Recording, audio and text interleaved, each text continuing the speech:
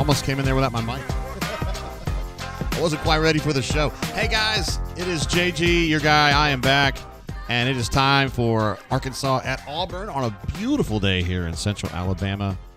The weather really couldn't be better. It's just sunny skies and nice temperatures, probably high 80s. And we're in for a terrific afternoon of football action inside Jordan-Hare Stadium. Of course, I am Jay Tate. I'm publisher/Commodore at auburnsports.com, and I am coming to you live from the auburnsports.com headquarters compound in Hampstead, Alabama. Today, I'm about 43 miles away from Jordan-Hare, and this is kind of what we do. This is how I do it for those of you who have not been on the channel before. Although, when I look in the chat, I see it's all of our usual badasses and legends, and some people are both. I got to call out some super chats. I saw you Taxmans here in the chat. Snowburn had the first chat today. Two of my all-time favorites. Cleveland Brown jumping in. My hydration homie. He says, stay hydrated, JG, Ward, and Eagle. Let's roast them hogs. I love that attitude. I think this would be an absolutely massive win for Auburn, and they need it. I did have to pick against them, and I know some people – I didn't really detect a lot of anger on the bunker, but some people were surprised that I picked Arkansas to win this game by a touchdown. I think I had it 31-24. When I started watching tape of Arkansas, I thought Auburn was the better team. When I watched the tape – I just changed my mind, and I think that their defense is going to give Auburn some trouble that I wasn't necessarily expecting, and I thought they did some really good stuff. They got burned in the Oklahoma State game. I just don't know that Auburn has what it takes to burn them the way Oklahoma State did. Oklahoma State's got a quarterback that's like my age, and he made some incredible throws in that game. I just think Arkansas's defense is better, and we're going to find out. If Auburn wins this game, first of all, I'm going to be stoked. And second of all, I will eat all the crow that I need to eat. CDF also jumps in with a super chat from United States, but a long way off. He says, get some pig on the egg. He's got some pig on the egg, excuse me. Don't feel good about a fresh ginger. Get Tong about a fresh ginger getting a dub in his first SEC game. He's talking about Hank. Hearts with the Tigers. Money is with Pigtrinos +3. War damn Eagle. Let's give him an applause for that one, guys. Thank you, CDF. You're a very, very supportive dude of the channel, and you're a badass, too, in addition. Long way from home. Hope to see you here, back in your homeland before too long. Feel like a stranger. Absolute legend with us here on the bunker, here on the channel, and also on the Bourbon channel with my wife that I do. Word up, Ward Eagle, LFG. Much love, Drainers, Swiggins, and Tates. Here's hoping to a game plan that makes sense. You're asking a lot there, brother. No, I'm just kidding. I just think that Auburn, they don't adjust as much. I was watching, and you guys are going to laugh at me, but I was watching the Ohio State-Marshall game because I kind of like Marshall, and they got killed, and their quarterback's out. But I really like the way Marshall was handling that game in the first half, and I thought they were doing some really smart stuff where they were looking for things that worked. They found a few things, and then they went back to the things that worked, which I think is what coaches ought to be doing more of. I don't necessarily see that at Auburn as much until halftime. I would like to see it a little earlier, and I feel like a stranger would feel the same way. Kyle M., also known as War Eagle 0008, one of our channel legends and just an all-around stud, says, Ward, I'm Eagle family. Let's get this dub. Come on, Hank. Thanks for the show, JGT. Thank you for being here, my man. Always with us. You went wire to wire, I think, in the last game, and it was amazing. You did great stuff in the chat. Whale Driver here as well. I've got a bad feeling about this one. Hopefully I'm wrong, Ward Eagle. That's exactly how I feel about it as well. Arkansas is a lot better than they were last year. I know Auburn went over there and beat that ass, but I don't know. And I got to admit, I mean, I've known T-Will since he was a recruit out of Columbia, South Carolina that Joe Witt Sr. was on and insisted all of us that would listen. This is back before T-Will got here, that this kid was going to be it. And although Travis wasn't like necessarily a superstar, he was a damn good player. He's a really good leader, and he's the guy you wanted in your clubhouse. And he was just a hell of a presence. He was here as a GA. He was here as an assistant. I've known him so long. I believe in him personally. I believe in him professionally, and he's the defensive coordinator at Arkansas now. He's going to have to play his alma mater. I know that's going to be tough. I bet his partner in crime, so to speak, Antarius Williams, A.T. Williams, Mr. Club, used to always play with the club. I bet he'll be there watching today as well. Oh, there, Jacob G says, JGT, we love you. No, Jacob, we love you, G. Let's see, Spicy P says, Apple Watch has already flagged my heart rate. Why are we the way we are? Mr. M is here in the chat. One of my favorite people from areas south of Montgomery these days. but still doing the magic, making the magic happen. I'm still watching the remnants of this Florida-Mississippi State game that will be over soon, and then we will be treated to an afternoon of football with the Auburn Tigers and the Arkansas Razorbacks. Florida comfortably ahead in this game. Lots of people at Mississippi State to see this one. Great crowd, like literally 60% full. Deone with us again. I think he's been here with us every game this season, and we love to have him. War Eagle JG, I'm feeling that Auburn will get the W today. I love the optimism. I think everybody else likes the optimism. Just there's some concerns that Auburn may not quite be ready for the challenge. Renard is here with us as well. I'll be Lakers in the house. CJ, my man, had a few drinks with him last night at the tipping point. Snowburn says, I'm with you, JJ. I don't necessarily think it's because Arkansas is a good team. We are just not a good team right now. I think Auburn's okay-ish. Arkansas is okay, too. I think they're on the better edge of okay. And I also like their play caller a lot, if we're being honest. All right, so we'll go over here to our main page. We like our living room, so to speak, virtually, where we'll watch the game and discuss the game. Again, beautiful day out there. I would be shocked if Jordan Hare wasn't completely full and rocking. This is the kind of day that when it's the middle of summer or it's the middle of winter and we're all kind of sad and wish there was football, this is the kind of day that you wish that you kind of in your mind, man, I was in Jordan Hare right now watching football. It'd be this kind of day right here.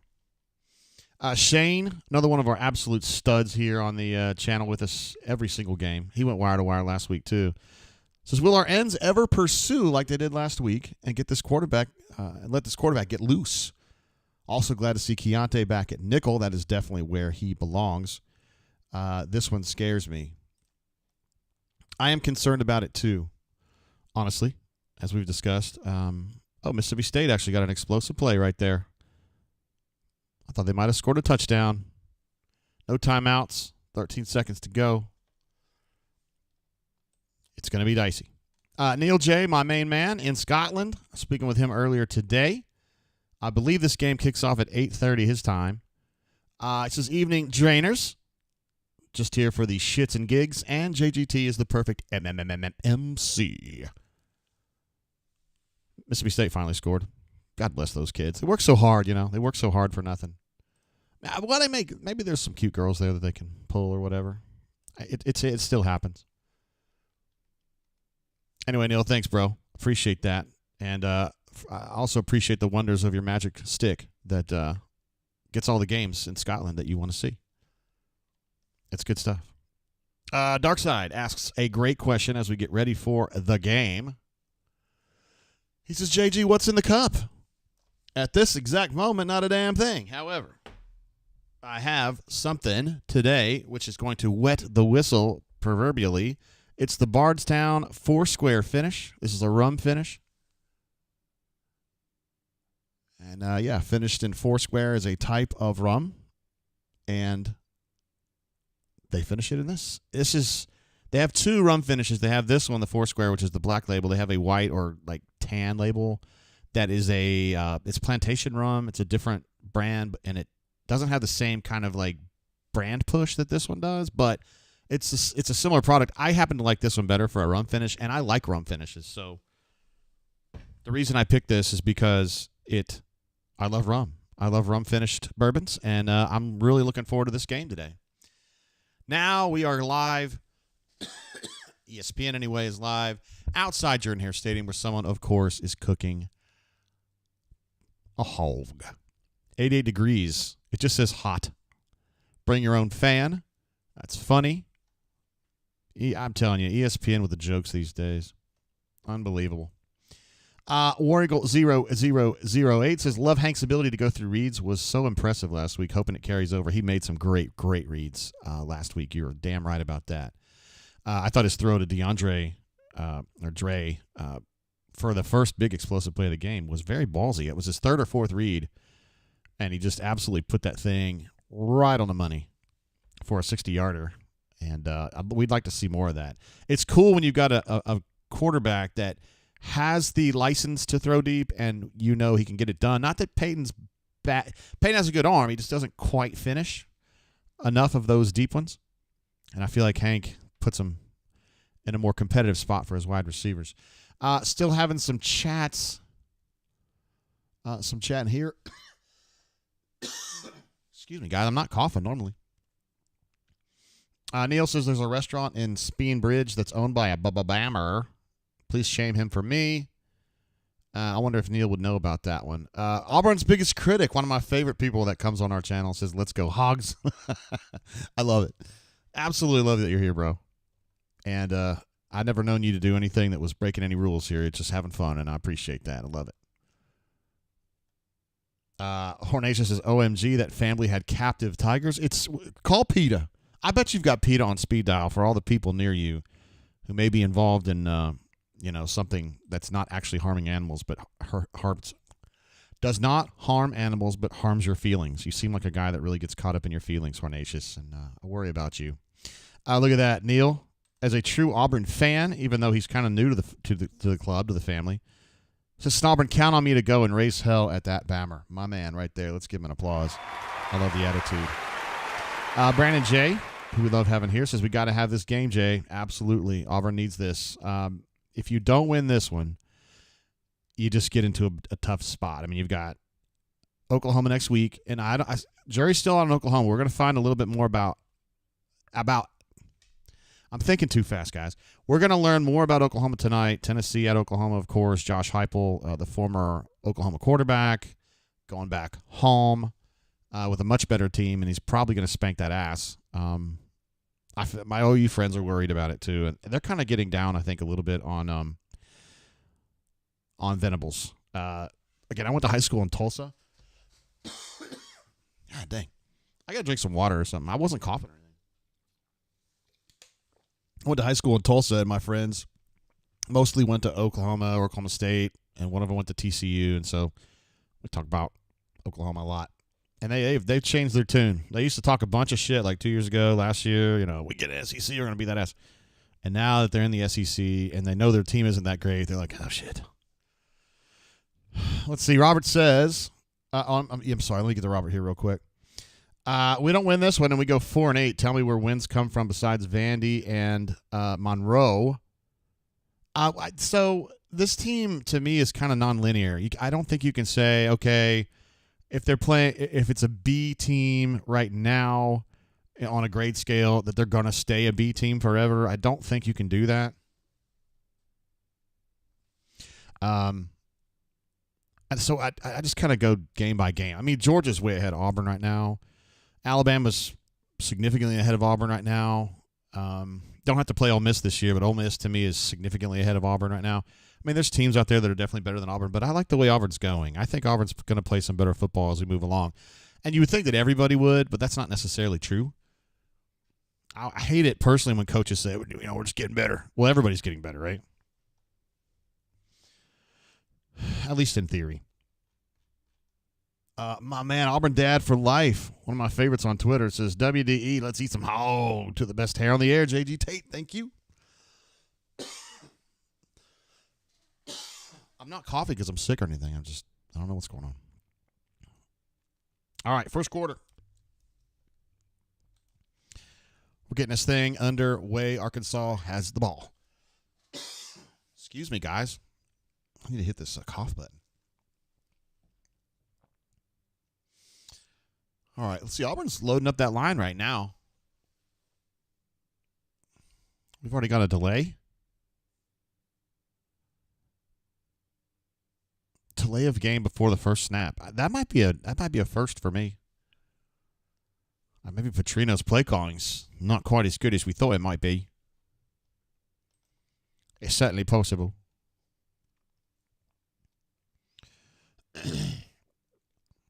Ooh, super chat coming through from Abby Laker. Says, I'm safe this week. Stayed at home. Let's get an open field tackle.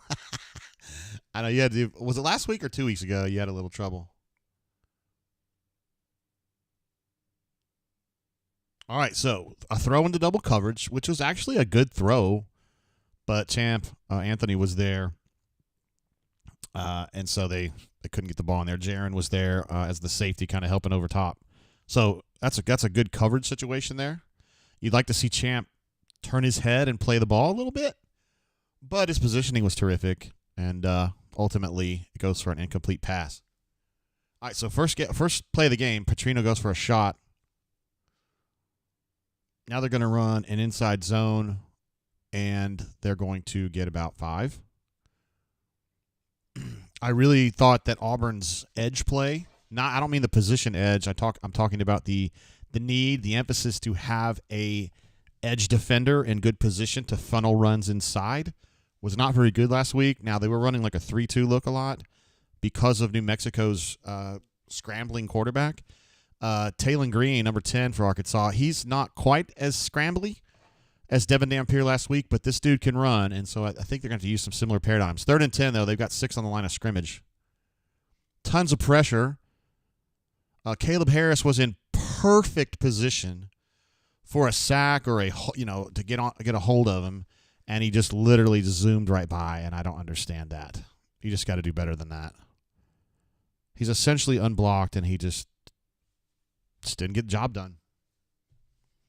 Just did not get the job done, and that's true freshman, guys. I mean, I don't know what to tell you. He plays a lot. He's been a great story, but you got to make a play there. So they got a 1st and 10 out at the 47.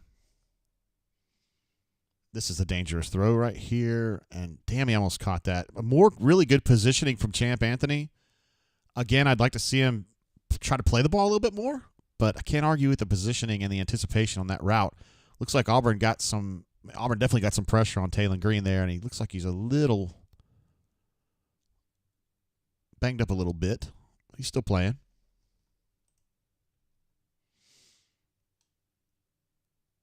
Yeah, questionable call says at this point it's obvious our guys aren't coached to turn their heads. Not a fan of it. Easy PI calls. It really is, right? I mean, this is how I see it. All right, so that's like oh my God, what were you trying to do there, dude? He should have body slammed him, honestly. That's just a zone read play there, and Auburn lost a little bit of something wasn't going there. Somebody had to scrape over that chasing defensive tackle, and nobody did. He tried to leap over Jaron Thompson, and geez Louise, that ought to be on like the lowlights on ESPN, honestly, but they did get a 1st down out of it. All the way down to the 38. Damn, 37. Jeez, Sly Smith just got juked. Ay. Looks like Eugene was walking a little wobbly after that last snap as well. And I don't see a lot of production out of Isaiah Rakes. Number 22, I just don't. Brandon J says, cannot take an entire half to adjust. It's kind of been the MO this year, hasn't it? It's taken a while. Usually the first couple drives are not very good. Jeez, this is too easy, guys. Jeez Louise, these are just basic runs. Auburn is not fitting the run at all right now.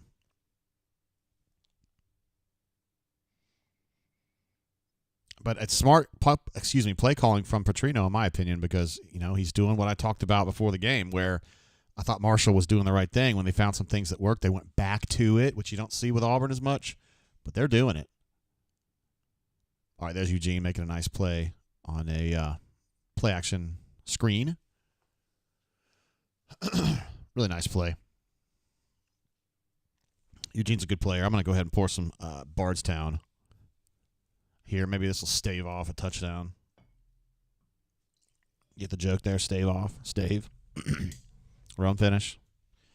I'm full of jokes, guys. I'm full of jokes.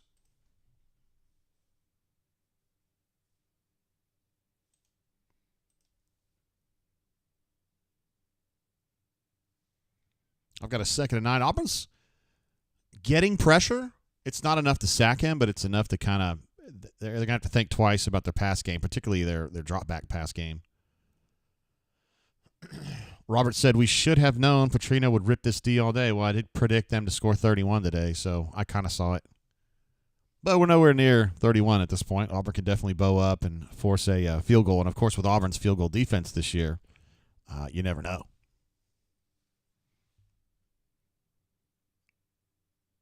I don't like the idea of Caleb Wooden playing like nickel like this. And I also don't like jamming the front Oh, we got a sack ski. We need a sack sound. Dorian Mausi with a sack. And Auburn's pressure's been good. That's the first time they've hit him. Well, first time they've sacked him. But they've been affecting him that whole drive, honestly. Caleb Harris should have killed him on that first, what it was third down and let him go. And then there's been a couple more times where Keldrick got his hands on him. Dorian just beat his guy. So nice play. Runner 24 who was with me on the field goal defense wagon. I'm telling you guys.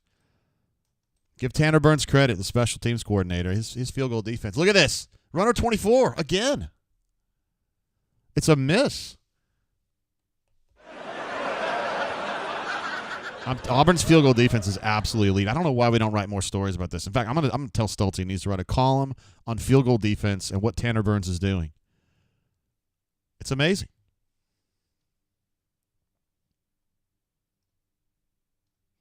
TJ, this is basically my entire professional mantra.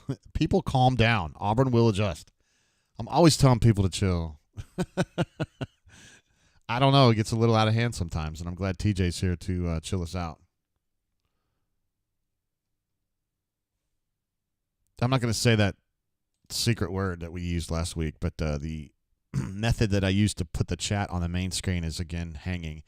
Actually was appealing to our friends that run the application that I use to stream, if they could have any solutions or any ideas about how to solve that problem. Taylon Green right now is 1 of 4 for 2 yards. He didn't really – they were giving him some chances to pass, but he kept getting harassed. And they are 1 of 2 on third down. So just kind of giving you guys some numbers there, some relevant numbers.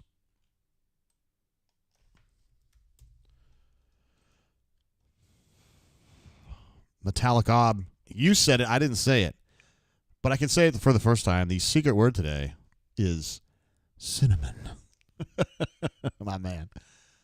I got to reload this because I hate that red. I don't have any choice on the colors, but when I see Bama red on there or Arkansas red, I get upset. I don't like that. I take pretty much any other color, though. All right, so we've got Auburn with another amazing step forward for the field goal defense, at least statistically, and we're going to have Hank Brown coming out for his first drive of the day. One thing I want to note is that Peyton had a great week of practice, and I think there were some people, nobody was bitching, but there were some people that thought some people thought he had a better week of practice than Hank, and that maybe he could have started this game, but didn't want to affect Hank. Hey, let's just see what Hank's got. And long before Hank became the starter, the reputation Hank had was that he's more of he doesn't necessarily practice great all the time. He's a player. When the lights come on, he performs. And, man, he performed in that New Mexico game last week. Spicy Pieces, Peyton always has a great week of practice, and that's actually pretty funny when you say it like that. But I think actually he did, better than he's had. But ultimately, it wasn't enough to make a change at quarterback, and I don't think it would have been appropriate. I don't think so, because I like the way Hank played last week, and there's no reason to derail his confidence at all. And although I believe he's the long-term solution for Auburn, or he could be, we got to get more data to find out. You just don't want to take. Let's just keep seeing. This is a good test for Hank.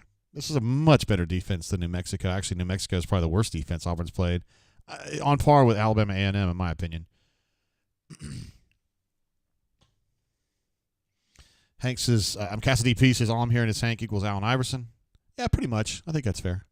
Cam Coleman making his return to the lineup, and he himself and I, but not really I, added 6 extra yards on that boy. That's going to be a first down, Auburn Tigers.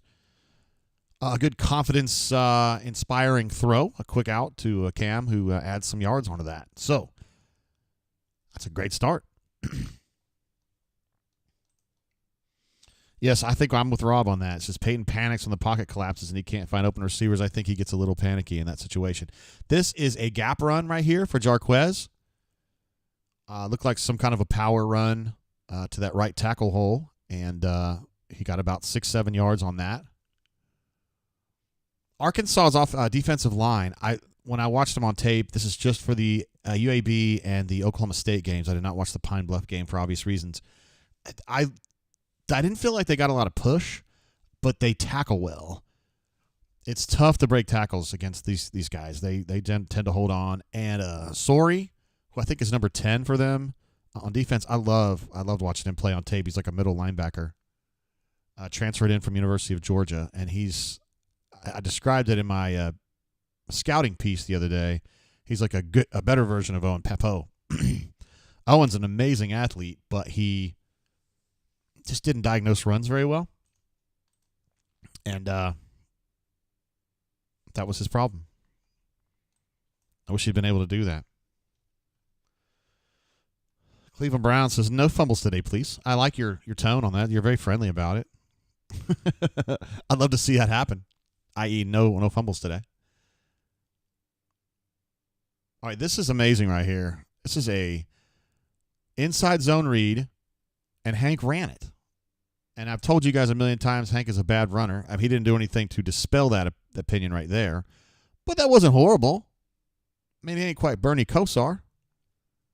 He's also not Cam Newton, but, whatever.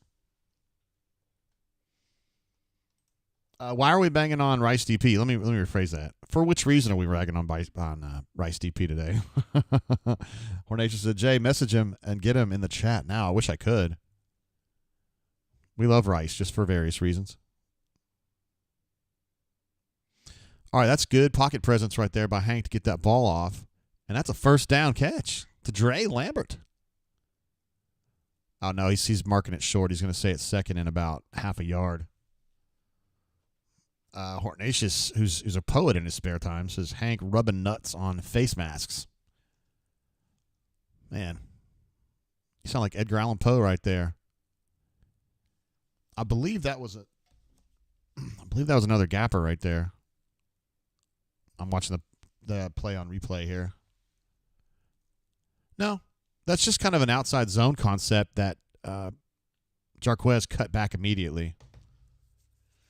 So the line was kind of pushing to the left, and the goal was to go outside, and he just felt like there was a tender spot behind it, and he was right. So another really nice run by Jarquez. His vision has gotten a lot better. He was an impatient runner early in his career at Auburn. He's really taken a step forward in that manner. Got Jeremiah Cobb out there right now. That is a very dangerous throw, and it got picked off on a nice play, honestly, by number 3 to keep his eyes up. So that's going to go down as a pick, obviously, on Hank, and I don't like the decision, but it's kind of a fluke a little bit, right? I mean, it got tipped up and picked. That's not a horrible decision, though. I need to see the replay on this. Yeah, it's just not. He did not see that zone defender. Metcalf was playing some kind of an underneath zone, and he just didn't account for it. But if you remember, Hank, he kind of showed us in that New Mexico game last week. He made some decisions early in the game. Boy, I think he's going to want that one back. Watching the replay on that play. So he had Jeremiah for probably a 5-yard gain on a flare. And then he had Camden behind Fairweather. And I think he was in position to beat his guy deep. So he had options there. And he made a bad choice. He did make a couple bad choices in the New Mexico game early, and then, as you saw last week anyway, as the game went on, his decision-making, I thought, got really, really good. So we'll see if he can follow that trend here. 3 of 4 for 25. Prior to the he was 3 of 3.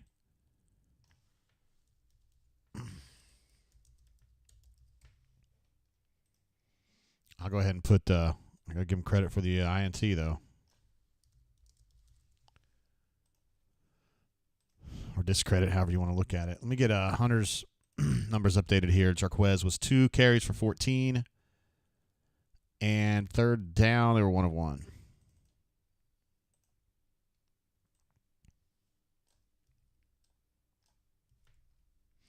All right. We are now updated. Okay, Cam also had a catch. I need to update that. It's probably for 8 yards. 13 yards.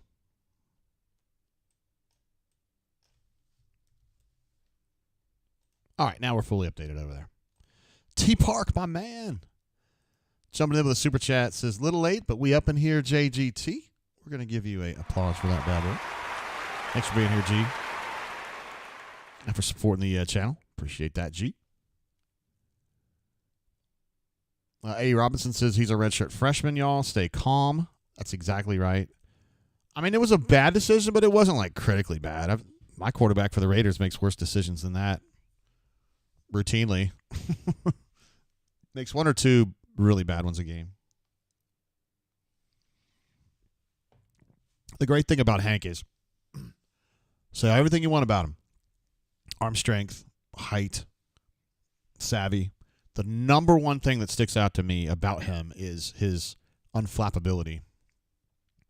He's just like and I don't mean this in a bad way, he's like a robot. He's just so like focused and isn't really affected by shit. Like, he's not going to be bothered by this.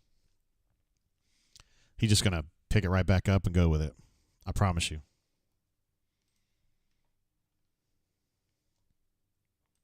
Whale Driver says, yeah, you want Carr back? I do not. I didn't think that we were going to have to pay him a ton of money. The Saints are paying him a ton of money, and I just didn't think he was worth that. Now, I did think we would be able to get a quarterback, like in the draft, and it just didn't happen. So we're just kind of stuck with Minshew, although he's been good, but we know what he is. Okay, there's a situation where Auburn. Oh my God! Champ Anthony just killed a guy. Holy shit! I hope he's okay. That is a perfectly legal hit too. That is just damn good football, and he's had a good game so far already. So no pressure on Taylor Green there. But Champ Anthony was waiting, and he was lying in wait, and he absolutely crushed that dude. Holy shit. There's going to be some great still pictures from that right there, you know what I mean? Where that helmet's flying and that dude's down. And what a play, man. He's having a game, man, so far. Jacob G just says, what? He just killed a guy. Yeah, Neil J says, man down. And we don't want him hurt. We don't mind having his wind knocked out of him. But we wouldn't want to. But that was a legal hit. I mean, 100%. And I don't think there was any meanness in it. I mean, you know what I mean. There was ill intent from a football perspective, but it wasn't injurious. Just a good hard play. Good God, it was a lick.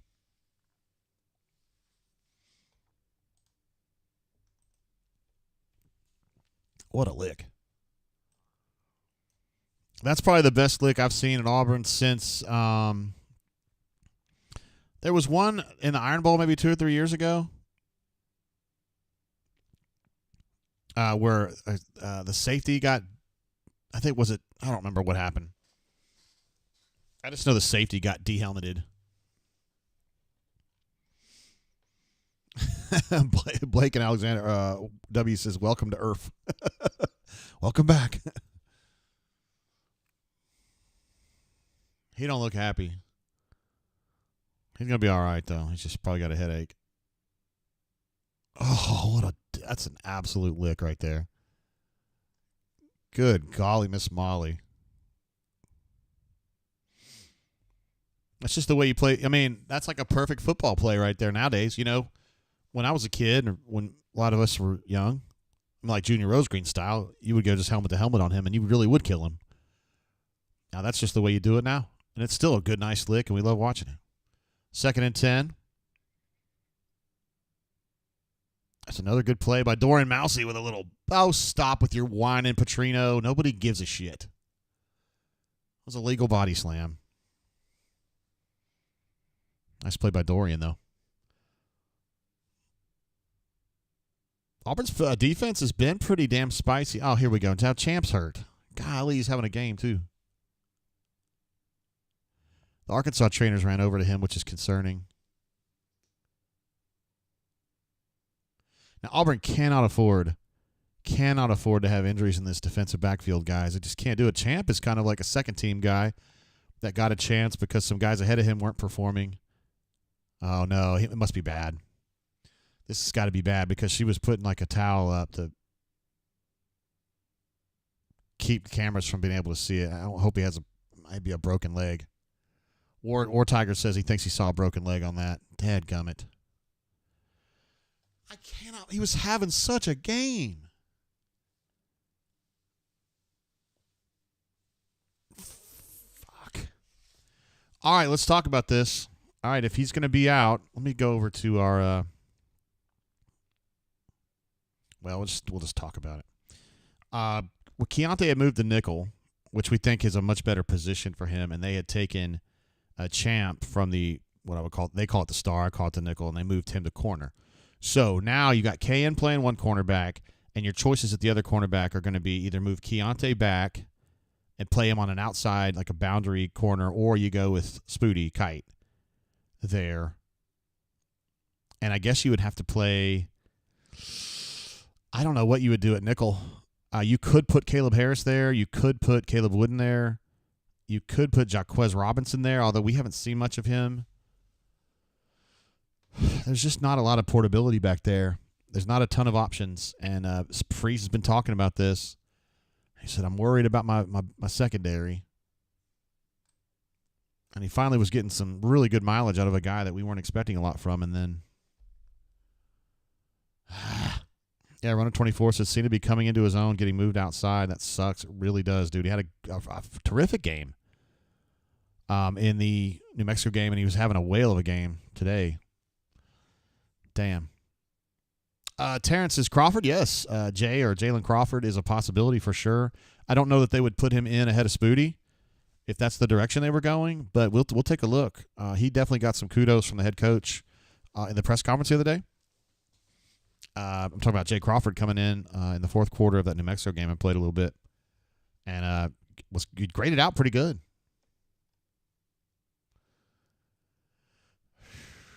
Dang, War Tiger says he thinks it was a break around the calf lower leg. So that's kind of where, when I think of injuries like that, that's about where Carnell had the broken leg, was really low on his shin, you know what I mean? Down near his ankle. It was up above his ankle, but it was real low. He ended up being fine. Well, fine enough. His leg was fine. Carnell just never could understand that he was just such a dog, like he just couldn't ever shy away from a collision. And ultimately it cost him his, he was a fine pro really early on, but he got hurt. We all figured he was going to get hurt when he played the way he played at Auburn. He's just he just never backs down from a challenge.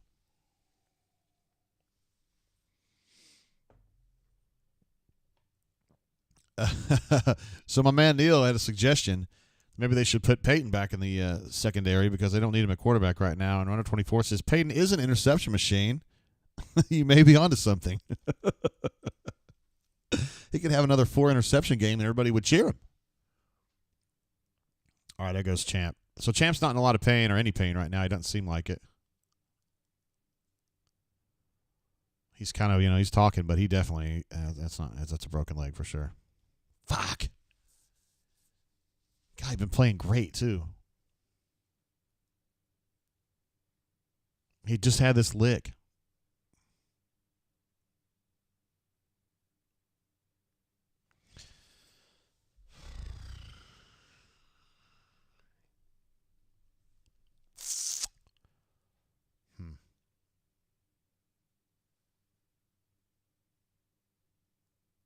I mean, he's literally like smiling. I mean, I know he's not stoked or anything, but must not hurt very much. I watched a girl break her arm on the playground when I was in 8th grade, and I heard it, and it scared the absolute shit out of me. And then her arm, she picked her arm up, and it was broken right here in the middle of her forearm. She had no pain. She didn't realize it was broken. She got up, and her arm was just hanging, and she didn't have any trouble until she saw it. We had her on the show back during COVID, and she said that she still gets when the weather changes, her arm will hurt. Yeah. Coincidentally, she's also the girl I asked her for a friendship French one time. She turned me down, but did not mock me publicly, which she should have. All right, back to playing. Bobby Jameson Travis, don't hit him there. Is that going to be a late hit? Yep, it was a late hit. Well, we don't know that. It was a late hit. You kind of see it coming, man.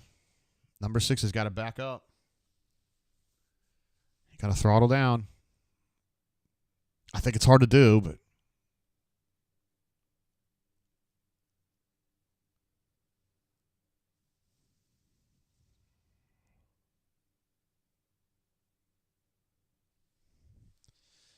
I still think it's a late hit. I mean, I don't know.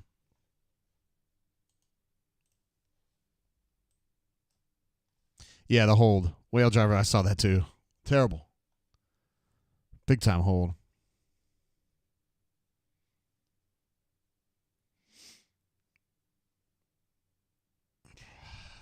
Malik playing back and getting a tackle there. He shouldn't be doing that.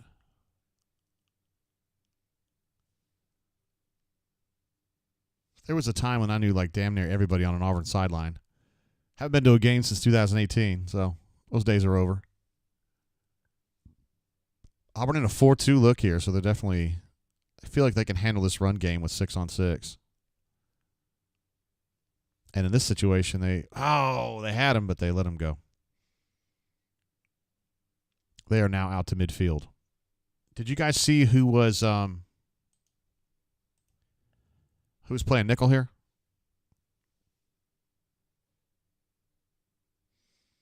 Damon says spectator has a broken finger. I was at the national championship game. Our friend Linda Pond, who shoots photos for Inside the Auburn Tigers or Auburn Undercover now, she broke her pinky finger getting hit in a collision like that and finished the game out. She's a tough old gal. Well, she ain't old, but she's a tough gal. Easy there, Kayan. Kayan's celebrating a good bout of coverage there, but as we know, it kind of comes and goes with him. War Tiger thinks that OU may smoke Auburn. Let's just see what happens tonight, my man. I don't know about Oklahoma, dude. I don't think they have a ton of firepower, but we'll find out a little bit tonight. But I know with the usual caveats about Auburn too. I mean, they're not Auburn. This is not a great Auburn team, at least not right now. All right, so they're going with Spoody outside, and they're going to stick with Keontae at nickel.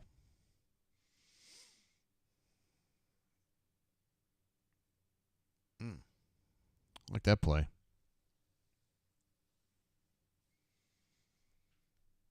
Little Philip Bleedy on that ass, huh? Really fun guy to talk to. Very, very smart. Very thoughtful in the things that he says. It's kind of hard for me to believe that he's like this defensive tackle that would jump up and down the field because he's just so mild-mannered and friendly when you're talking to him. Neil J says this game definitely is getting decided by field goals. It probably will. It's looking like that kind of game, isn't it?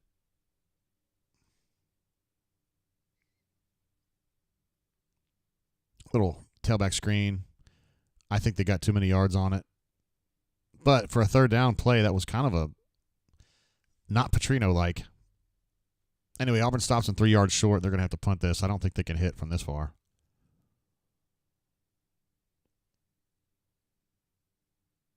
I think Kieron's got to do something better there. He ultimately got it stopped before the first down, so that's fine. But I'm sure that he's going to get criticized a little bit for at least not punching at the ball. They're going to go here? They are going to go, okay. I thought it was 3, my bad. It's only 4th and 2. He's getting held, guys. Jalen McLeod got held on that, without a doubt.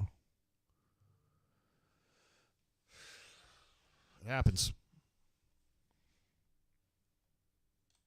You don't always, they don't always catch that. I mean, a lot of times you do when you're that out in the open, but.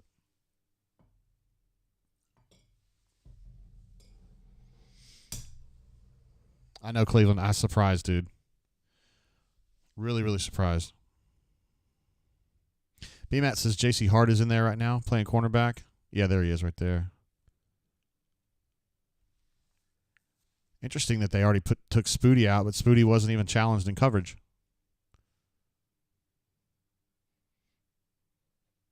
Now, Cassidy P, I like it. What is our outside edge contain strategy regardless of the holding? I didn't like it there. That wasn't really what Jalen's function was on that play. he wasn't edge contained, and this was an issue in the New Mexico game as well. And I asked about it in the press conference and got an answer. He said, we've got a plan, but they're just not executing it very well. This was a really nice comeback for Taylor Green. He had a terrible snap, and he was able to regroup and get the ball out. Eugene was playing it smart there. He's about to body slam old boy, and then he just stopped, which he should have done. Metallicom says this pace is terrible for us. Wow, this time of possession's terrible, too. Working this defense to death. He's about to pick him up and giving him the suplex, but he didn't do it.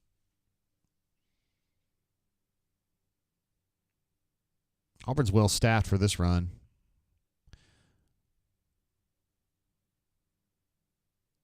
J.C. Hart playing at cornerback is interesting for me. I'd really like to know why they put Spoody in there and they took him out.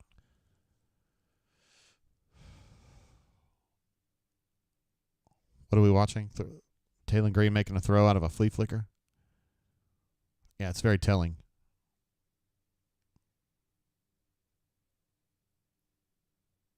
Do those throws not look exactly the same to you? He's got really good arm strength, though. They got a first down on that. Wow. This is what I was fearful of, guys. That's why I picked Arkansas to win this game, because I just felt like if they don't take Taylor Green off schedule, he's good enough that he's just going to be able to pick him. And our young Henri didn't think that Arkansas could do this. He didn't think they could pass well enough. But I don't think it takes you don't got to be Aaron Rodgers to beat Auburn's secondary, particularly when the top performing player back there the last 2 weeks is now out with a broken leg. So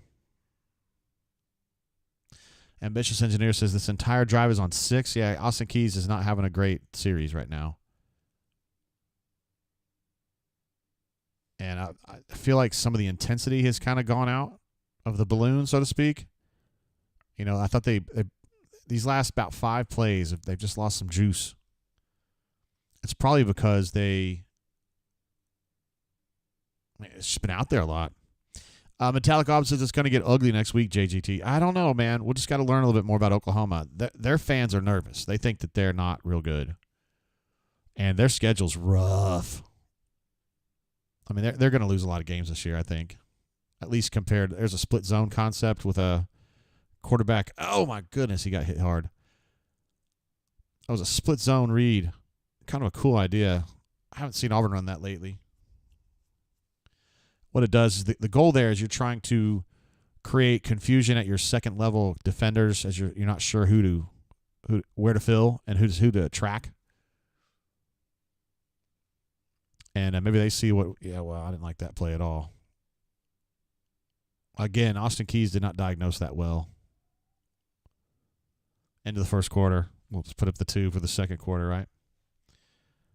I got Hank Brown as 4 of 3. Hey, that's really hard to do, Jay. It's a very, very difficult statistic to put together. Oh, Metallic Ob is saying, I'm saying ugly Monday through Friday, meaning he thinks some coaches are going to chew ass. I say, hey, man. No, Robert Smith's got a good point, though. Arkansas not that good either. I agree. I mean, they're playing better than Auburn right now, but they've also got an advantage. Auburn's defense is just getting Auburn's defense is not particularly deep, and it's been out there a while. Let's see what the play differential is. Total plays 24-7 right now. Yeah, huge difference. Auburn defense typically works about 55 to 65 snaps in a game, and so they're like more than a third of the way, and they're only a quarter through the game, so they're behind schedule, so to speak. The interception didn't help, but really the Auburn was already driving pretty deep. What hurt was the late hit on the quarterback. That should have been a drive ender. Yeah, John, I was just talking about that. You're absolutely right. That roughing the passer was huge. Absolutely critical because they had to stop, And the hit had no effect on the play. It was already FUBAR. Yeah, Michael W. With his new picture. Is it possible at this pace we only get the ball one time a quarter? got to get off the field. And that's something that we wrote about a little bit in the the enemy piece. Got to get off the field. And they're not doing it right now. I mean, Robert, hold on, bro. I mean, could it be a 4-win year? I mean, yeah, it could, but I'm not. I know I'm nowhere near that. Let's see. A. Robinson, apropos of nothing, just says we lose 31-3. What? You talking about the Oklahoma game or this game, or what are you talking about? Bego, great question. Has anybody got a real clue why this team is so bad? Hold on, man. We don't know that yet. They're not great, but we know that they're terrible. We'll get back to that. Mang, what up, Mang? Got a super chat says, here's an idea. How about we get the D off the field? It's a good idea. And I'm clapping for the future stop on third down that forces them to do something other than continue along their drive. Thank you, Mang. EPW said this is a 16-play drive. Is that true? I'm not sure where to find that stat, but I would trust you. Oh, yeah, current drive stats. 14 plays, 80 yards, 6.5 minutes. Oh, no, almost 7 minutes. Damn, 5 first downs on this drive. 4 of 6 for 35 passing on this drive. 8 carries for 30 yards on this drive. So, yeah, this is getting hurt. This is getting beat up a little bit. Why is this team so bad, which is what I think Bego was asking. You're short on star power, and you've got some deficiencies at some critical spots. They're under-talented in the secondary, for sure. I don't love the offensive line. Obviously, they're in transition a little bit with quarterback, where Peyton wasn't exactly what they thought he was. I don't think he got in there. No, he got in with the second effort, though. I think they're going to mark that short, though. Nope, they're not going to mark it short. I don't like your jerk-off name. I don't like your jerk-off face. I don't like your jerk-off behavior. And I don't like you. Jerk-off. Do I make myself clear? Yeah, you do make yourself clear. See, they are 3 of 5 on third down now.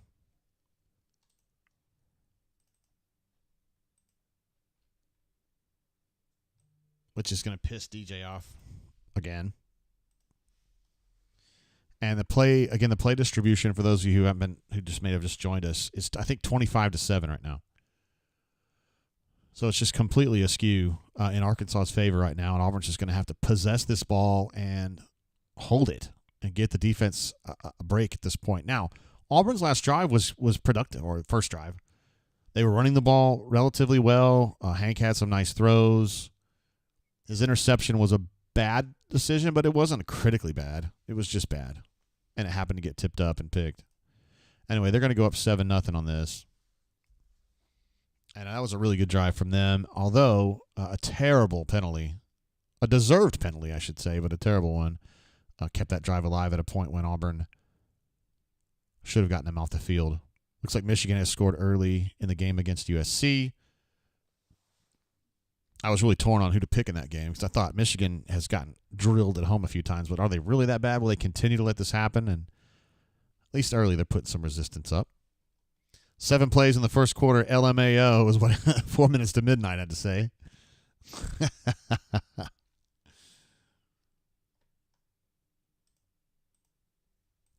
7 plays in the fourth. That was what I was saying, and he said, no offense, really. Diego says, things are not looking good, JG.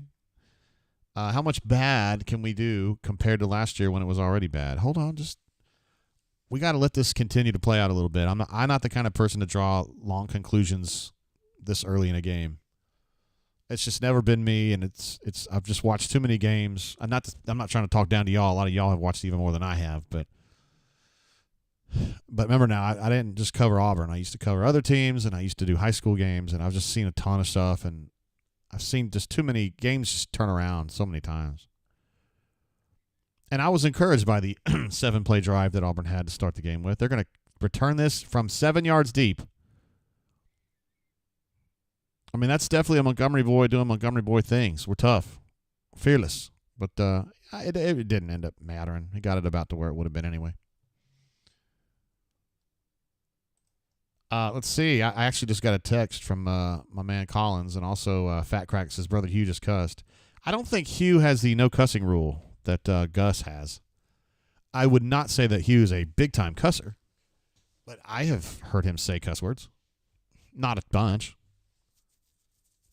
Not like, God, who's the biggest cuss? Probably Hugh. Not Hugh Freeze. Hugh Nall. He definitely had some cuss words. Rick Trickett had some cuss words. Rodney Garner could cuss. Joe Witt Jr. would give you a good one at the right time. He wasn't a huge cusser. Did I say Joe Witt Jr.? Joe Witt Sr. He'd give you a good cussing. But he wouldn't just do it all the time. Same with Terry Price, TP, rest in peace. All right, so Auburn starts at the 6. This is not great field position at all.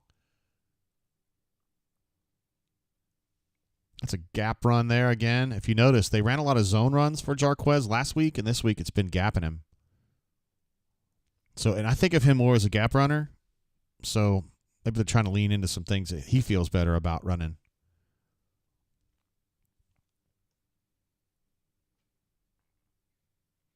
Yeah, Pocket, my man. He has the receipts. He said Hugh mentioned in his opening press conference that he cusses, unlike Gus. Yeah, again, I wouldn't call him a big cusser or anything. He's not a dog cusser, but he will absolutely let you know when he's pissed, and he will cuss. Now, see, there's a nice throw to Dre on a slant, which, again, it was a play that was literally taken out of the Auburn playbook for like 10 years. And you've got guys now that can beat people on slants, and that's actually a concept. I don't know if I mentioned this in my scouting report, though. Oklahoma State really did a number on Arkansas by challenging Arkansas's defense horizontally but past the line of scrimmage in the passing game. So lots of crossers, out routes, drags. Oh, that's a cool-ass play. I like that. I've not seen that one before. He faked a flea flicker, and it completely froze the Arkansas defense, and then he just continued on with his run. That was badass. I like that. It's a cool little wrinkle. Oh, yes, Timothy B, for sure. Will Muschamp. An all-time cussing Hall of Famer, yes. I happen to love Will Muschamp, though, and I will not stand for any smearing of Will Muschamp. Not that you were doing that. Some people do. You don't. There's another gap run for Jarquez, and he's out and about doing his thing. That's going to be a 30-yard gainer. They've been gapping the shit out of Arkansas today so far. I think, have we even seen a zone run yet? Yeah, we saw a couple in the first drive. This is all gapping right here.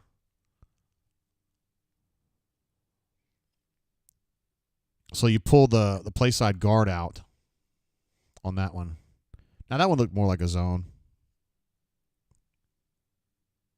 Didn't get much out of it.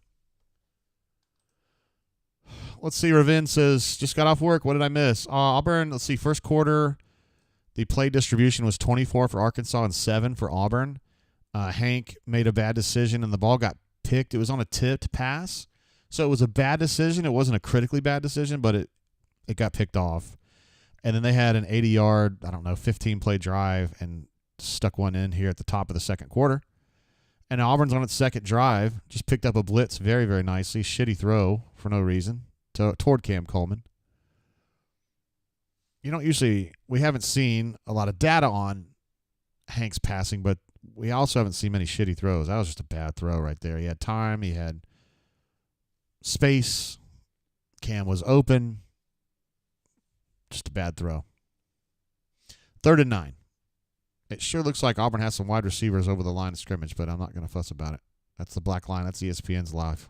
Not my. Yeah, back up a little bit, Dre. All right, good blocking.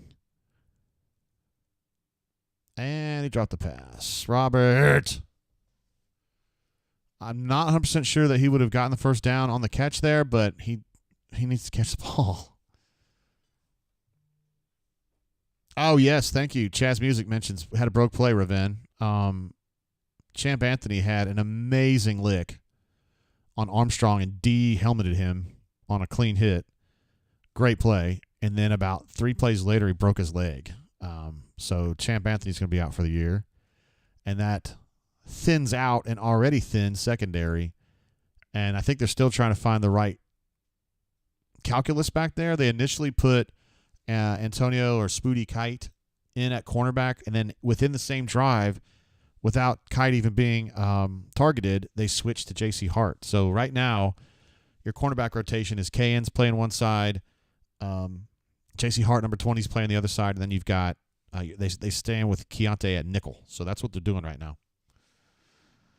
Yes, Donnie, thank you. He reminded me that I need to bump up the drop counter, and that is definitely a drop. Was it a critical drop? Would it have been a first down? I don't know. That's open for debate, but what's not open for debate is the fact that that was a drop. Yes, got to have that one. Hank Brown, by the way, Taylor Green, their quarterback, is 5 of 10 for 37. Seemed like he's done more than that. Hank is 4 of 7 for 41. So I'll update that now. And Jarquez had a good bit of work on that drive. He is now 6 carries for 47.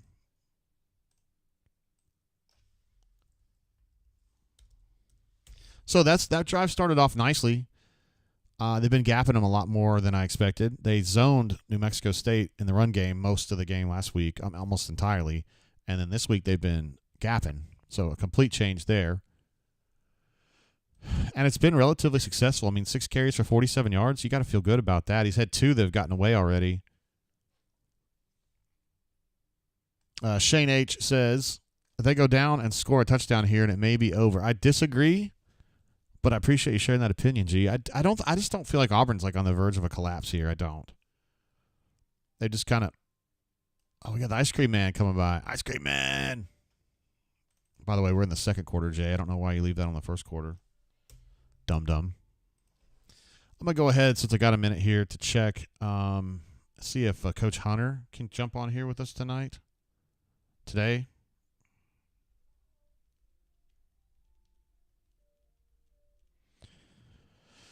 Ice Cream Man is out there, and I'll see if Kozan is good, too.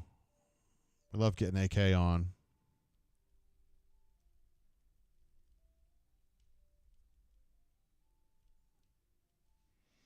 And at some point later, I will check with J-Head. My guess is that we'll be able to get J-Head after the game,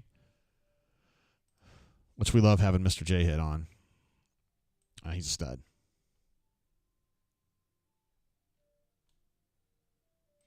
See, Robert S. says, if Hugh misses on a quarterback again next year, that will be it. What if I told you? Well, it depends on missing. What if I told you that they've got Deuce Knight in the bag? I mean, would that change your mind about that? I mean, you guys know my confidence on Deuce Knight has been 95, and I have no reason to pull back on that. In fact, I mean, I'm not going to 100 until he actually commits, but I mean, he's going to commit, I think. Of course, I've thought that for a while. Let's see. Jesse was saying something about A. Robinson being right on the money. Oh, he's just talking about the other thing, yeah. Let me do a reload on the chat right there. Haven't done my super chat thing. This one's for Shane right here. Super chat. Thank you, Shane. Nice play there. Who was that? That's Bleedy again, isn't it? He's playing a very, very animated game. I like it. He's had 2 plays like that already. Of course, they're going to defend about 100 plays today, so everybody's going to have a chance. Whale Driver says, do we know that Deuce is a quarterback who can play? 5-star quarterbacks miss all the time. I think if they get Deuce, they still go out and get a portal guy, is my opinion. And that leaves you with Deuce, Hank, Walker, and then portal guy. That's a lot going on there. 2nd and 11. Auburn's got them in a favorable spot. There's another hole that they're going to miss probably. Now there you go. Now they're playing the ball. Kane Lee playing the ball right there. Nicely done. Shoot, he kind of looks like Junior when he's dressed up like that.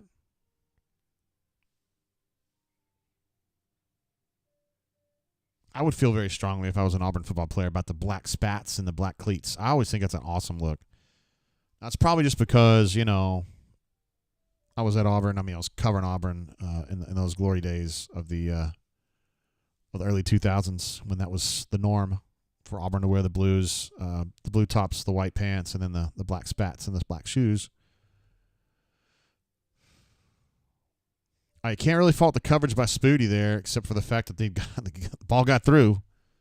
Great positioning. Looked like he was playing the ball.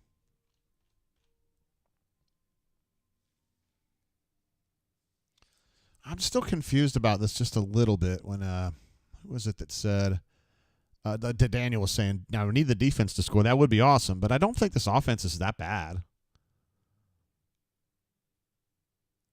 That's just too many yards for that play right there, in my opinion. That's 3 yards too many for that one. And Auburn had it stuffed. This is on the screen. They had enough defenders to stop that immediately, and then he just got to like 3 more yards. And it's just, that shit adds up, you know?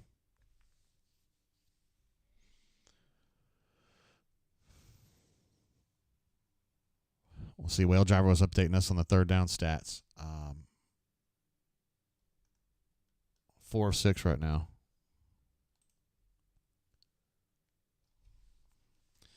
It looks like Hunter's saying, I don't think Hunter's going to be able to help us at halftime. That sucks. Says he's not really in a position. He's trying to watch the game, but it's not working out all that great. All right, shitty snap, and they have to immediately get on that ball before Keontae gets it. So they're going to be on another 3rd and long here.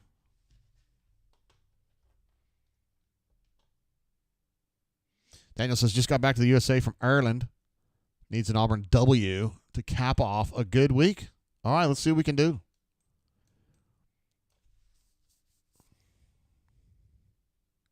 Third and 10 is what I've got on my screen. Auburn's pressure is okay. Oh, no, Kieron Crawford's after his ass now.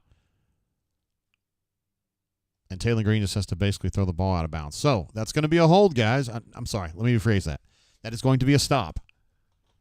A 3rd and long stop, so that's nice. And they're now 4 of 7 on 3rd down. That's still, DJ's going to be pissed about that, but.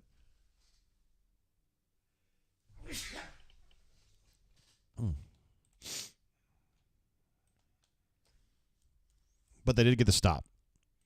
Aided by a bad snap.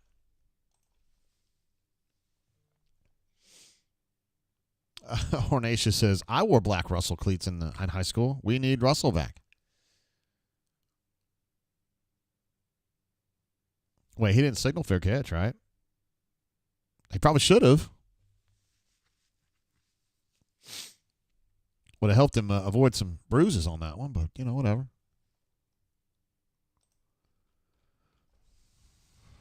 Let's see. I may have to get...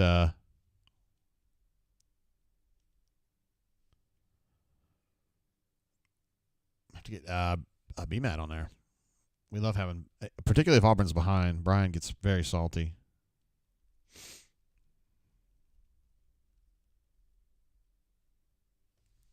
Check in with him. We're still a little ways out, so we got some time to organize our calls, see who's going to be available.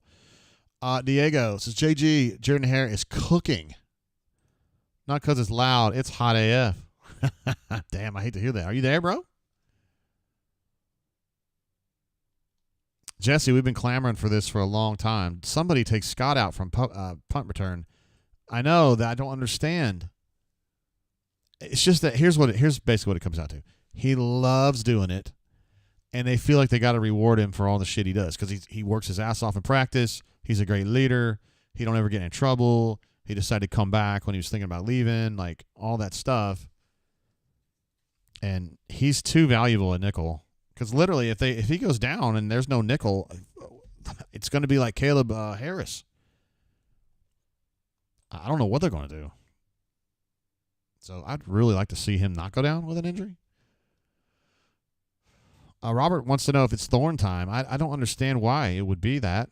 I feel like Hank's been fine. He had one bad throw. Well, he had 2. He threw one into Peril that got picked. He threw just an awful throw to Cam Coleman, I think it was. It had no chance of being caught. But I feel like he's fine. I mean, I don't know. There you go. Diego is in Jordan-Hare today and says it's hot AF.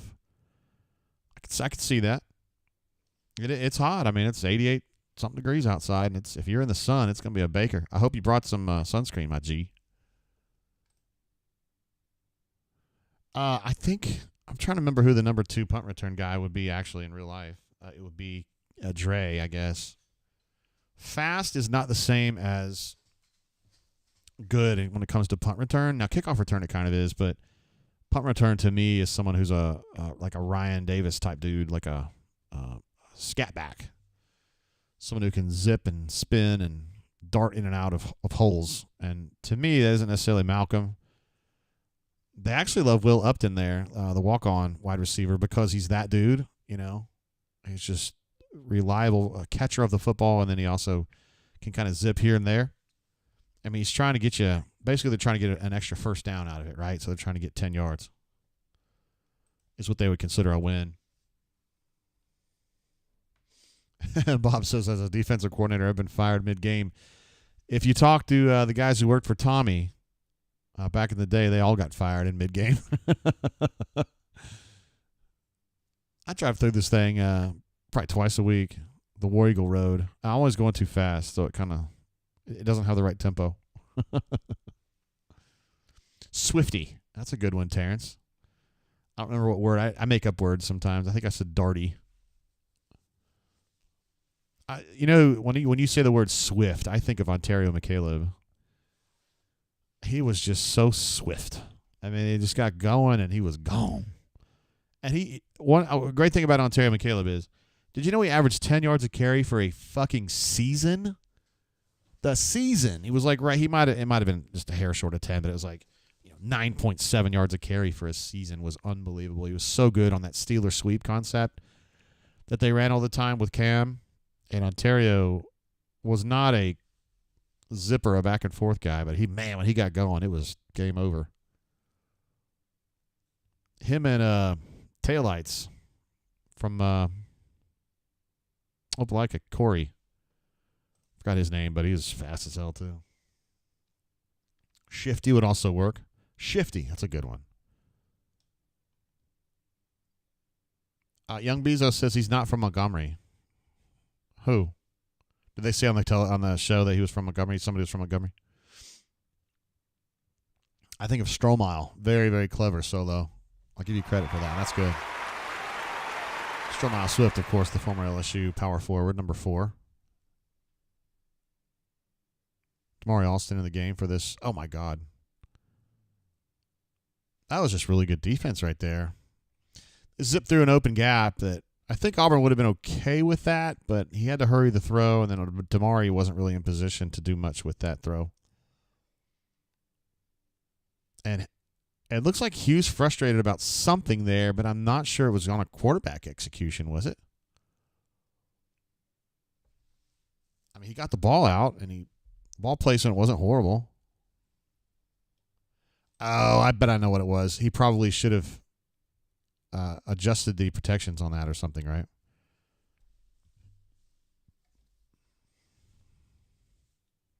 I'm going to go back and just take a look at it pre-snap. Did he even have a chance to change that, though?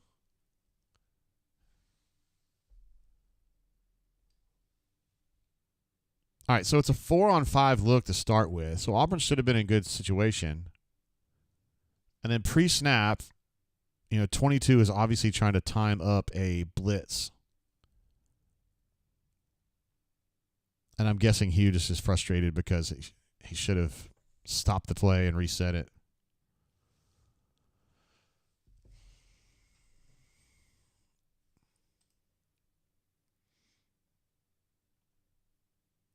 Cassidy P says, he's back. What in the actual hell was that play calling? Yeah, I didn't love that call. I just didn't love it, but I would need to see that call in a situation where he wasn't about to die because number 22 is about to kill him. All right, this is a mesh concept that they ran, a Mike Leach staple, an air raid staple. And number 6 just kind of leaked out from the backside to the front side, and he's open. Let's see what Auburn's coverage paradigm is on this. Yeah, Auburn's trying to zone this, so it's tough. You're trying to hand off these guys on a crossing route, and 17 was just Woodyard was just a step slow on that, kind of anticipating that movement. Holy shit! Philip Bleedy almost made himself another big play. He still did anyway because he wrecked that play, but Auburn's been doing some hitting today, man, for real.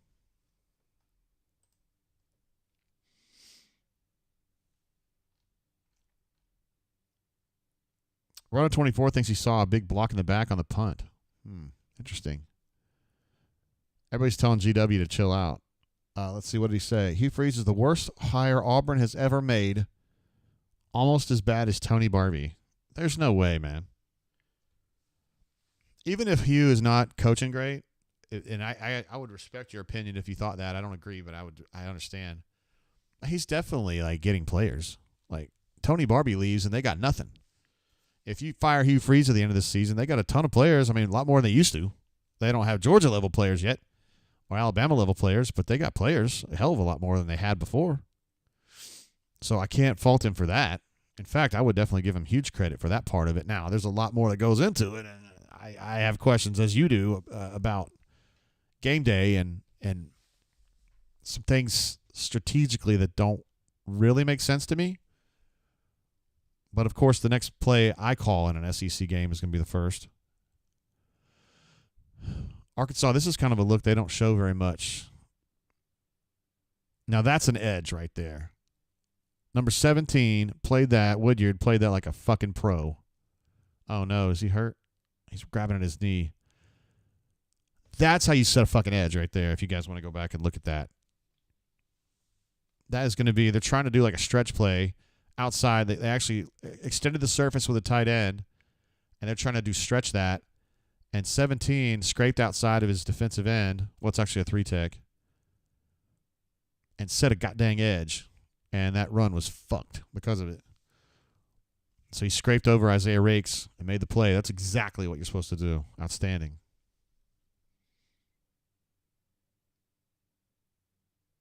Looks like Arkansas's got a guy down. Crockpoo, my man, says Key should not play another down. He's had a bad start to this game. I would agree with you on that. And that's why you're seeing Woodyard.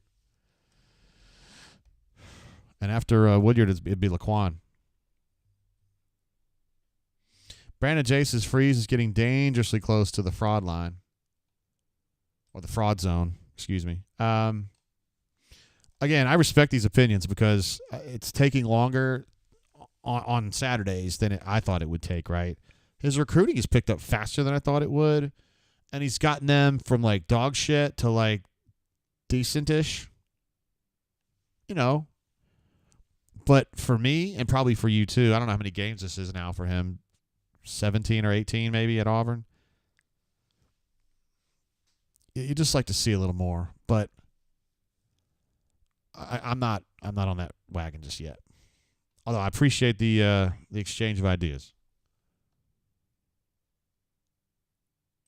Let's see. TP says he's a Blackhawks fan.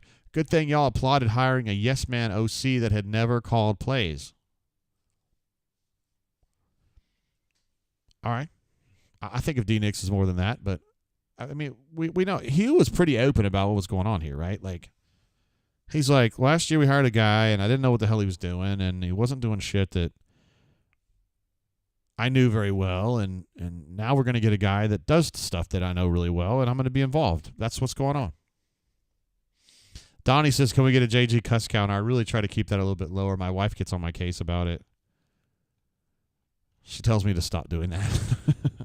By the way, I listened to the Cam because of the bunker. I watched Cam's breakdown of I think it was the Cal game that he did.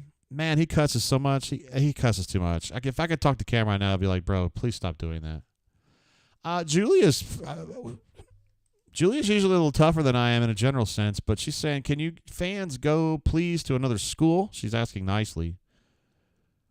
She goes on to say, we are rebuilding the team, folks. That is absolutely true, and it's something that we should not lose sight of. And I think maybe it's becoming a little easy for folks to forget how bad it was under Harsin, how little talent was being added to the roster, and the game management was not very good either. So I'm not as maybe upset as some other people are, but I will say this. Auburn is not a losing program, period. You lose some games, of course, but if you're looking at I don't see the injury. I just didn't see it. If you're looking at another losing season, you'd be despondent. Outside zone read, well diagnosed by Caleb Harris, number 18. And they're going to have a third and, 4-ish. I'm going to read. I don't like this widget. I don't like the color of those things. Cassidy P jumps in with a super chat. Says, what is our identity on either side of the ball? Well, it's changed a little bit. I would have said before the season started, I thought it was going to be an RPO. Now with Hank in there, you don't see RPO as much. It's just kind of a run first play action type team right now. But you are seeing big changes in the run paradigm. Today you're seeing a lot of gap runs. You saw a lot of zone runs last week. So I think they're still trying to figure that out. Now, some people are saying in the chat, specifically Damon and some others who I forgot, getting a little tired of this, hey, we're in a rebuild type thing. And Julia's not necessarily defending Freeze all the way. I think she's getting bored with this cyclical situation as well. I think it's just more like, hey, let's not lose our minds and forget about how far we had to go. Oh shit! That's a potential momentum changer right there. They went for a 4th and 1, and instead of just sticking the ball forward, which you would expect, they went for like some kind of a play action thing. And Jalen McLeod was all over it, and he got to Taylon Green and knocked him down. So now that's going to be a turnover on downs, and Auburn's got the ball around midfield. This is a big-time deal. They should have had Jalen. I don't know how he got away. Oh, the H-back or the tailback just completely whiffed. So that's a huge momentum play right there. And so now Auburn takes over on the Arkansas side of the field, I reckon. It's going to be somewhere near there.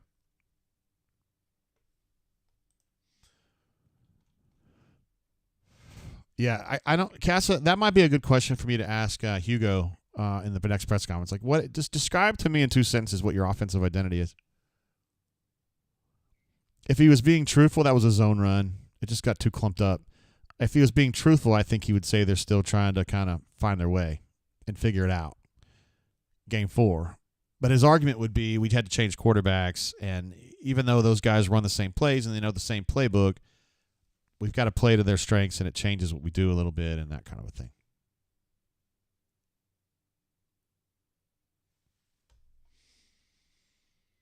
GW's answer to Julia, and I appreciate you being kind about it. Hey, that's a nice scramble from Hank. Gets hit pretty hard, though. Says you can't blame rebuilding when you show no character or identity and consistently show the repetition of problems, Julia. I don't like the character part. I think they are showing some character. They've shown some resilience.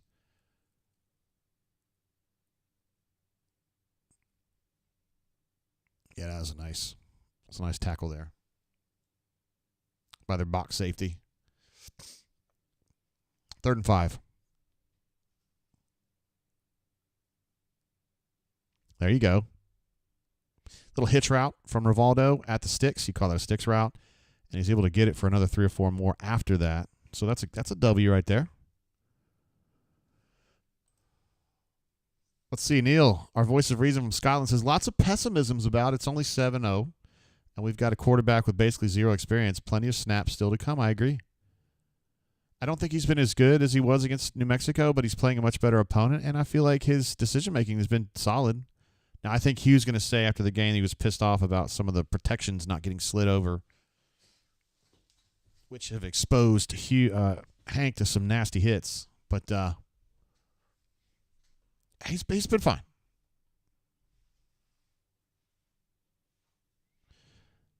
Easy there, CJ. You'll be all right, bro. It hadn't been a real tough chat today. This is what happens when you got a 2-1 team and they're down at home to an SEC team. This is just the way it goes sometimes. Brandon J says, aside from the interception, what are your thoughts on HB? I think he's been good, not great. I thought he was great against New Mexico, so he's taken a step back for me. But he's been good. I mean, guys, at the end of the day, he's a freshman quarterback, and to me, he's playing to expectations in that context. He's not going to be the guy that saves your team, not at this age. I think he needs to be a guy that keeps you competitive, and I think he's done that. So for me, if it's a 1-0 thing, I think he's been a 1. I think he's been good enough. And I think the run game's been pretty good. I'm not super dissuaded by the offense at all right now. The defense is what's pissed me off because it can't get off the field. Let's take a look at the offense. They have 112 yards on 20 plays, so we still have a 17-play differential on that. A little bit better than it was, but still way too much. And they're at 5.6 yards per play, so that's something that Hugh's going to be fine with. He'll take that all day. He's getting 5.9 yards per rush. He'll take that all day long. Hank is 6 of 9 right now for 47.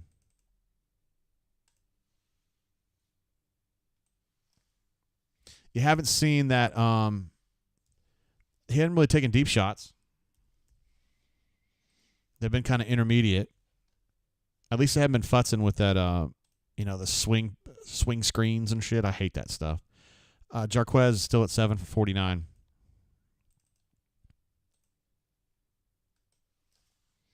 There's some good chat, though, going on in the chat about, what's actually bothering this team and what the problem is. I like that. It's good stuff.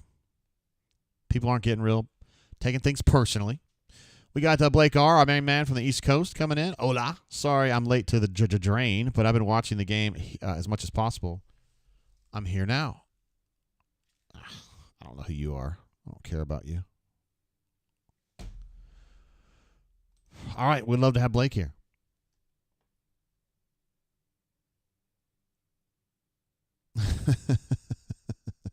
What does that mean?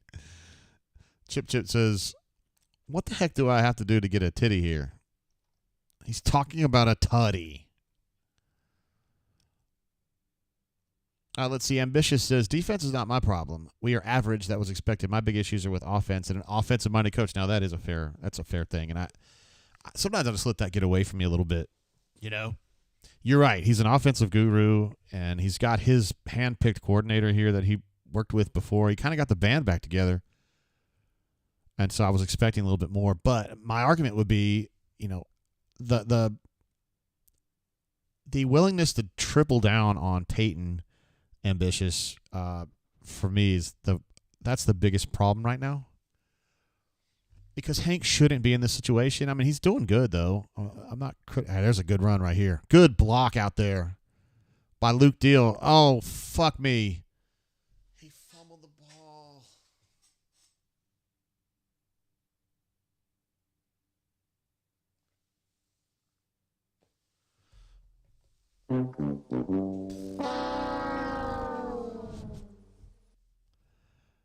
My God. What an incredible run. Damari's showing some wheels. A great block out in space by Luke Deal. They've got a touchdown on the way.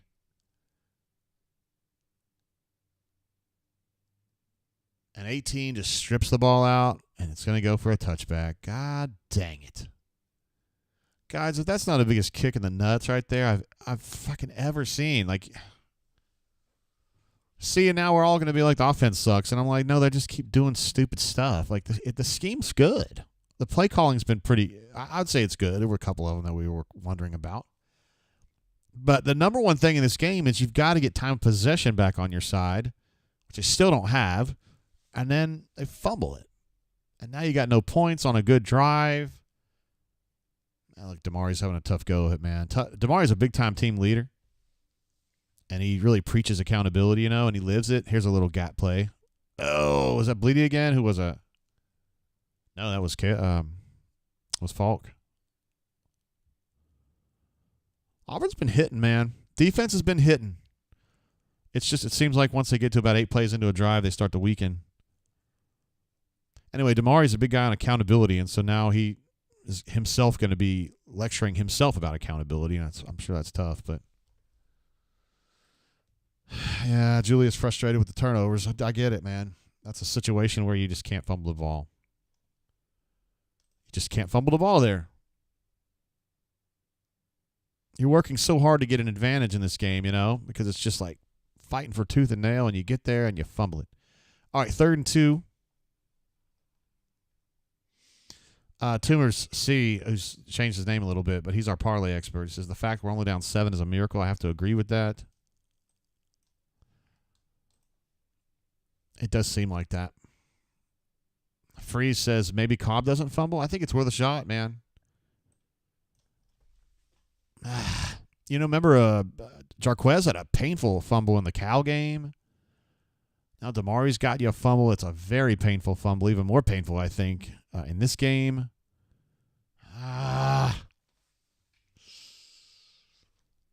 Alamo says 11 turnovers now, second. Yeah, that's when you don't want to be second into FBS, right? That's like whatever, 129th. That's awful. And they just don't take the ball away enough for that to be if you have like 10 turnovers and 10 takeaways, whatever. Julius's Jarquez is overrated. I think there's little something to that. That's another little gap run, but Auburn's all over that. Nice play by Bobby Jamison Travis. Keldrick Falk's in there. Eugene's in there. Eugene's been talking a lot this drive. I actually asked, I can't remember who it was. It was Kieran. I asked him who was the biggest junk talker on the defense, and he said it's always Eugene. Eugene's always yapping. And you saw it right there. He was yapping that whole drive, and then when he made that play or assisted in that play, he was letting it go again. So, hey, man, the defense has been good when they're only having to be out there for 7 or 8 plays. It was they got absolutely pushed down the field on that, 16-play drive earlier. And that's the difference in this game right now, although you could argue that Damari's the difference in the game too. This should be equal. This should be 7-7. It should be 7-7. Thank you, Whale Driver, for updating me on the third down numbers. There's Keontae again doing punts. I don't understand it. I know we're all just confused by that. Auburn on third down is a 4. Okay. Arkansas is, they're officially, Whale Driver, they're 4 of 9. 2 of 4.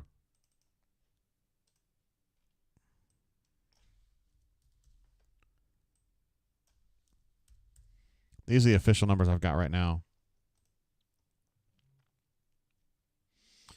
Scott was like, plenty of time for another Auburn turnover. Uh-oh, are they going to call a running into the kicker? They are not. Okay. So Auburn's got about a minute to go at their own 30. They're going to go with Jarquez back in there.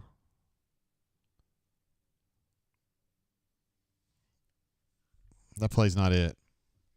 A lot of backside pursuit. Hank was able to roll out, but he didn't have much of a window there to Robert Lewis. Oh, Whale D's talking about the roughing the passer on third down. Yeah, that was a critical hit, but they don't include that in stats for some reason.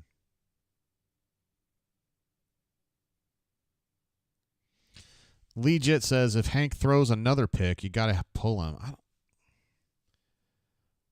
I don't know. And there's the pick. Now, that's a bad play there. That's just a bad play.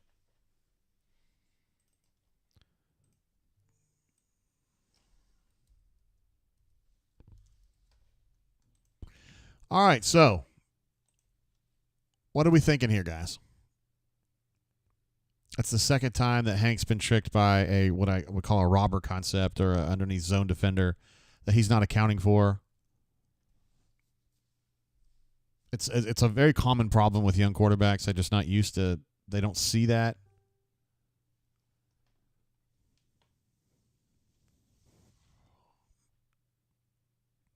So you guys, what are you thinking? Flip that quarterback or no? He'll have presumably the whole halftime to think about this.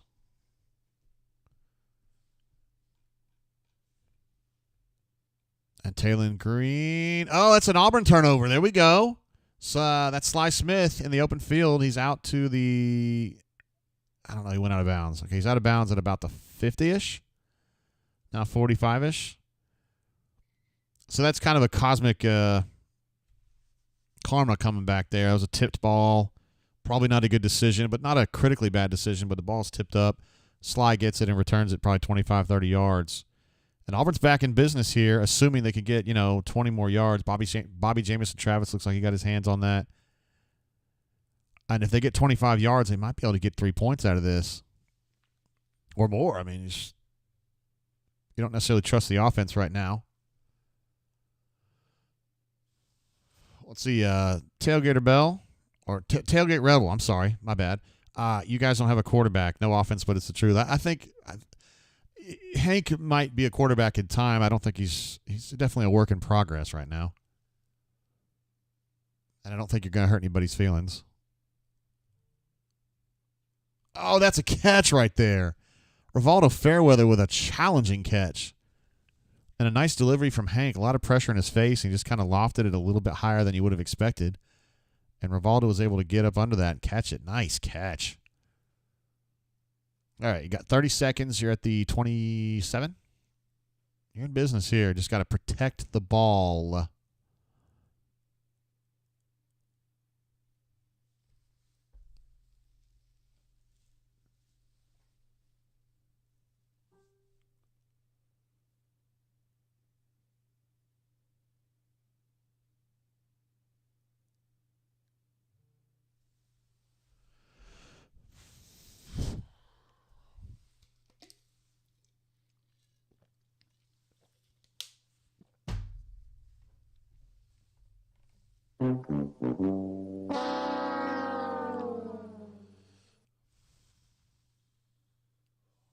I think that's a pick.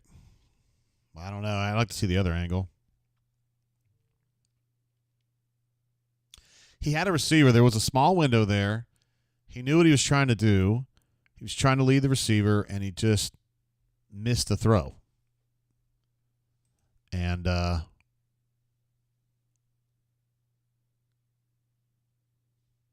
mean, he got his hands under it initially. Oh, I don't think that's a catch, guys. He got his hands under it initially, but then it bounced off his chest, and I think it went from his chest to the grass. I think it's going to be ruled an incomplete pass.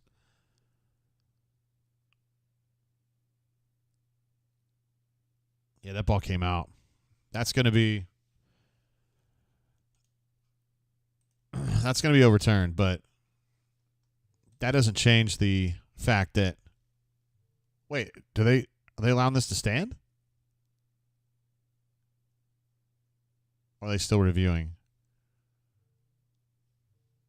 My shit is blowing up here. What's going on? All right, Kozan is definitely good to go. Wait, is Hugh?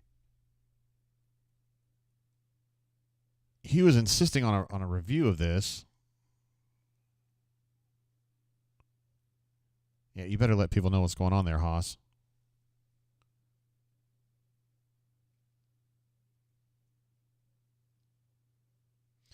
I was watching the Ohio State Marshall game earlier, and there was a situation where the Marshall quarterback fumbled near the sideline. Ball clearly got knocked out of bounds. Ohio State recovered it, but it was out of bounds, so it ended up being Marshall's ball. It's a very cut and dry situation. It took them 7 minutes to adjudicate this. I couldn't believe it. They went through a whole TV timeout, and then when you came back from timeout, they were still adjudicating it. It was 2 more minutes. And that was easier to figure out than this one. This is definitely not a catch, but whatever. Hey, what's up, Ryan? He says, sup? Ryan's here. War Eagle. Glad to have you here, bro.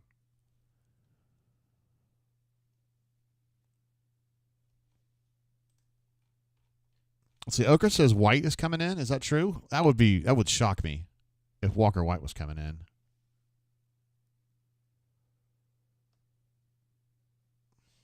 See, this is an interesting point. So Julius says Hank needs experience. Keep him in. We suck anyway. Which is one way to look at it. Although I just don't think you're at a point in the season where you can just give up. Not that they're giving up, but you know, to say. And then VIBEZ says, put in Walker White, who's even younger than Hank and has less experience than Hank. I don't think they can even trust Walker to run the protections at this point. I mean, Hank's got a whole year on him, and Hank's good, a very intuitive person. Not that Walker's not, but I think they go to Peyton here. Now, Dave thinks that looks like a pick. See, I thought it definitely wasn't. It looked like the ball kind of came over his forearm and hit the ground. Jordan says, I'm sorry, I put Julia back up there. Jordan says, ball move, no pick.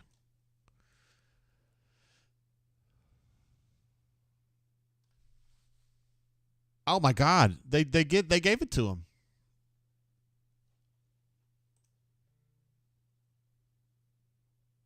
Wow. I think that's impossible, but that's fine. Guys, I don't know how that happens. On a replay, you still can't figure that out? Regardless, though, let's get back to the real issue here. Hank, he's got to be in the toilet right now. He's missing by small margins, and it's just too big right now. You can't fuck up right now. These are just screw-ups that he can't afford. And that's going to be halftime. And that's going to be 3 picks. 7 of 13, 72 yards, 3 picks.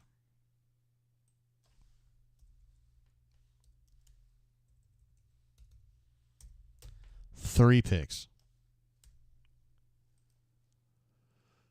And see, he's just beside himself, and this is what he does, man. He just gets in like this zone where he's like, I can't believe this is happening, and he just looks phased.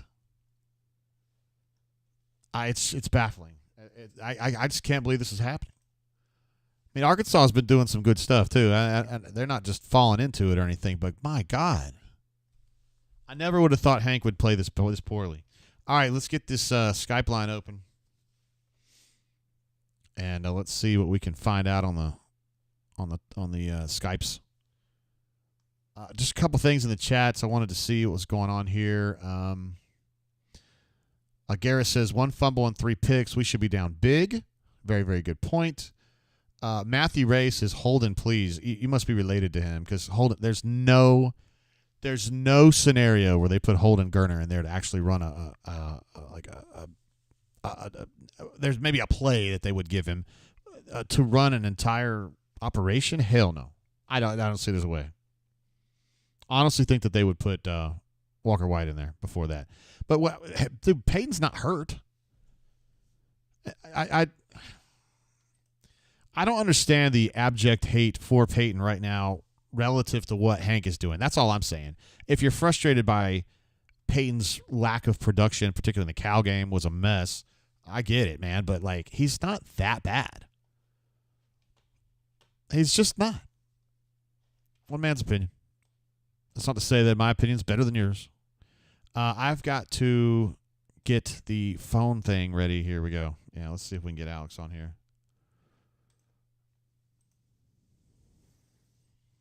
I didn't have a chance to check this before we started, so hopefully it'll be working.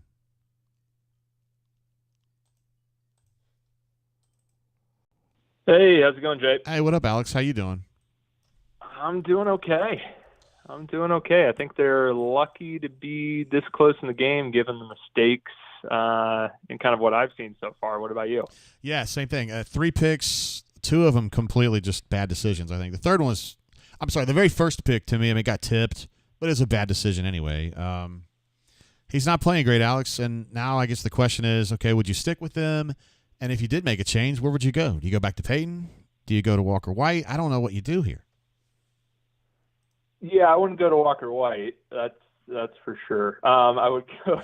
If you're confident in Peyton's running ability and just calling simple plays, I think that might be the best answer. I mean, you made the switch to Hank in theory, in my mind, to protect the ball. Hank's not playing like he understands the player. You got to have a little bit of situational awareness of who you are as a player. Hank's not the best player on the field. His job, in my mind, is to be a game manager, not screw it up. Make the throws to keep the defense honest and let the running game do its job. And it looked to me like they started to get a little something going there. But then, 2 picks, 2 times putting the ball in jeopardy, and that just can't happen. Yeah. See, I think the offense is Alex. I think the offense is okay. I mean, the picks are obviously a huge problem, and the fumble when he's about to go into the end zone, but I feel like the concept, the scheming on offense has been good. The run game's been very good, except for the fumble. And yeah, I don't know. I feel like the plan was okay. Yeah, they're playing with a little more pace too. That I think has done a good job of keeping Arkansas off balance. It looks like to me, all things considered, offensive line's doing a decent job, and the backs are running hard, but you can't make those plays on defense. I think the defense has actually came out, unfortunately let Arkansas kind of control the game in the first quarter, tightened up there in the second quarter. And to me, it seems like Petrino's not taking care of what I think would be an easy win for them if they were playing with a little more pace. I feel like they could really gas Auburn's front seven, but they have chosen to play a little bit more of a ball control style, and that's I think has allowed Auburn's defense to stay in the game. Yeah, it surprises me. I mean, because I think of Petrino as someone who's going to go for your throat all the time, and I agree with you that he's being a little more conservative than I would have expected to this point. Yeah. So I mean, second half, how do they come out here? I think he's gonna ride or die by Hank this game. I was texting you before. I thought perhaps Thorne's a better option for this type of game because of his legs, but I don't know that Hugh has it in him to make a change. I'm just not, with 3 picks in the first half, I don't know if Hank's he's not seeing the field and he's keying in on a receiver too much. I'm not sure what the exact issue is. That's what it looks like to me. He's just kind of making his pre-snap read and is going with it and not reading out the play. Yeah, I think he's getting busted by robbers. I think like underneath zone defenders, he's just not seeing them, Alex. That's what I think's happening, which we've seen before with young quarterbacks. It's just hard to see all that, Yeah. I mean, all in all, though, if you take away, it's 2 plays. Auburn could be winning this game. You take away that roughing the passer by Keys on their touchdown drive, and if Alston doesn't fumble, Auburn's right in this thing. It's just they're not good enough to be making these sorts of mistakes. And the fumble, man. Yeah. Anyway, not much you can really add to that. It's just a screw up, no doubt. I thought they would be down. If you told me 3 picks and a lost fumble for Auburn in one half, I think they'd be down 20 points or more. And they're only down one touch. Exactly. So, they can get back in this, Alex, I think. Yeah, I don't think anyone – I think the team seems like they have the belief that they can win this game. They just, they haven't been able to finish, right? You got to finish. You got to get points on the board. You got to get off the field on defense. And we'll see. These first 2 drives coming out of halftime will be big for the offense. I think they need points and on at least one of them, preferably a touchdown drive to win this game, because I think Petrino is probably going to make some good halftime adjustments. Yeah, for sure. If they're going to make a change of quarterback, it's got to be coming out of halftime, because I think you got to make a decision right or die with Hank, just like you said. If you're going to make a change, it's got to happen right now. Yeah. I just, to me, I don't see Hugh Freeze doing that, but I think it probably would be the right decision to win this game. I have to agree with you on that. Depending on what you've seen in practice from Thorne, some players get benched and they go one of 2 ways. Some guys kind of go into a shell and other guys fight through it and try to get better. I don't know what Thorne's been doing in the background. That's a big piece of it too. No, we got intel just yesterday that he'd had a great week of practice, that he's handled this really well, and that he's been busting his ass in practice and had good performance. So, that's worth something, but I don't know if it gives you the confidence to think he can go out here and dominate Arkansas. I don't know. Yeah, it's crazy how different a year makes between where they were last year versus today. Yeah. So. All right, Alex, appreciate you always, man. Yeah, no doubt. See you in the second half. Bye. Thanks. Bye. There he goes, Alex Kozan, former Auburn offensive lineman, long-time offensive lineman at Auburn, who famously picked Auburn over Iowa. He is from the greater Denver area, from Littleton, Colorado. And we love Alex Kozan. Alex was always a friend, as much as a friend as you can be when you're a player and you got reporters that are my age around you, but he was always really nice. And we love having him on the show. He provides great insight. I said that I was going to give you Brian Matthews because when Auburn's losing, you always want to have Brian on here. He's amazing. I want to make sure that I get the right number for him. Let's see. Yeah, this is the right number here. And we'll get B-Matt on here and see what he has to say about it. I think they're going to switch to Peyton. It seemed like Alex did not think that would happen, so we'll see what B-Matt thinks. What's up, B-Matt? Doing all right? Yeah, we were just talking. I had Kozan on, and he thinks he's going to stick with Hank. I think they're going to switch to Peyton. What do you think is going to happen coming out of halftime? To me, Hank made 2 really bad decisions on 2 of his throws. and the last one looked like he just missed the target. But I mean, I think they're probably going to make a change. I don't know. It's a tough decision to make because you're now in a position where Auburn is now in a quarterback controversy. We're going to go week to week, not knowing who the starter is, not believing in either one guy. It's just a terrible situation to be in right now. 4 turnovers in the first half is just not winning football. I don't think Auburn necessarily is playing a bad game other than, the terrible turnovers, right? And especially the first quarter, they really struggled to contain the quarterback. I thought, again, the plan defensively just was not working early on. Again, maybe it was execution. I don't know. But once again, Auburn looks poor on defense coming out of the gate. And we're lucky not to be down 10-0 or 14-0. Yeah, shit, I was thinking 21-0, bro. I mean, 4 turnovers, yowzers. I thought that would be – I thought they'd be down 21. All right, so you're kind of undecided right now at quarterback. You're not sure what to expect on that one. I'm not either. But I think you got to make a change. Right. I mean, he looked a lot like Peyton Thorne looks like sometimes when he loses it, right? Yeah. I mean, Hank Brown looks like he's lost it for some odd reason. Hey, Hornatius. I mean, those are terrible decisions. Hornatius is taking a call on you, C-Pappy. I love that name. Although you haven't been out of wind in a while. No, I'm good. I know you've been doing good. You're a walker. Doing great. That's right. I get in my 10,000 steps. There have been some people in the chat who have very politely said they're getting really sick of Hugh's shit, and they think at this point Auburn should be better than this. What would be your answer to that? I agree. They should be better than this. This is bullshit, in my opinion. The way this team plays overall, and the way the offense executes is complete trash, in my opinion. Yeah, so I would agree with that. So yeah, he's supposed to be an offensive. He's supposed to be an offensive guru. Right. Yeah, it's just like shit. I mean, Arkansas is nothing special on defense. They're decent. I expected a tough game, but this is a big game for Auburn, and once again they come out half-assed in a lot of ways, not all of them, and look like trash in their execution. Yeah. Yeah. Well, I mean, their big plays have been a 36-yard run that ended with a fumble into the end zone, and I guess Hunter had maybe a nice little 24-yard run or something. Fairweather had a 25-yard catch, and that was it. I know. They also had a key penalty, a roughing the passer that extended the drive. At times that they'll rush 3 and they won't have a spy on the quarterback, and he just nonchalantly jogs for a first down. That happened twice, I think, in the first half at least. And they're also 18 plays down. Arkansas's run 18 more plays. That makes a difference too. And it's almost double the time of possession. Yes. And this is now a secondary that's lost, and that's not very good. That's lost one of its best players. I know.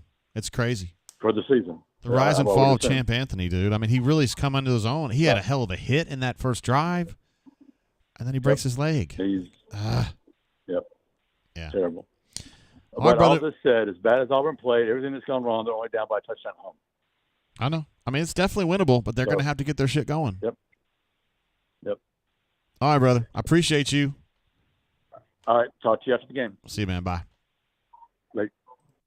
There he is, Brian. The quote there is, "It's bullshit," in my opinion, is what he said. He's agreeing with you guys. Most of you guys saying that you think the product, the overall product, should be better at this point, and BMAT is definitely agree with you. I mean, I agree with you too, but I just think maybe, I don't know. I mean, I just got strong opinions about where Auburn was when Hugh Freeze showed up. I think Auburn was just dog shit. Like, I think they were just headed for like the absolute bottom of worse than Vanderbilt. Like, they were recruiting like Vanderbilt, and they were playing like ass. I mean, they were bad. And you're like, this is not good. This is not good. It's not been a good first half at all. One of the worst I can recall, actually, offensively. But I don't know. I just think it's a grind to get from where they were to where they ought to be. And I think Power Man was saying this the other day on the board, and he and I go back and forth a lot, but I agree with him on this one, which is,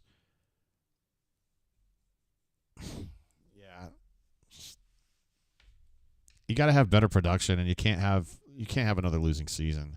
I mean, they're not going to fire him, but like, it's hard to. The proof of concept really isn't there. I wonder in recruiting if you're going to continue doing this. And you've got Deuce Knight there. He's seeing this, and on one hand, it's not that bad because it's like Deuce can look at this and say, "Hey, if I was there, if this is the situation next year, and I'm playing quarterback, we're not going to make this kind of mistake, and I can run the football a lot better than Hank can, and I can add a punch and complexity to the run game because I'm a running element more so than Hank." You know, you can look at it and say, I can fix this problem. But it's more complicated than that, right? And yeah, it's a tough one. I was trying to see earlier, Julia was talking about some stuff that she thought was kind of going through her list of grievances with the offense, and one of them was that the run game sucks, but I don't think it does. Now, the fumble was awful. That's a stinker for sure. So basically you have a touchdown right in front of you, and you fumble the ball. Like, it's just, you can't do that. But, and 25 plays in the first half is what Auburn has run. They've run 43. So 25 plays in the first half, that would be, 50 for the game. That would be the lowest total we have ever seen from an Auburn team myself. I've been covering Auburn since 98. It's just impossibly weird. But 12 carries for 101, like, that is not a run game that sounds like it's completely fucked. That's just me. There's more to it than numbers. And so maybe you don't like the concepts or you're pissed off about the fumble, which I get. I totally get. There have been some super chats while I was on the air earlier, or while I was on the horn. Josh C. for sure hit me up one here. Says, JG, 2 QBs have struggled this year. When do we ask if it's scheme or the guy calling plays? Peyton and Hank are making the same mistakes. Yeah, they are. Both of them are putting the ball in jeopardy, and they're not putting enough value on possessing the ball and not giving it over. So that's a huge problem. I don't know if they're just two different guys in two different parts of their career. Peyton, so experienced and near the end of his playing career probably. Hank just getting started. I tend to give Hank more leeway than I would Peyton, but it's definitely a source of frustration. Christopher B jumps in with a super chat and says, incredible quarterback competition happening in Auburn. Race to throw the most picks. It's a tight race. Who can emerge victorious? We'll find out after the next pick. My man Pipe says, Blake, do you have any eligibility left? You could be the elite quarterback. Pipe, of course, many of you who know Pipe has been part of the show for a long time, one of my buddies, big Purdue fan, and Purdue took one on the chin last week. Notre Dame beat them by about 1,000, and poor Pipe just had to hang in there, man. So he knows the pain, and he's trying to fill his own quarterback problem after Aiden left for the Raiders, so he's familiar with this. Let's see. Fresh Boy says quarterback trash AF, scared of pressure for real.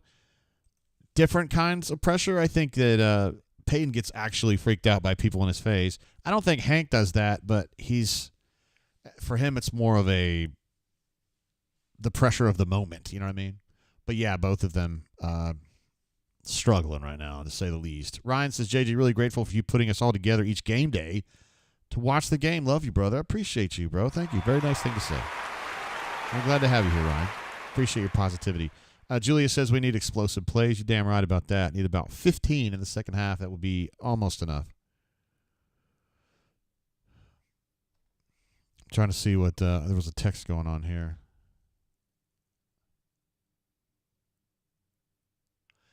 Okay, so Cassidy P was saying that when he logged into the brain drain, which is during BMAT's call, he got an AI-generated chat summary. And the AI chat summary says, viewers are expressing frustration with the Auburn football team's performance. They are blaming the offensive line, the quarterback, and the coaching staff. Some viewers are calling for the firing of head coach Hugh Freeze. I think that's probably a fair assessment, yeah. Unfortunately, in that situation, it was kind of preventing him from being able to see the chat, so that sucks.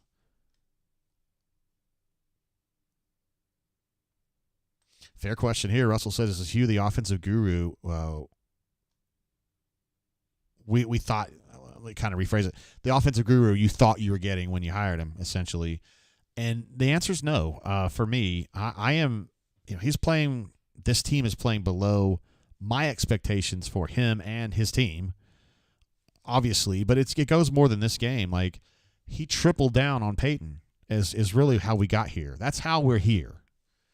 He tripled down on Peyton. He didn't go far enough pursuing the really important or impactful quarterbacks in the portal. I don't know that he could have gotten Riley Leonard, but I do think he could have gotten Cam Ward if he really felt like he needed him. There hasn't been a situation occur yet that I know of, and I feel like I would know this, where he has told people, I have to have this kid, and he didn't get that person. That has not happened. Auburn has been doing some great work with NIL. They've got some resources. They've got some really, really intelligent and hardworking people working behind the scenes to make sure that all the outreach is handled well. I mean, the network has come together very quickly, and it's very good. Zero problem on that end. And there's been some times when Hughes said, I've got to have this kid. Keldrick Falk was one. I've got to have Keldrick Falk. They got him. I've got to have Connor Liu. They got him. He never said, I got to have Cam Ward. And he never said, I got to have Riley Leonard. Because in his head, I think he thought Peyton was going to be good enough. And I think that's a big part of how we got here. Yeah, Julia says, OMG, now we're saying Gus is a guru. Yeah, hold on. Nobody's going that far, Julia. Nobody's going that far. Cassidy P jumping in. He says, all good now, JG. Hank the Tank finna come out and hand that ball off to some RB who doesn't fumble. And we're scoring a touchdown to reset the tone. I would love to see it. All right. Peyton Thorne is out there. I predicted that. That was my pick. And it was a lot because of what Alex was saying, that, Alex was saying, I don't know how he's handled practice, but if he's handled it well, he's handled the transition well, I would definitely consider putting him out there, and that's exactly what he was going to do. I would not be shocked here if Peyton is able to put this shit together, because he's just gotten his dick, he got kicked in the balls by getting demoted. That's just not a good play there. It's not a good start.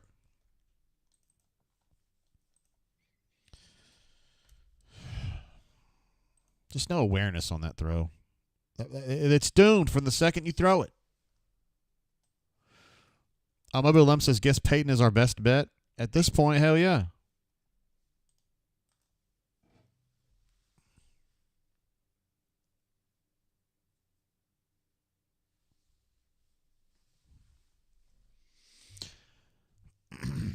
This looks worse.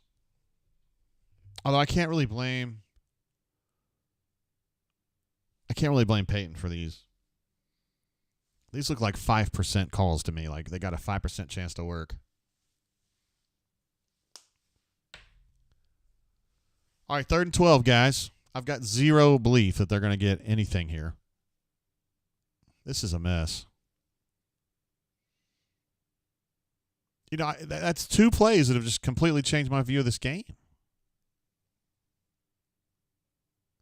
All right, there's a first down throw to Robert Lewis.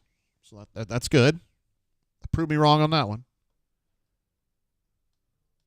Hold on. Now, see, this is where I get a little bit. Industry says, what kid in their right mind want to play for this shit? Hold on now. Hold on. Hughes got him, and a lot of these coaches are very player-oriented. They've got a great reputation. They treat people right. It's just, do you believe in them? And they've convinced a lot of really good players that, hey, I need you here, I need you here, I need him here. We need you. We need Elijah Melendez to play weak side linebacker. We need Deuce to play quarterback. We need more wideouts. We need Caleb Cunningham to play wideout. I mean, I would just encourage you guys to chill. We still got a ways to go here. All right, 1st and 15, not great, but making some incremental progress. Had a good throw to Robert Lewis for a first down, so that's something to build on.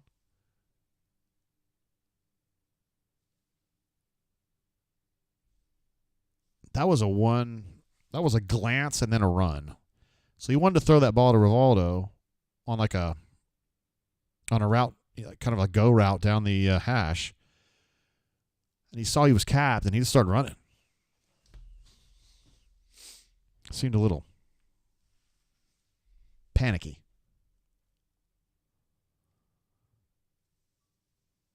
Let's see. War Tiger says, I've been chill for years. I'm over this. You got to hang in there, brother.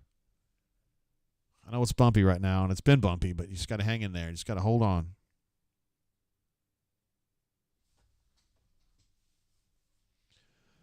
There's a terrible throw. I'm not sure Dre was open, but it was a terrible throw.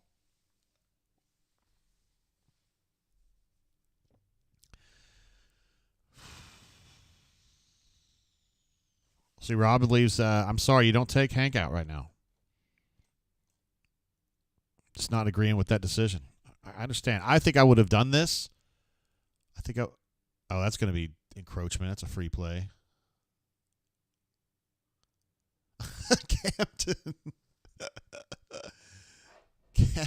Camden walking backward. That was kind of funny. No, I know. Hey, Rob, I'm not trying to give you too much trouble, brother. I understand. The frustration is you're not unreasonable here. I think we all just have a different tolerance, and it doesn't mean that I have a very high tolerance for this stuff, and you have a lower one, but that don't mean you're wrong. Seeing the fumble on the touchdown run is just, I couldn't be a coach. I'd be dead already. I would have blown out an aorta and be done. It'd be a wrap right there. I was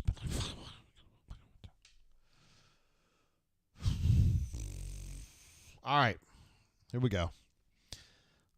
3 and out offense. I like it, Donnie.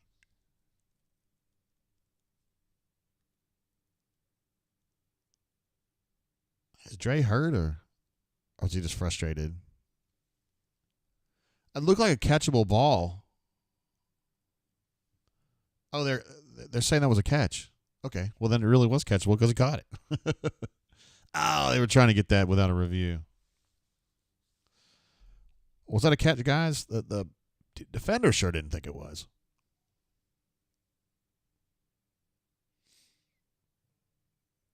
Who's out there running their mouth? It looked like it was Jeremiah, and I'd like to see somebody start something with him. I mean, I'd like to see it.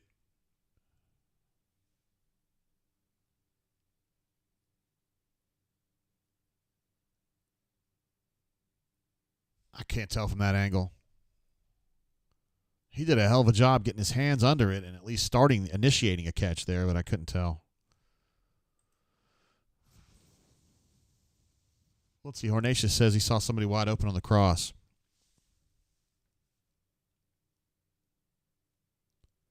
I'll go back and take a look at this. Oh, yeah, Cam Brown. So number 3 had kind of broken off from Cam to try to get after Dre, but Cam was already 2 steps ahead of him on that drag. It's kind of a cool route combination, actually. But, yeah, Cam was wide open. You're right, Hornatius. I don't really think of Peyton as being a real good guy to get to a third read, though. Yeah, Crocky thinks Dre's hurt. It looked like he was kind of holding that wrist, but in a way that was more like shoulder. I don't know. We'll see. Scott makes the point, though. That's a catch just as much as that INT was. Yeah, the INT at the end of the second quarter I thought was absolutely a drop, and they called it a catch, so who knows.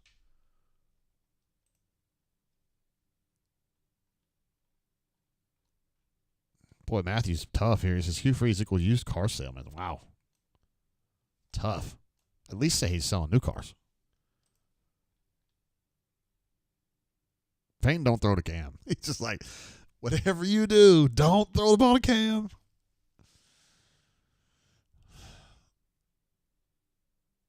See, running 24 says the INT was not a catch. I agree with you.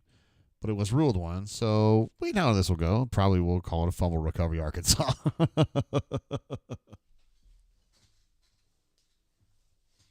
Colby thinks that's a snatch, though. That'd be great. That'd be terrific if true. Let's see. Young Bezos says these receivers are going to check out at some point. I don't know about that. They're so young, most of them. I don't think they know how to check out. They're just stoked to be out there, you know. Let's see.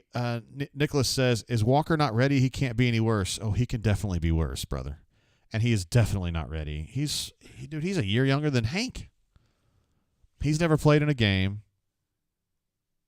You're going to put him into the second half of a home game against Arkansas where you're losing? Like, no way. Like, just no way. At this point, you got to play Hank or Peyton and just hope for the best. There's no scenario where you – first of all, there's no scenario you go to Holden, and there's no scenario where you go to Walker White, I don't think. I actually asked Alex that just to see what he would think about it, but he talked some sense into me. He was like, hell no. A Taxman says – 7.8 yards per carry. Let's open the second half with no running plays. Yeah, I'm confused about that too. I'm not sure that angle helps me anymore. All right, so they say incomplete pass.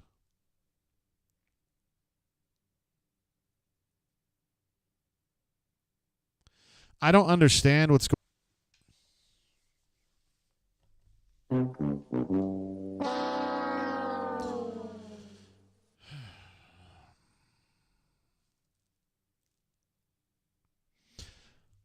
I'm just thinking like Taxman right now.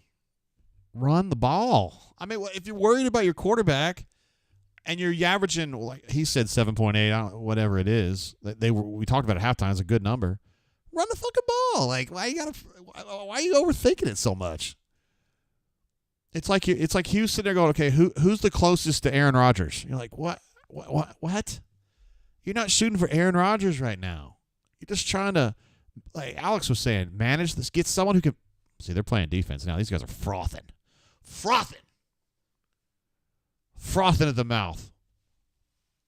Defense is playing balls out right now. We even saw Isaiah Rakes make a play. How about that?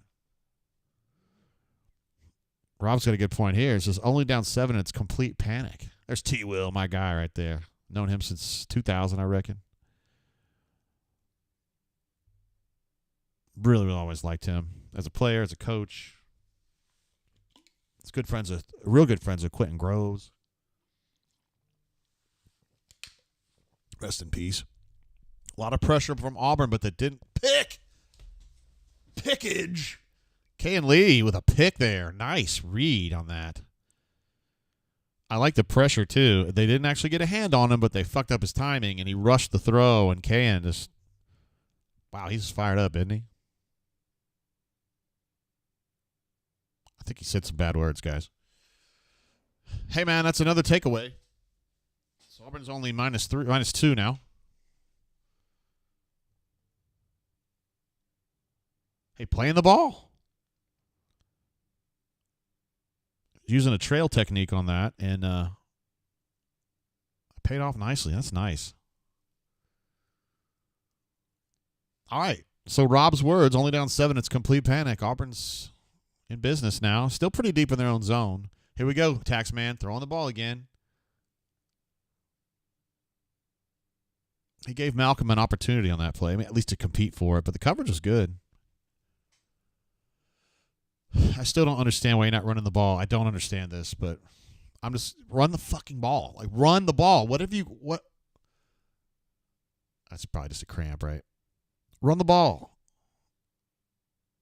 Just run the ball. I don't understand why this is so hard. They're overthinking this. Oh, Jordan's saying, run the ball. Yes. Please. Freeze. Just run. I just don't understand. Why? I don't understand why Auburn doesn't run the ball. I just don't understand it. 14 carries for 108 yards right now. And that's including a Peyton scramble run. So it's really 13. For 107 or something. Like, run it.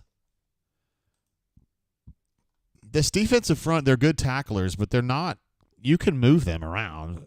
I mean, they're not amazing. They will tackle, but I don't know. I mean, it's 10:57 to go in the third quarter. We're not at the end of the game here. Run the ball. There's no disadvantage to this. All right, so they're going to switch. No, Thorne's going back out there. I did see Hank out there kind of like being part of the huddle, like that, because a guy got hurt. Arkansas guy got hurt. But he kind of went back to the sideline. They're going to stay with the Thorne at the moment. Good golly, Miss Molly. Run the ball.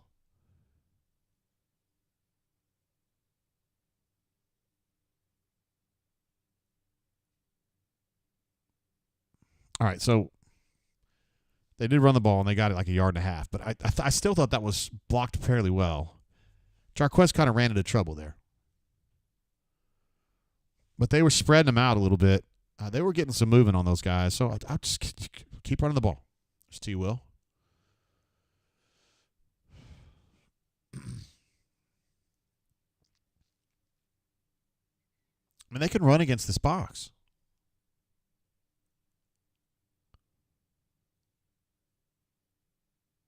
That was a really nice pass defense. Give him credit.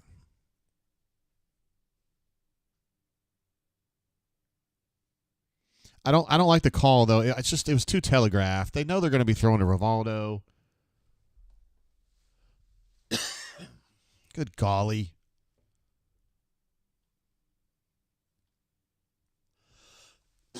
Excuse me, guys. I don't know what's going on with that. Just weird. I just don't like that possession. I don't like it. First down, you're trying to do some cockamamie throw. Second play, you run the ball, and I like the blocking on it, but Jarquez, I didn't think he made the most of the look. And then third down, they throw a very predictable like hitch route to Rivaldo with double coverage. I mean, like, guys, what is this? What are we doing? All right, I'm going to change this up. So we're going to take Cam's numbers out. We're going to switch to PT. And let me get his numbers. He's currently, 2 of 7 for 11 yards.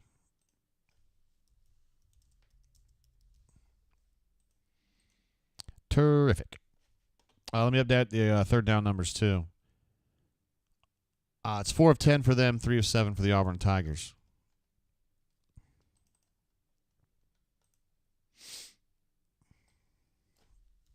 Three of 7, 4 of 10. Auburn's just burning daylight here. This offense is just burning daylight. Quan says, can we get Sam Jackson at quarterback? Hey, that is an option. I forgot about that. I mean, he's played a bunch of quarterback in his career. He definitely knows how to run some stuff. I mean, I don't think he's necessarily repped anything beyond some Wildcat stuff, but yeah, this isn't even a fair question. Locked On, who I love, one of my favorite people on the board, but he says, I can't even find it in the chat now. You can see it up there on the page. How bad is Walker at this point? Like, dude, Walker's not bad at all. Walker's 12 years old. Well, he's actually 18, but like, no, he's just not ready to do this. Let's see. Nick A is asking me for a more detailed explanation. JGT, please explain not playing Walker White. Freshman can play up to 4 games now. And maintain the red shirt. If Hugh didn't think he was good enough, why did he recruit him? Guys, come on, man. You just have to get a hold of yourself here. Like, hold on, nobody. This is not at all a rebuke of Walker White. It's Walker White is 18 years old. He just got on campus in February or whatever. Spring ball, who gives a shit? It's 15 practices against their own guys. He's never been in a game. He's never taken a meaningful snap in the college. There's no way. Like, if you put him out there, it's not only you fucking your team, but you're fucking him. Like, just no. He's not an option. No. You ought to go to Sam Jackson next if you can't do it, and do like Kentucky did with Lynn Bowden a couple years ago, and you just go that way. You go that route with it. Well, K-Mo, to be fair, hold on now. Before you give him trouble, and I have to be strong on this one, Hugh has created this problem. This is a problem that Hugh has created.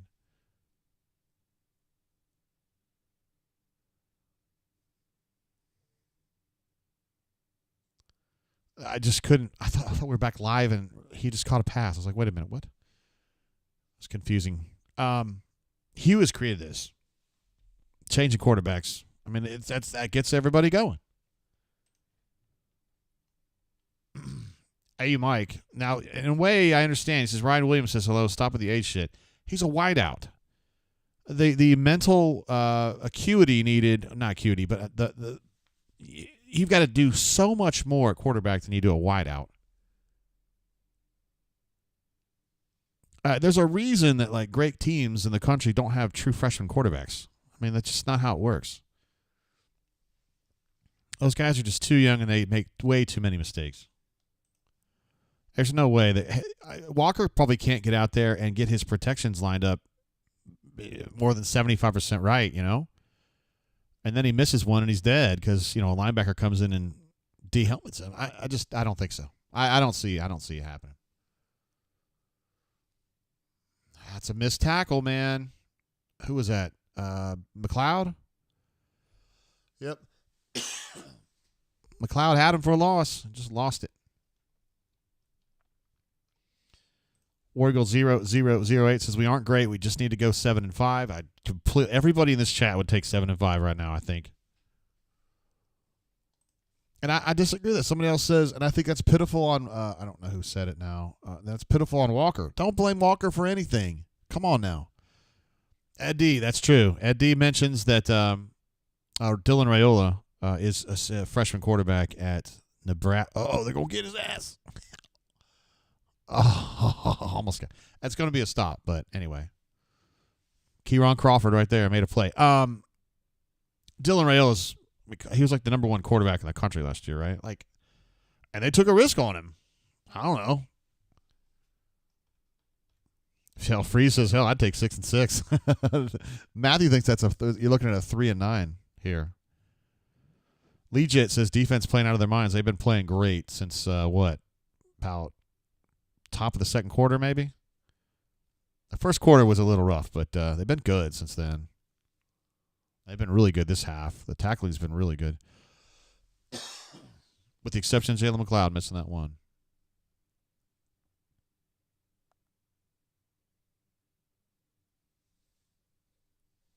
All right, here comes another one. Another opportunity here. Looks like Peyton's going out.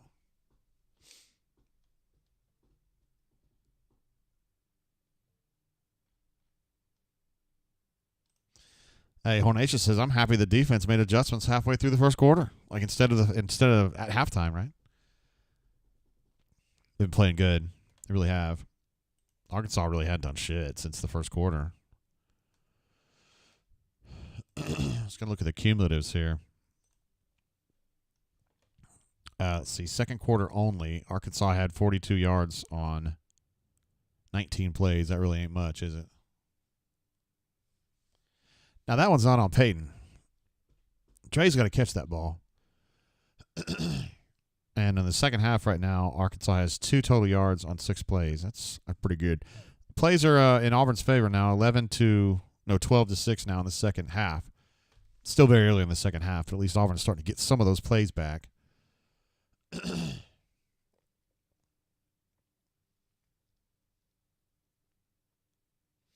Now that, Julia, that's why I like Jarquez. Jarquez is just a wrecking ball. He's he's not a very nuanced runner, but he is a rough runner, and he fights like hell to keep his feet and keep pushing forward. I love that about him. But he's not a graceful tailback by any stretch. But they'll definitely take 7 or 8 yards like that. And A. Taxman, there we go again. I mean, it's 7 or 8 yards a carry. Like, fuck it. What are you doing? All right, 3rd and 2. This is manageable. Going to probably run a play action here. See, there you go. That's second effort. And he gets another 4 yards on that because of his second effort, because he's very, very strong, and he just fights, man. Oh, now come on. War Eagle 0008. You know I love you, man. But he's talking about Bo beat Oregon and their absolute stud quarterback in his first game. Like, that game was a shit show. And Auburn did win it. You're absolutely right about that. But, man, that was an ugly-ass game. And no, I just don't think so. Oh, what a catch by Dre. Wow, so he had a terrible drop. I got to put the drop counter there. For this not for that play, this is for the previous one.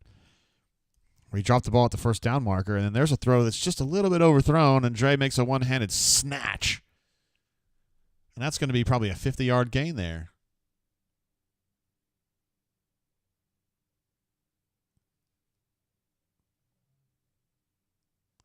I'm telling you, man, when I was a kid, like in the 80s, like you just didn't see players make that catch.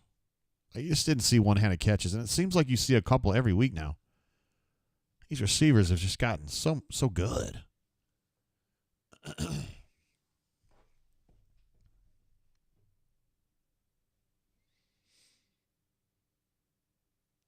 That run game, that was not a good run. What was that concept there? I was watching the tailback too much on that one.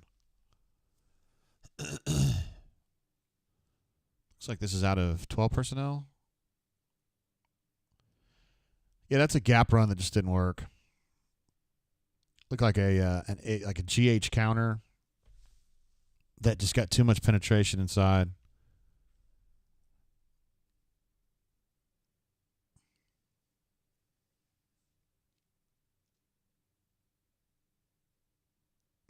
Julia loves the chat. Of course, this is a great chat. I love it.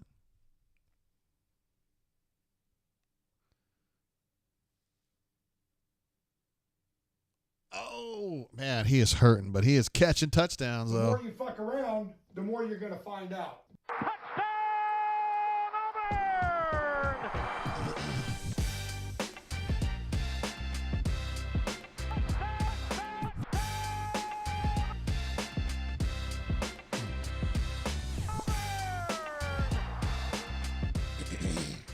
Yes, sir. Cranking that up, man.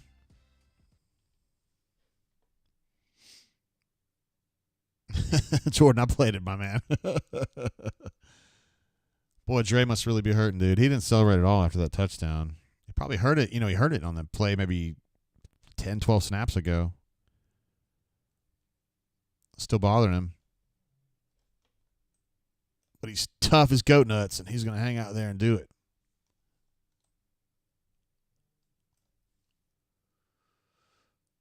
Boy, that was a much better drive there. I mean, kind of a speculative throw to Dre that he one-handed it, and that got him, in really good position. Then he makes a nice quick throw on a slant to Dre, and Towns gets the extra point. So that's going to be a tie game. Lambert is getting attended to there on the sideline.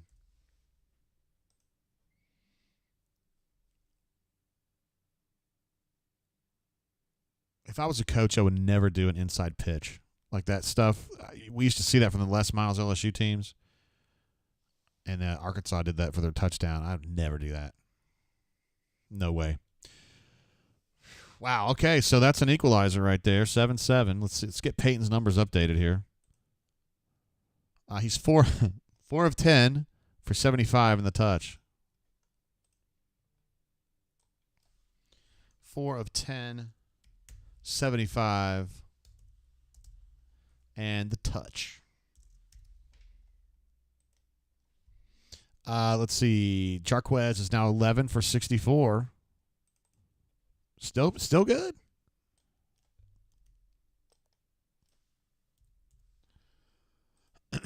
Excuse me. And then third down is going to be 4 of 11 and 4 of 8.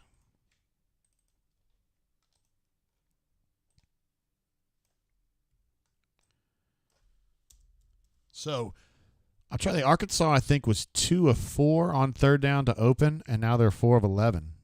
So, definitely having some trouble here.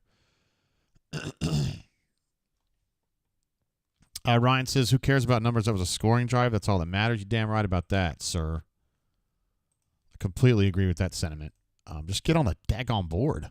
They should have 14, and Arkansas, well, Arkansas hadn't really pissed away any touchdowns. They've squandered turnovers.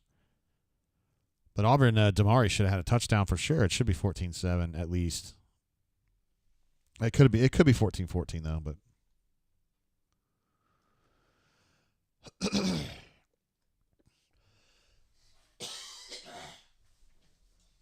what's going on with me? Having some fun in the chat, it looks like. People coming at Julia for being a little critical, although her criticisms that she's been levying seem pretty reasonable to me.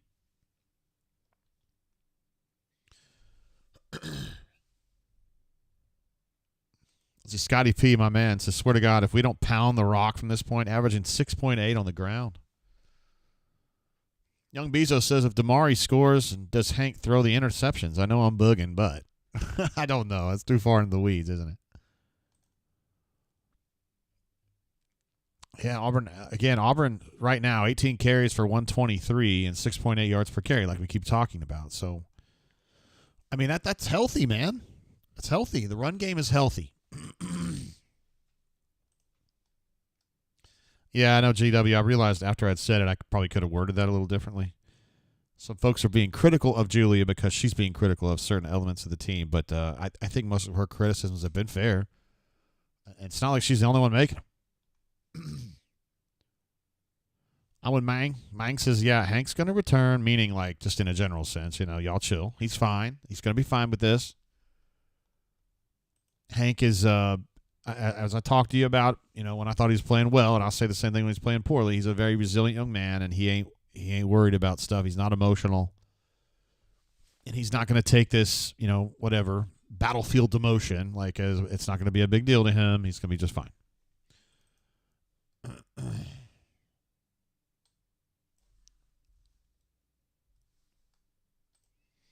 Okay, I'm changing the size of that box just a little bit. There we go. Oh, okay, Julia says, I'm only critical of Jarquez. Oh, you're ragging on some of the play calling earlier, too, which have been fine, too. Jarquez, I don't know. He's not very nuanced, but he runs hard, and he hasn't fumbled today, so. But he did fumble in the Cal, a very costly fumble in the Cal game. All right, they're coming back out there, Arkansas is. Bobby Petrino, to this point, has not lived up to expectations. Hornation says the tie is on JGT. And GW says, JGT, we love Julia. I do too. I mean, it's a good part of the chat. This is a great chat, a great group of folks. And people are getting sick of the BS, and some people aren't, and we're just having a healthy exchange of ideas. Let's say zone read with the QB keep. Auburn doing a nice job with the run game. Now they are they're boxing up a little bit here now. They're allocating resources towards that box, and that means they're basically telling Taylor Green, you're going to have to beat me deep one-on-one before we do anything different here. And Petrino's probably thinking, what can I do to beat them one-on-one? Some things that have stood out to me compared to the Oklahoma State game, which Arkansas played 2 weeks ago. Their receivers were able to beat Oklahoma State somewhat easily in coverage, and they haven't really gotten a lot of separation today. So that was kind of an unusual situation there where Auburn did a nice job of setting an edge, but he ran inside of that, and they didn't have inside-out flow. Got a hold, though.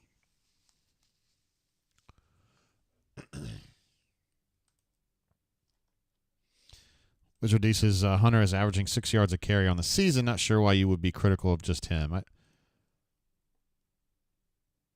Julia says we need bigger running backs in the SEC. If you feel that way, Chroma, the kid that they're recruiting out of Lee County in Leesburg, Georgia, you're going to love him if he comes here. He's 6'2". He's a big boy. He's about as close as you get to Brandon Jacobs these days. You know what I mean? Brandon Jacobs was such a freak, just a huge human being with amazing agility. There's a reason he played in the NFL as long as he did. Man, great cover, great protection here on this throw, and surely he's going to find somebody open here, and he can't. Boy, that's a real statement to Auburn's coverage right there. Good God. He probably had 8 seconds to find somebody, and he couldn't find shit. If you ask me, that's a real kick in the balls to Petrino. And DJ Durkin, to me, is winning this war of attrition between these two outstanding coordinators. Whale Driver thinks you can't just send 4. Yeah, I feel like Auburn's kind of in they're set up to stop the run right now, and they don't feel like they're going to switch out of that mode until he does something to hurt them in the pass game, which he hadn't done in a while. They're sending 5 here, but they picked it up.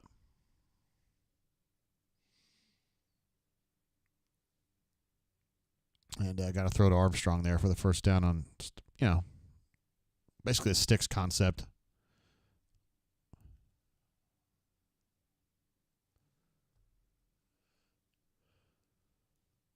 Looks like Petrino got leg whipped on one of those plays.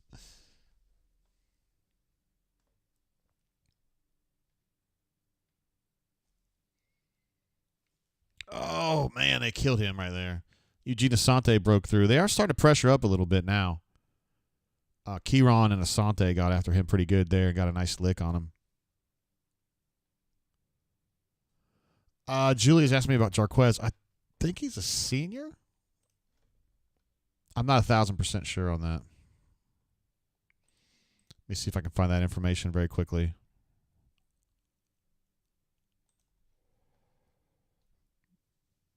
Senior, yeah. Cleveland Brown had that too.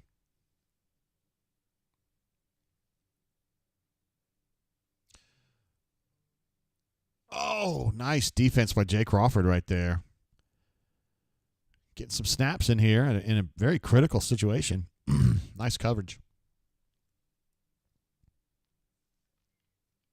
Taylor Green's getting knocked around a bunch, though. I bet he hasn't been hit like this. Oklahoma State didn't really hit him much, and UAB didn't hit him hardly at all. Auburn's getting some licks on him today, and I think it's taking a toll on him.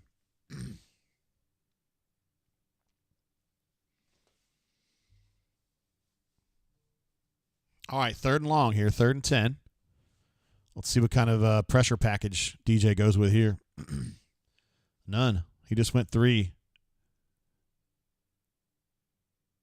Oh, man, they had him. And then they let him go. He kind of tiptoed down the sideline and was able to get the first down yardage. That's a tough one right there. Another 3rd and long conversion. It's painful. Painful. 3rd down, they're 6 of 13 now.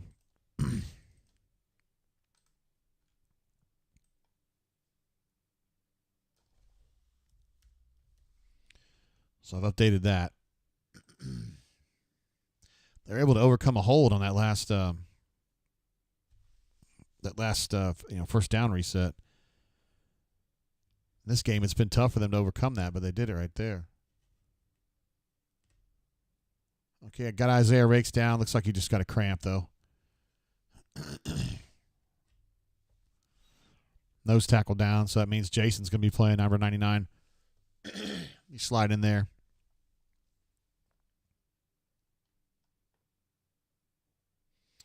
Looks like Diego saw a hold. No, it wasn't Diego. It was EPW saw a hold against Crawford. Key Crawford was missed on that one.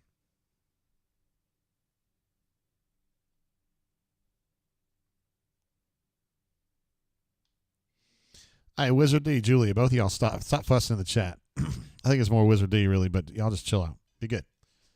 We have a happy chat, or at least a non-angry chat.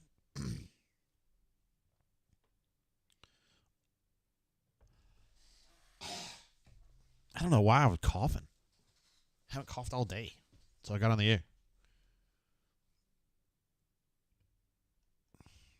Wizard D, chill, man. Just let this go. Both of y'all let that go. Julia, you too. Let's just move on. Robert Smith says 3rd down curse. It's been tough here.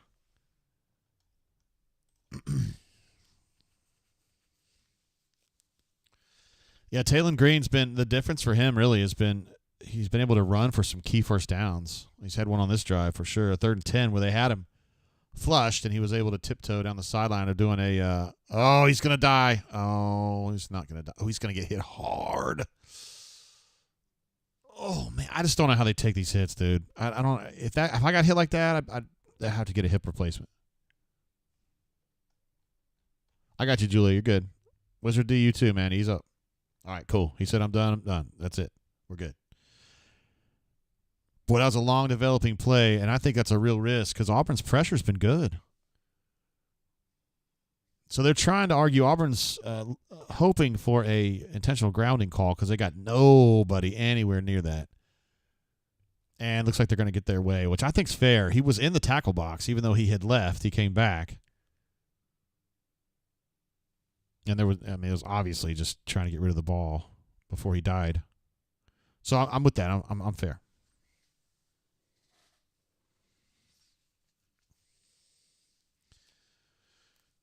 Still got some time left in this game, but this has not been a masterful performance from Petrino at all. And Alex and I both thought it would be because he'd been doing some good work lately. Guys, Arkansas scored a boatload of points both last week and against Oklahoma State.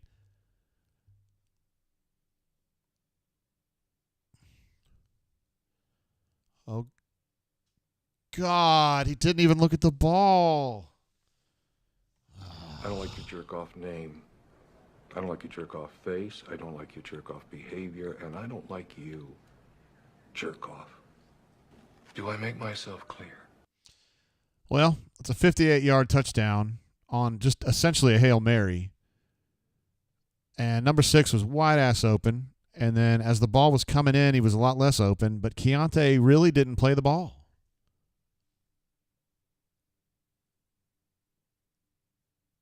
That's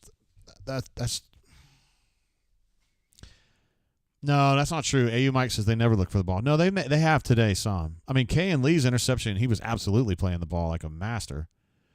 And Spoody's interception was a little bit of a different situation, but he had his head up, his eyes up, and he made the catch because of that. But I agree, the percentage of times when they're making a play on the ball, when they're playing the ball with their eyes is too low for me. I know you can't do it every time, but it's just not happening enough. And that's Keontae, man. I mean, that's your most experienced defender.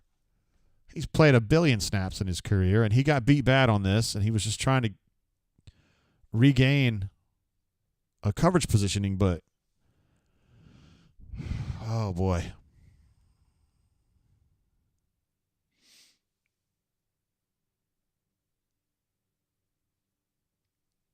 You got Caleb Wood, and it looked like they were playing cover one, and the safety went to the other side, which may have been completely legitimate. I wasn't watching what was going on over there before that. Man.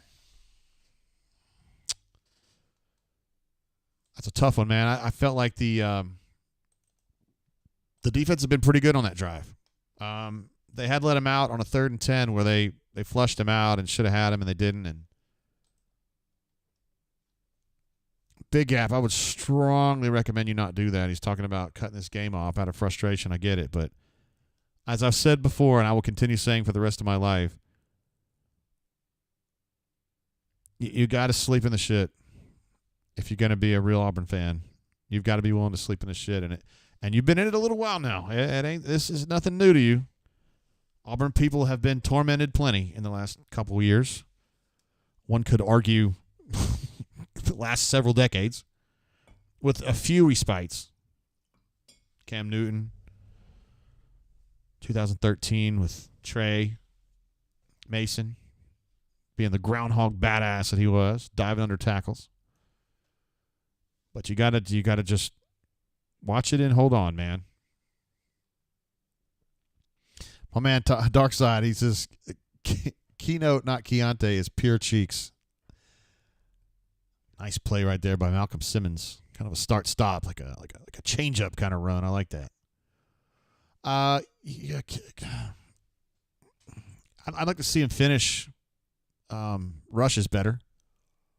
I feel like he has good ability. He's able to get into good positions for pressures, and then he just doesn't either finish it, doesn't get a tackle, doesn't affect the pass enough.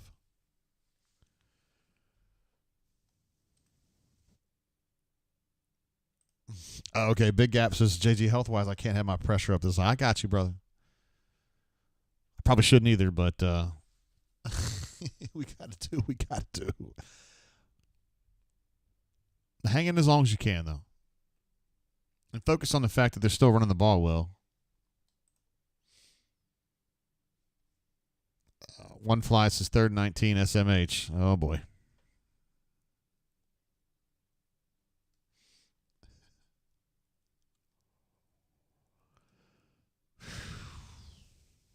Third and 2. Third quarter nearing its finality.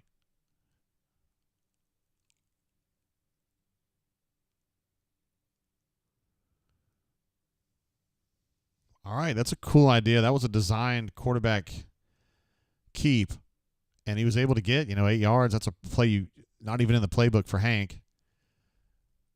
But Peyton was able to turn that into a good first down, so that's good. Get the chains moving. They're around midfield.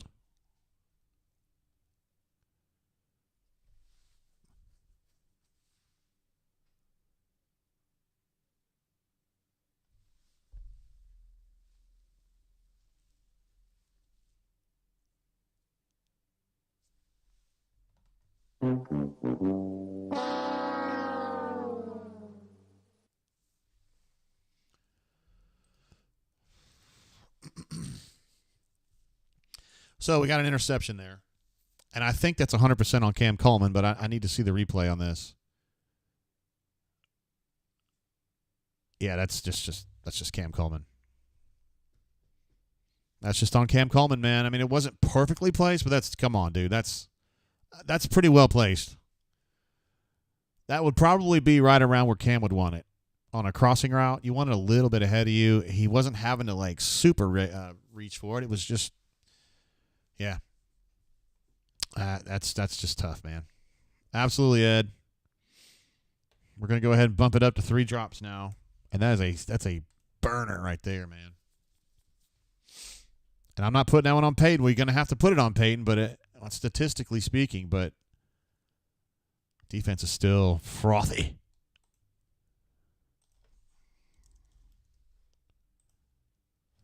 Let's see. Let me get Peyton's overall numbers picked up here. 4 of 11 for 75.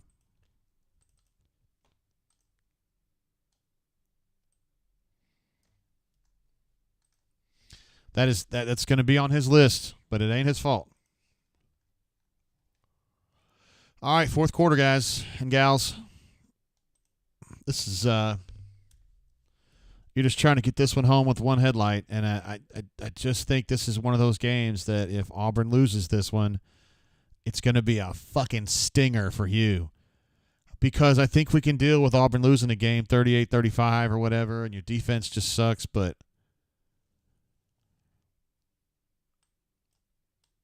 boy, 7 points on the board right now. You're in a complete fog at quarterback. Your running game is healthy, but you keep abandoning it. I don't understand it. There was a good question here I wanted to answer. Oh, yeah, DP asked, did Hughes say he had to have Ryan Williams? Now, you can't say that about every fucking player. You can't say, I have 9 guys I have to have. No, I don't think he's – I mean, they loved Ryan Williams. I mean, absolutely, and I think they knew he was going to be a phenomenal football player, and he is, in fact, a phenomenal football player. But I feel like they had to have one of Cam or Ryan. They would have loved to have had both. So, no, I don't think he would have declared him a must-have once they had Cam Coleman on board. They wanted him. Don't get me wrong. He was an A-plus prospect, and they knew it the whole time. But, no, I don't think he was a must-have player. I still don't. I mean, he would help them, I guess. I mean, because we all think Cam Coleman's worth the time. I mean, this is not a great time to praise Cam Coleman after his pick. That's his fault. But he's been good. I love Dre. I think he's been their best player on offense this year. So where would Ryan Williams be playing right now? Ahead of Cam? Ahead of Dre?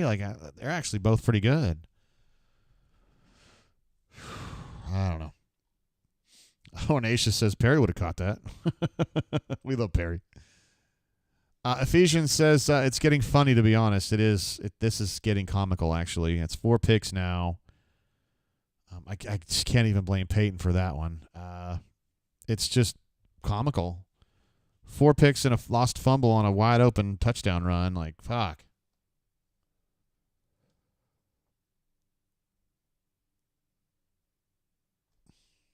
Let's see, 49 minutes to midnight says Ryan Williams is what a 5-star should be. He's a bad, bad boy. He sure is.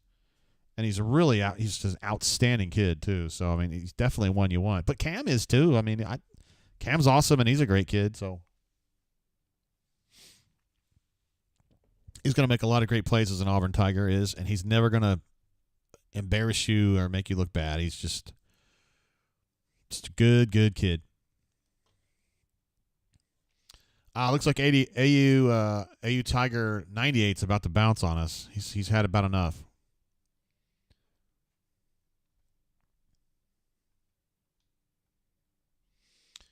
Runner 24 says Ryan Williams ahead of Robert Lewis. No, those guys play different positions, but I don't think anybody was saying that. I mean, but you can't tell your NIL people I need 18 kids and I have to have them all. I mean, you could pick like 2 or 3.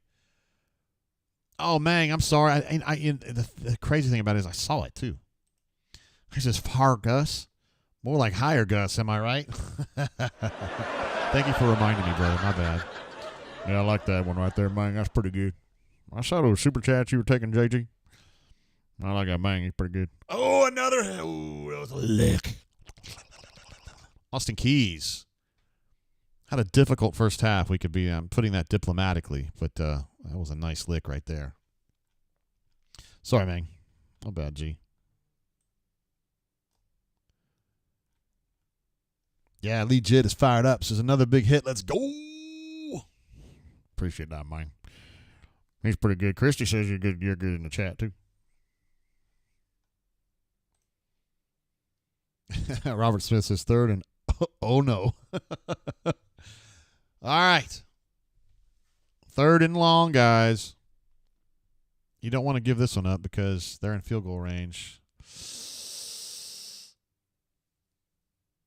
Okay, they're going to be short, but I bet you they're going to go for this. I don't think their kicker has this kind of distance. They don't have a Daniel Carlson or an Anders Carlson on their team, or a McPherson either. I think they're going to go for this. They're up 7. They're in the Auburn zone, so you'd think. I think I'm going to go for that, yeah. Hey, man, appreciate you, bro. I knew you were going to be all right with it, but I did feel bad. I got to be 100% on those. I'll do a better job on that. All right, just a little, zone concept there, and loaded up the line of scrimmage, and they were able to get the first down. So that was actually a stop on third down, but not on fourth. They are currently 7 of 15. Hold on, Donnie. I got you here in just a second before I forget this.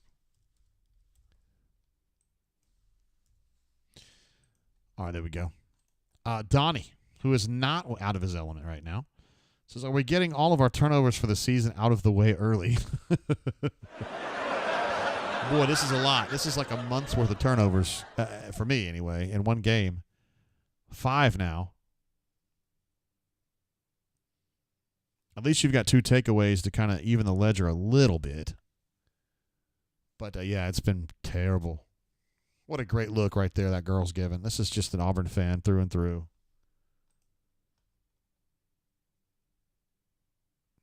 Let's see where Vin says, where do we go from here? Hey, man, we'll find out in these next 13 minutes, G. But I don't like where it's headed. They need to make create another turnover. Oh, my God, he's going to die. Taylor Green got absolutely crushed on that. I don't know how these kids get up. I don't know how they get up. That's a full speed hit right into his hip from a big-ass 240-pound linebacker. I just don't know how you get up from that. These kids amaze me. Jesus. Oh. He's going to be feeling that one for 2 weeks, dude.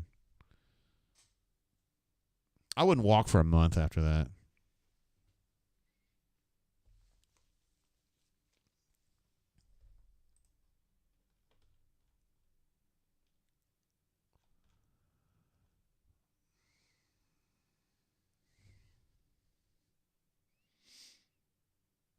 That was good. They played that inside out well.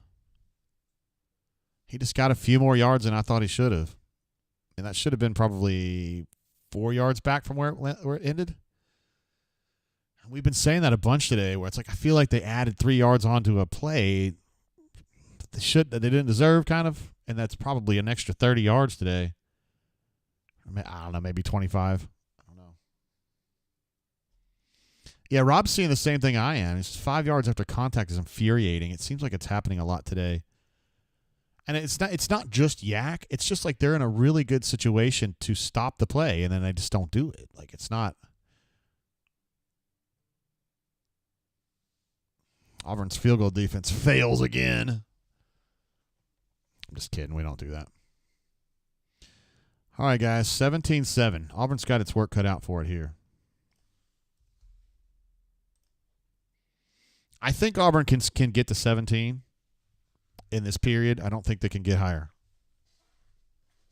So your choices are you're going to go to overtime at 17 each or you're going to lose. Those are your choices. Whale driver. I think you're right. I'm going to go for it. The danger zone. This is your redheads, your strippers, anyone named Tiffany. This is where your car gets keyed, you get a bunny in the pot, your tires get slashed, and you wind up in jail. It's danger zone time. Robert says 10 points looks like a million for us. It does. I think they can do it, though.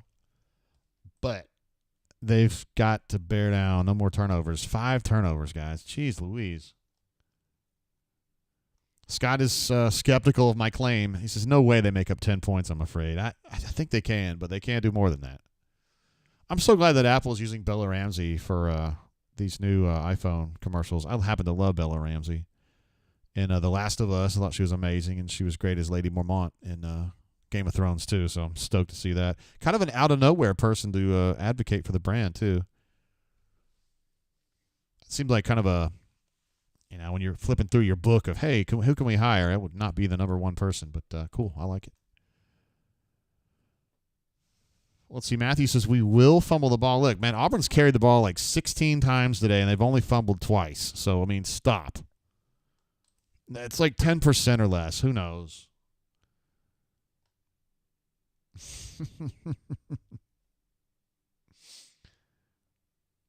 Whale Driver says, remember when we used to put other people in the danger zone? It's been a minute, right?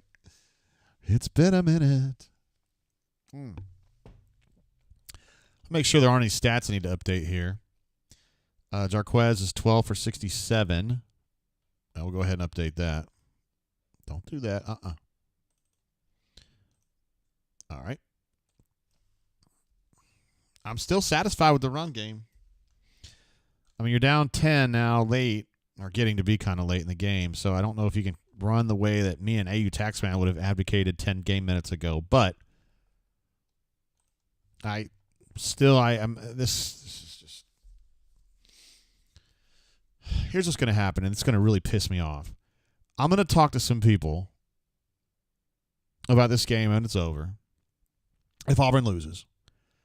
And I'm going to say, shit, man, that was weird that y'all lost that game. And they're going to say, well, 5 turnovers, what are you going to do? And because I feel like too many people look at it and act like turnovers are just like acts of God that you can't control. And I don't look at it that way myself. I think turnovers are preventable, particularly ones where the quarterback puts the ball in jeopardy. And I guess ball carrying too. There's just some players don't fumble and some do. You got some people are like Mario Fannin and some people are like Cam Artis-Payne that just don't ever fumble. Russell gives us an update. Vanderbilt and Missouri deadlocked in the third quarter. How about that? We knew Vandy was a little better than they usually are. By virtue of their win over Virginia Tech, which shocked me at the time. Missouri, I've kind of felt like they're paper tigers in a way. They're good, but they're not like, I think they're ranked 5 right now. That was shocking to me. I don't think they're the number 5 team in the country. I think they're more like 15. But it's still way ahead of where you think Vanderbilt would be, right? All right, so they're putting Jeremiah in there. Good Montgomery guy. And he gets a second effort run there and gets about 5. I don't think we've seen Damari since the fumble, which is fine with me. I'll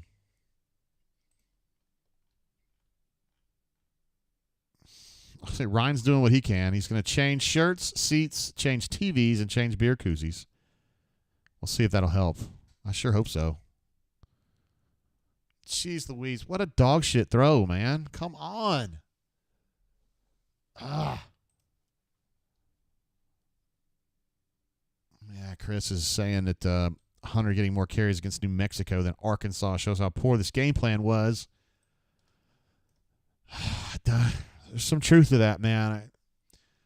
I'm still confused about why. I don't think they ran the ball enough, period. And, I mean, it's cool to put Cobb in here. You're trying to give Jarquez a break or whatever, but, like, Jarquez is your guy. And he really hasn't been stopped. Like, what's the deal here? Fucking A, man. So that's an outside gap run. Not really. I don't know. Cobb hasn't played enough for me to know if he's a gap guy or a zone guy. But he didn't really have a chance there. There were too many defenders. They had a numbers problem. Auburn's going to go for this. This surprises me, guys, but maybe not that much. 4th and a long 2. Boy, I hope they have a call here.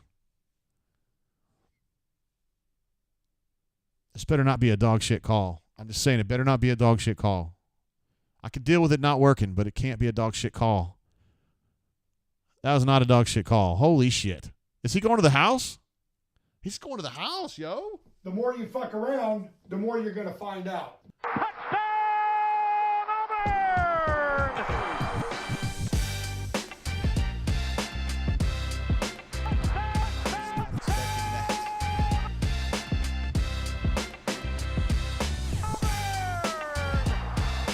Was not expecting that. Like, did not have that one as a possibility. So essentially a sticks route? Was that what that was? And something went bad wrong on that man-to-man coverage, and he was just gonzy. And he was the first guy in the end zone, and fucking Fairweather was the second guy in the end zone, and whoever the outside receiver was, he was the third guy in the end zone. Like, Auburn was just absolutely had them beat on that one. Good golly. What in God's green earth was that defensive back thinking? He must have, like, initially thought that he had an opportunity to pick that ball, and, like, before it even got there, he was like, fuck, I don't have an opportunity to pick this ball, and he just, wow. Jeez. Whoa. Hey, I'll take it all day long. Let's see. Whale Driver says, I still think we lose. Does this mean we're out of the danger zone? I would say so.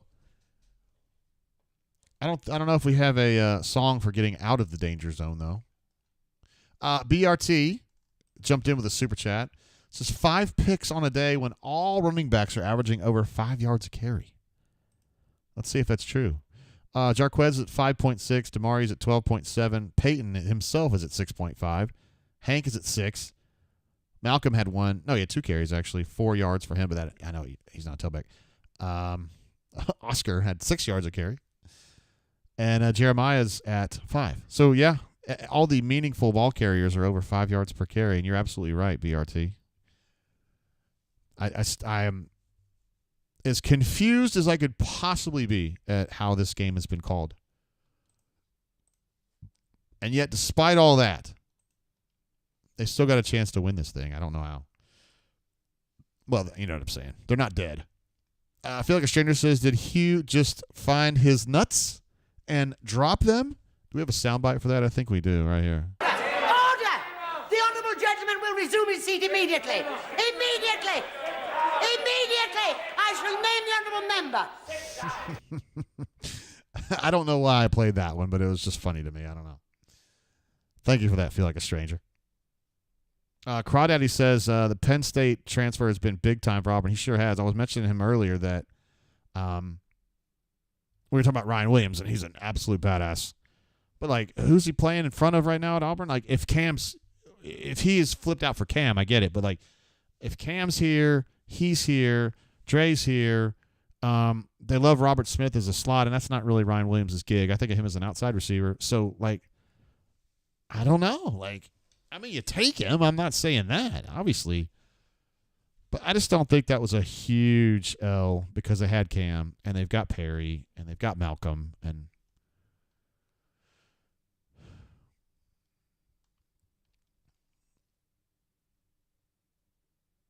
let's see, William Canfield, my man, from been around since the Habaden with me, says, we ain't done yet, War Damn Eagle. That's the attitude. That's what I'm talking about. Too many people in the chat were willing to just give this shit up, man. Don't do that.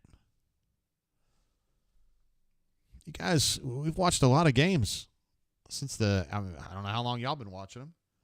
For me, I saw my first I saw Lawyer Tillman on the reverse, but I was living in Oklahoma at the time. But, I mean, I've been watching every Auburn game since the 99 season. Well, I know I was in the 98 season too, and we've seen them turn around, good and bad. I know, Robert, dude, that's what I keep thinking about. That damn fumble by Damari. Such a stinger, man. I mean, it's a touchdown. It's just right there. Yes, DP says, and Gentry. Yes, Dylan Gentry, also part of the huge class. He was the face masked singer last week. Not sure has a future as a karaoke guy, but who knows? I'm not a singer myself.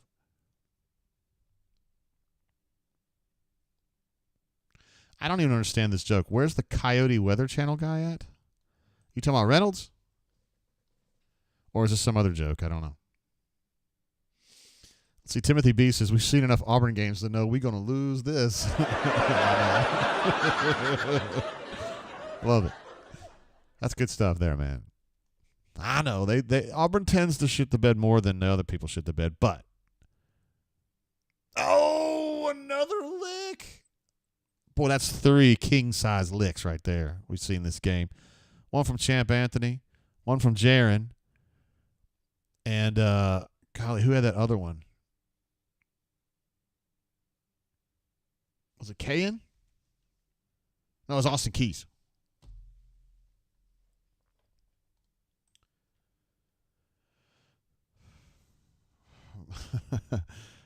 James Bostic, who I met, I never knew James Bostic when he was playing, but when he came back to get his degree, I hung out with him some and really, really got to like him. He's cool. Good story there about James Bostic. Keys is on this dude's ass. See, that looks like intentional grounding to me, too. No, he's outside the tackle box. But he still has to get the ball over the line of scrimmage, doesn't he? I don't know. I get confused sometimes.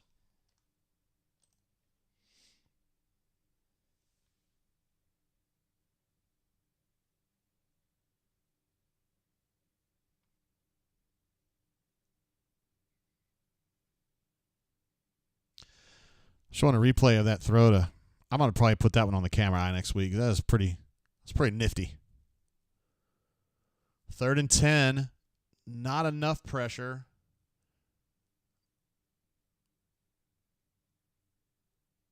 Kite was scaring me. Oh, okay. Kite was looking around like he felt like something wrong had happened.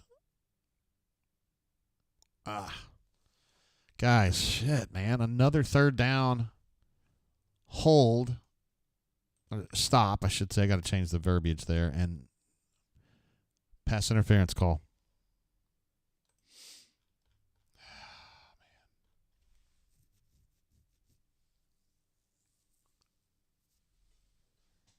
Did he do it, guys?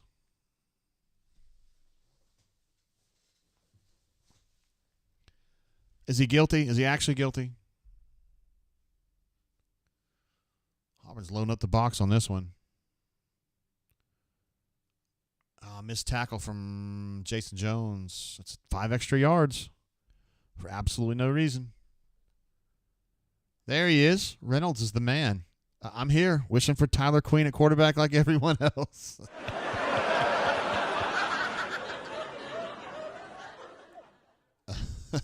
That's pretty fucking funny. Hope you enjoy that one, Hornatius. All right, so Whale Driver says that was PI. DP says it was uncatchable. So, Auburn looks like it's ready for a pass here. Got a 6-man box. They're going to run wide, but the edge has been established by Jason Jones, of all people. And so the Auburn defense is able to work inside out and catch up to him and snuff that one for a modest gain. 3rd and 4. Let's see. Castle DP with a very straightforward, we have a problem with 3rd and long. Yeah, I think you're right about that, G. Let's see. Auburn, 3rd and down. They're 7 of 16. We got a 3rd and 4 right here.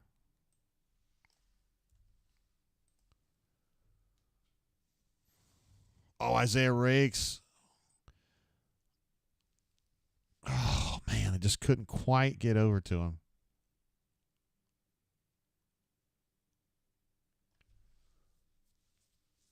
Did you see Laquan Robinson was like patting him down? That was pretty funny. Boy, DJ's, I'm sure, frustrated by that. Rakes did a hell of a job to break through and force him to scramble, and then Auburn just couldn't get to him.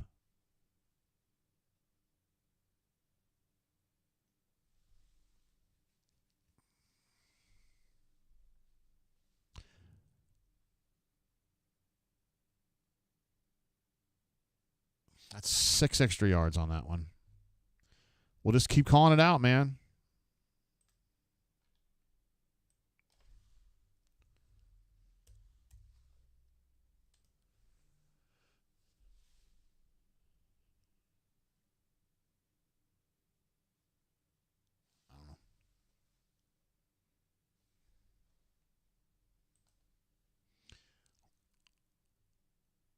Is he mad about that guy suplexing Eugene? I guess that's what he's mad about.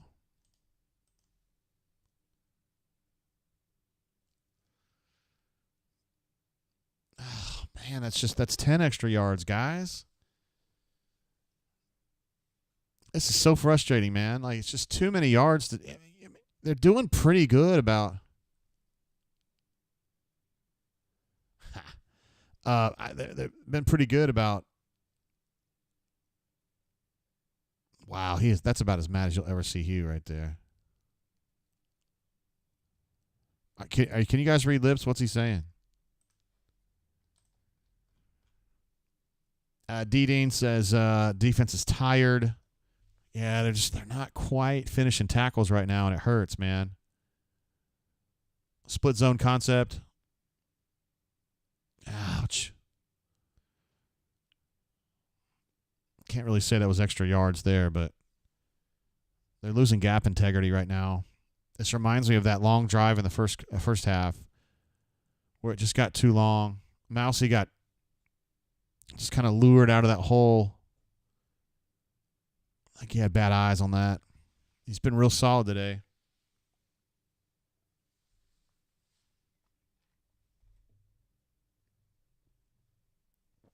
Oh, we got a player down. Oh, he's just cramping. Okay. That's Bobby Jamison Travis.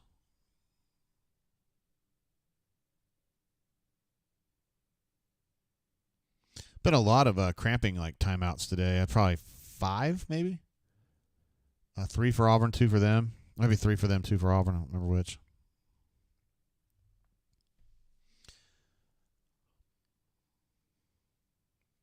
Still kind of waiting for Ole Miss to play anybody. Like anybody. I looked up their schedule, and they got to go all SEC from here on out. No more cupcakes. So we'll see. I still think they're really good.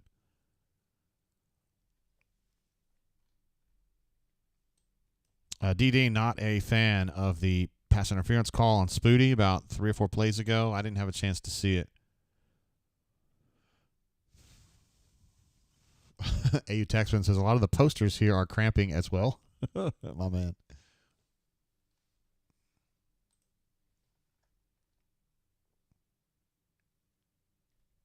Frozen Heart says, not sure which game the officials are watching, but it isn't this one. Oh. Goodness gracias. Oh, yeah.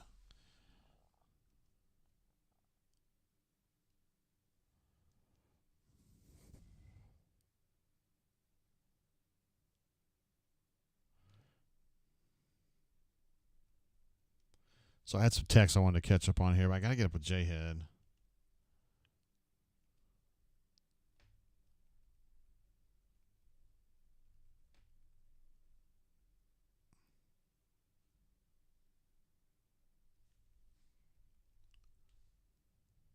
First and 10. Little zone read concept, and Taylon Green. I mean, he doesn't seem like that fast to me, but he's kind of like Carl Stewart back 20 years ago now. Just has a long stride and he covers ground, and then he's good about just kind of tiptoeing down the sideline. Has really good balance. Oh, J-Head is a go for this post game, so that's great. We love hearing that. Any post game with J-Head is a good one. Like that old school face mask that right tackle's wearing. That's pretty cool. Oh, man, they're just kind of stalling this game out. Auburn's got a hold here. Can't give up a touchdown. They're down to the 1, though, on second and goal from maybe a long one.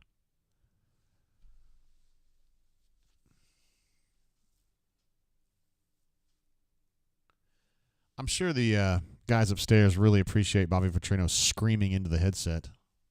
I'm sure they're not like this. I'm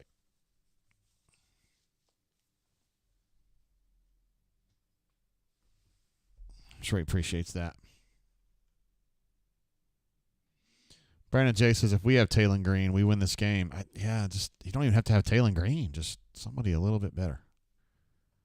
Okay, Auburn, there you go, holding it.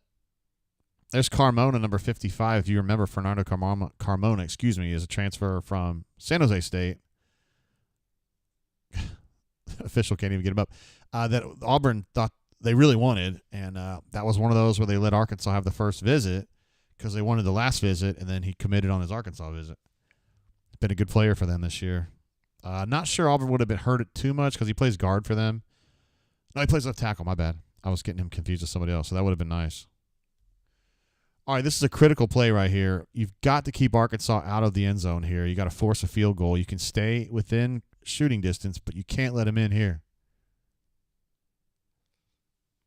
That is really close. I don't think he's in.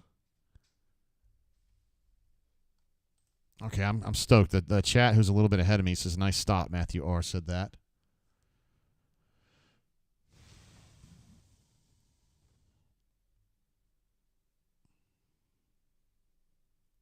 Wait, they're calling that a touchdown for Arkansas. This is confusing. I didn't see the signal on the field for a touchdown.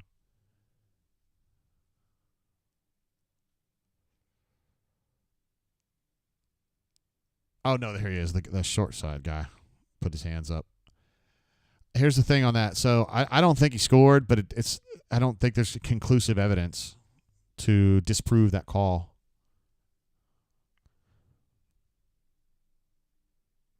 This is as animated as I've ever seen Hugh. I mean, he's not really a sedate person anyway, but let's see. There wasn't a question up here I wanted to answer. Daniel P. says, Jay, I ask this every week, but it seems. But where do we go from here? Which Raven was asking earlier, too. Is there any way we keep this class together? If we don't, we are done as a program. Or Mississippi State, I don't think that at all. I think it's a legitimate concern about the class, and I do think if things continue to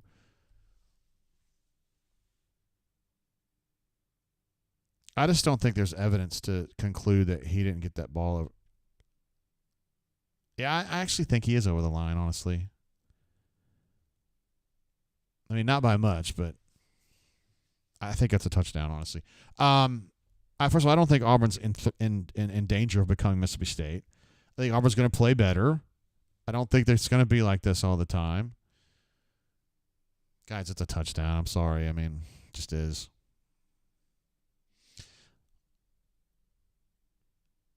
Yeah, I think that's the right call.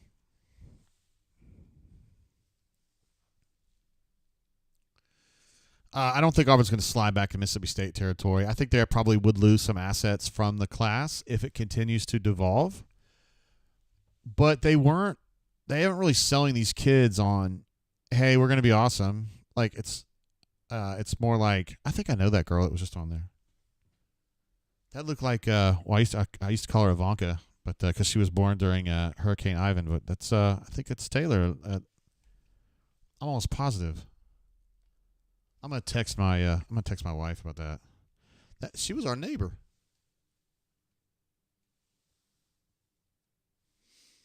That's Junior's daughter.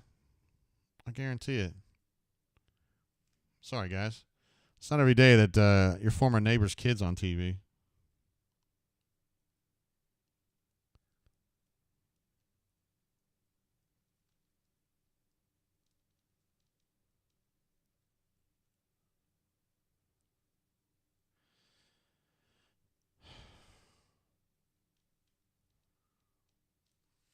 I just always call her Ivanka because she was born during the Hurricane Ivan. All right. Going back. My bad. Y'all don't care about my neighbor. I understand that. So you got to try to hold the class together. They didn't sell these kids on, hey, we're going to be awesome. Come be part of this awesome. It was like, we need you to get us better. And also remember that you got to think about it a little bit different in the sense that we are in an NIL era, and a lot of these commits, you're competing for them with money. And if you continue to have a need for them and you're going to pay them what you agreed to pay them, you're still going to be able to hold a lot of people that maybe you wouldn't have before. So, not yet. Now, if Auburn just gets absolutely booty blasted for the next 4 games, that's a different situation there. But I don't know.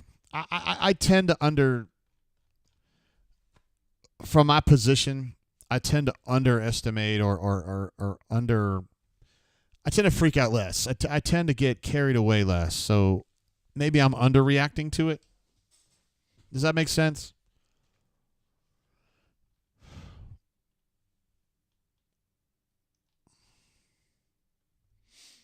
Blake says the fumble by Damari and the interceptions are the difference here. There's no doubt about that. In fact, I would just argue the fumble itself, right? Let me go ahead and update Arkansas's tally. I got so ahead of myself. On Senior, Junior, and Leanne's daughter on TV there. That was crazy. All right, so Auburn's got a lot of work to do here. As they like to say, eastbound and down, loaded up and trucking. We got a long way to go and a short time to get there. That is the truth. My man in Scotland says, if the tip, get it in, well, then it counts, man rules. It's man rules. If tip goes in, it counts. It's just basic stuff we all know.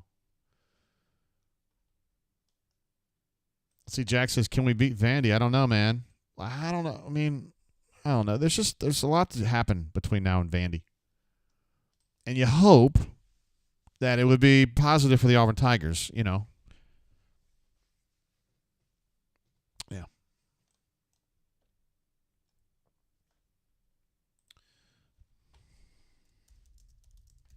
Texting with J-Head here in a little bit. This is a tough one. Again, I predicted Auburn to lose this game. I didn't want to, but I just felt like Arkansas was better. I had no idea Auburn was going to have this many giveaways. That wasn't part of the plan.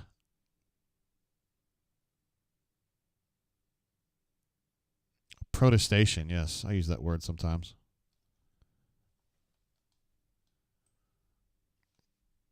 Over his frequent protestations. DP asking about the DL from Michigan, Nathaniel Marshall. I mean, I don't think. I mean, no, I don't think that's a big deal. No, he is a big deal. I just don't. I don't think this class is just going to all fall apart.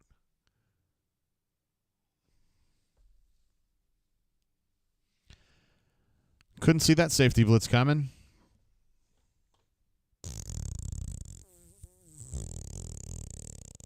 I'm Chris Hansen with Dateline NBC.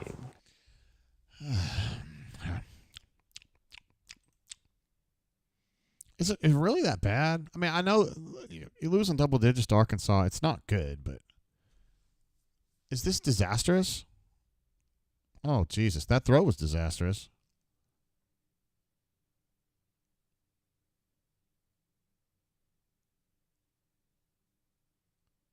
That girl's face says it all right there. She's just trying not to laugh. She's like, what is this? What school do I go to? I mean, is this really the football team for Auburn?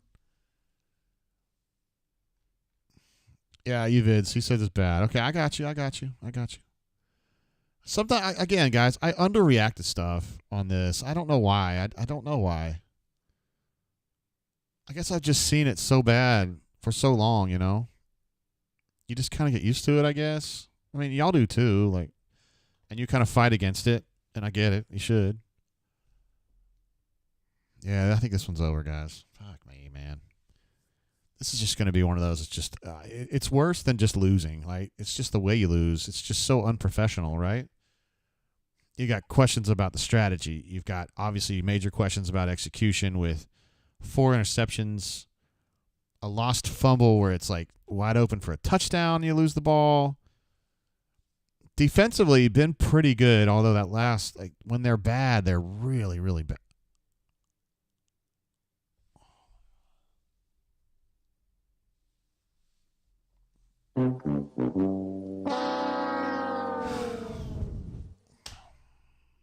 Sometimes may be good, sometimes may be shit. Oh, my goodness. Hold on, Ryan. He says, anyone blaming this on the quarterback is a fool. I'm not blaming Peyton per se, but he and Hank together, 4 picks, that's a big deal, man. That's a really, really big deal. I mean, that's a big, big deal. Super, super big. All right, Poppy Clan jumps in with a super chat. Love Auburn.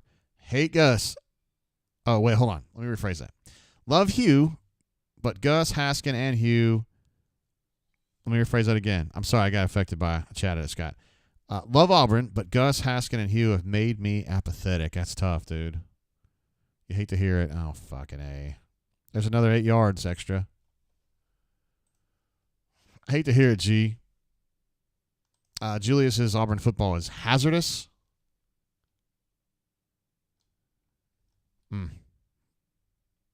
Young Bezos gives us a yikes. Bobby Petrino with a very satisfied smile on his face. Ryan D says 6 turnovers, boys. Ain't no lying. Let's see. Hold on. Ambitious engineer giving me trouble now. That's my fault. Let's see. JG, all that capping for free's got to stop. He's done a horrible job of coaching this team. Tell Stoltze to. He says that I've been capping for freeze. Me. I haven't capped for him at all. I predicted him to lose this game. I didn't think he'd lose it this way. I think he's done a great job with recruiting, and I think that he, and pardon my French on this phrase, I feel like he's kind of lost his balls. And I felt that last year, part of the way through the season, and I just haven't seen any evidence that that's not the case. It's just my opinion. I feel like the redemption tour made him a much better person, and it made him a worse football coach. It's the way it looks to me. I really do think he's a much better version of himself. Not that you guys give a shit. You're not paying him to be a better version of himself. You're paying him to win football games, and he ain't getting it done. But I think in the process of becoming a much better person, he is now not as good a football coach because he is too sympathetic to things, to people. You know what I mean? CDF jumping in with another super chat. We love this guy. He says, we wait all year for football season to roll around. The fuck is wrong with us? Man, I'm glad that you guys can have some humor about it. I mean, you kind of have to in a way, right? Appreciate you, CDF. Questionable call says, if we go 4-8 or 3-9 and class falls apart, what happens? All right, so there's no scenario in my mind where he gets fired, unless something, unless it's like a scandal or something. I think just performance on the field. I don't think he gets fired this year. Right. So if they go 4-8 or 3-9, which I don't think is going to happen, but I'm following through with what you're asking here. I don't think the class falls apart completely, although you could lose some really important nuggets out of there, and it goes from like a top 3 class to like a top 10 class or top 12 class, whatever. Again, he's going to be here next year, barring some cataclysmic event that I don't see happening. And then you just got to re-rack it and hope for better. And you got to hope these dudes that come in, that he he respects the portal more. You know, they kind of adjusted their portal approach about halfway through last time. They did better in the second half, but for most of the big game targets were in the first half of the portal season, and they had the wrong approach, and they essentially lost all of them. So there's a lot of work to be done. There's a lot of work to be done. Let's see. Hold on. I want to get some of these. Don, my man Don, what up, bro? Jay, did you just say we won't go 4-8? Yeah, I'm not looking at the schedule. Well, they got Arkansas schedule up right now, but no, I mean they don't. I don't think it's a 4-8 team. I mean, I'm just speaking in generalities. Like a 4-8 team to me sucks. Like a really bad team. This team has some flaws. Don't get me wrong, and then coaching being one of them. But I don't think they're dog shit. They play like dog shit today. Oh, this poor guy. He was really struggling, isn't he? It's because, Auburn sees itself as much better than Arkansas. And it's a thought that I believe in too. Usually I think Auburn's a lot better than Arkansas. I mean, just absolutely knocked them around last year. Cassidy P says, Cassidy P with the super chat. 2024 was etched in stone when Hugh doubled down on Razor Ramon. Hey, that rhymes, bro. I'm contemplating what a mediocre portal quarterback could do for us. That said, have to get an actual SEC quarterback starter for 2025. I completely agree. This tripling down on Peyton is in keeping with what I was talking about earlier about his spiritual and his spiritual maturation or improvement, however you want to look at it. It makes him very loyal to people, and I think his loyalty, particularly to Peyton, and I don't mean this, I'm not trying to single out Peyton. He's a good kid, and he's doing his best. He hung with him when he shouldn't have, and we watched him last year. He's essentially the same guy he was last year. Travis J, what's up, man? Glad to have you back. Says Jay, this is rough since 2020. Yeah, 2020 was the year they went 6-4 and fired Gustav. Isn't that right? And of course the Harsin debacle, and now really you almost have to say the Hugh debacle. Now, I mean, this is just not going well. It hurts for me doubly bad. Because fucking Petrino, man. Like he was just such an audacious dickhead when he was here as a coordinator. I couldn't stand dealing with his ass. And then he goes to Louisville. Or I guess he went to Louisville, yeah, and then ended up at Arkansas, and he's a dick there. And he went to the NFL, and he quit on his team. He's a dick there, and he's just a dick. I don't know. Like, I hate seeing dicks win, but it happens sometimes. Don says, well, time for girls we want to respect. We've got some pretty ones tonight, including Jenny Taft, who will be on the line with us tonight talking about her new haircut. We got to do that. Crawdaddy says, at least Jesus still loves you. That's right. Jesus loves you and I too. I'm not going to get into any religious chat, but you know what I mean. Young Bezos says, why are we calling timeouts? Hey, man, a 10-point touchdown, and we're right back in this game, so I don't know what your deal is. Stop being such a hater.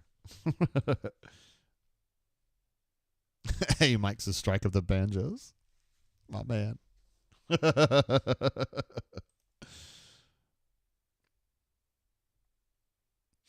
So you run a 24. The degree of forgiveness / redemption of his personal story to then project that against where it can't work, a.k.a. Thorne.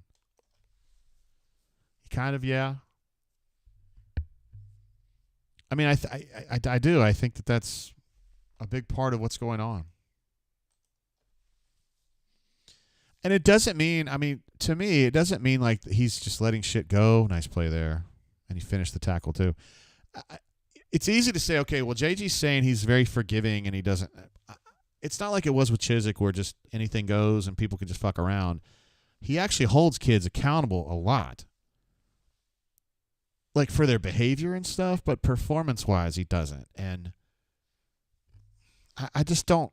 It's a really long stretch for me, and I felt this way all along, Why did he triple down on Peyton? I don't understand. We kept saying, what does he see in Peyton that we're missing? And we would talk about it on the rundown, and like we'd talk about it privately and stuff. Like, why does he keep believing in this guy that is, and I'm not trying to belittle Peyton, but I mean, he's just mid, right? He's just average. And then we're going to throw the Superman cape on Hank and expect him to be, you know, Aaron Rodgers out there. And he obviously had a terrible day today. And now you're back to square one, really, where it's like, okay, now you don't know which quarterback you got.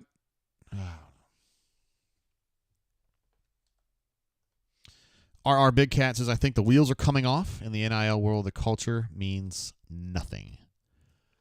Well, the good news for that is Auburn's got a lot of money, too, so, and some really smart people managing the money, so you got that going for you.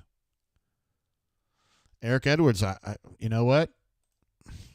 If people are out there expecting me to rage against someone saying this, you're wrong. This new enlightened Hugh Freeze sucks as a football coach. I would not use the word sucks, but I would say, you know, he's not what I thought he would be at this point. And he's not what he was at Ole Miss, and he's not what he was even at Liberty. I thought he was more of a killer at Liberty, and he hasn't been here. And, I mean, it could be something else. I don't know. I don't know the actual, you know, why it's like this. I just know that it's like this. 9 of 19 and 5 of 11 are the third down situations now.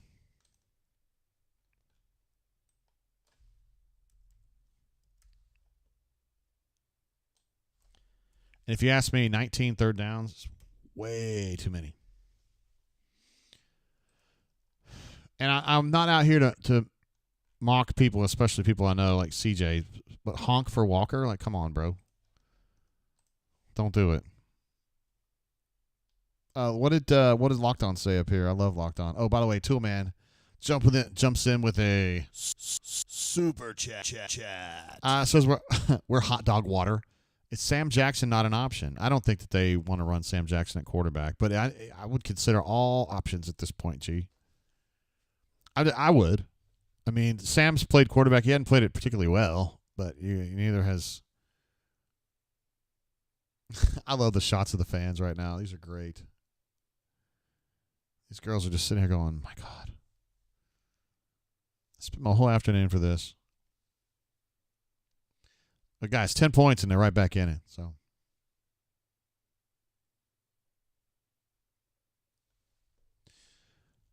Lockdown says it feels like 2012 all over again. Thanks, Tim. I appreciate you always being here with us, both on this show and the Bourbon Show as well. Says it feels like 2012 all over again. I'm trying to remember 2012, specifically what was going on that year. That was Tommy's last year, right?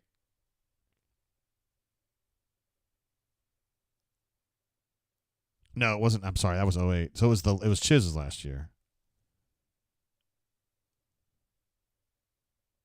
Okay, there are some similarities when I think about it. So Chiz and his guys recruited at a high level. That's how Gus was able to come in 2013 and kind of get it going real fast because he had players. They just needed a quarterback, and they found one in Nick Marshall. Auburn certainly needs a quarterback, and I do think that if they had a good quarterback right now, a Taylon Green, somebody like that, I do think this would be a much different situation. So do you see what I'm saying? Like, we could talk about a lot of things that are going on that aren't going well, and I think you guys have a lot of good points, but really, at the end of the day, if Auburn's got fucking Jarrett Stidham, or it doesn't, you don't have to have an all-SEC quarterback, just like a good one, I think they're fine. They win the Cal game. Okay, so they come into this game 3-1, probably win this one, and they'd be 4-0, and everything will be fine, and the class will be fine, and everybody will be content. And it just comes down to a misevaluation on Peyton, and then a doubling or tripling down on Peyton, even when we all knew that Peyton was not very good. I honestly think it comes down to that.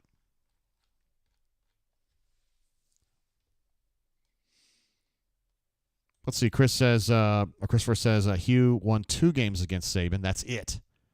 We are not a serious program. I think Auburn's a serious program, but this Hugh thing's not working right now. This team's not working right now. Thomas K says Auburn should have gotten a portal quarterback. I agree with you 100%.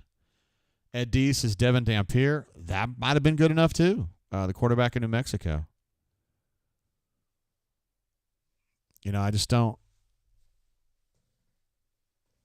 Runner 24 asking about Kyle McCord. Who I don't think Kyle McCord was really an option. Who went from Ohio State to Kyle McCord. I know he's playing somewhere good. He's been pretty good. I forgot where.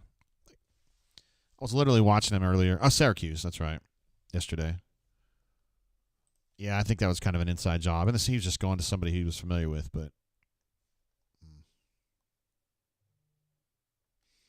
Russell says, no frat boy is getting laid tonight. Sad weekend on the plains. Tragic. Hey, man, you should be able to overcome this. If you're an absolute G, you'd be able to overcome this. I mean, you might not get as far as you want, but you should be able to at least close. All you got to do is, show show that you're in touch with, your feelings and listen to her complain about this shitty team and tell her she looks great and that you really like her clothing choices and that she's a really smart person. She's someone who really inspires you to be a better man. I think it'd be fine. If it sounds like I've been there, it's because I've been there. CJ says you said Syracuse wrong. No, I didn't. It's not Syracuse. It's Syracuse. Thank you for this. This is my TED Talk. Ryan says, I'm an absolute G, like JG. Good to hear you, Ryan. We should all be closing, even if Auburn sucks. Poppy Clan says, bring on Allen, a.k.a. Allen Head. J-Head. You may know him. And D. Dean Todd asked the right question of the day. Did the Eagle fly good? Absolute stud for asking that question, because that's really what matters.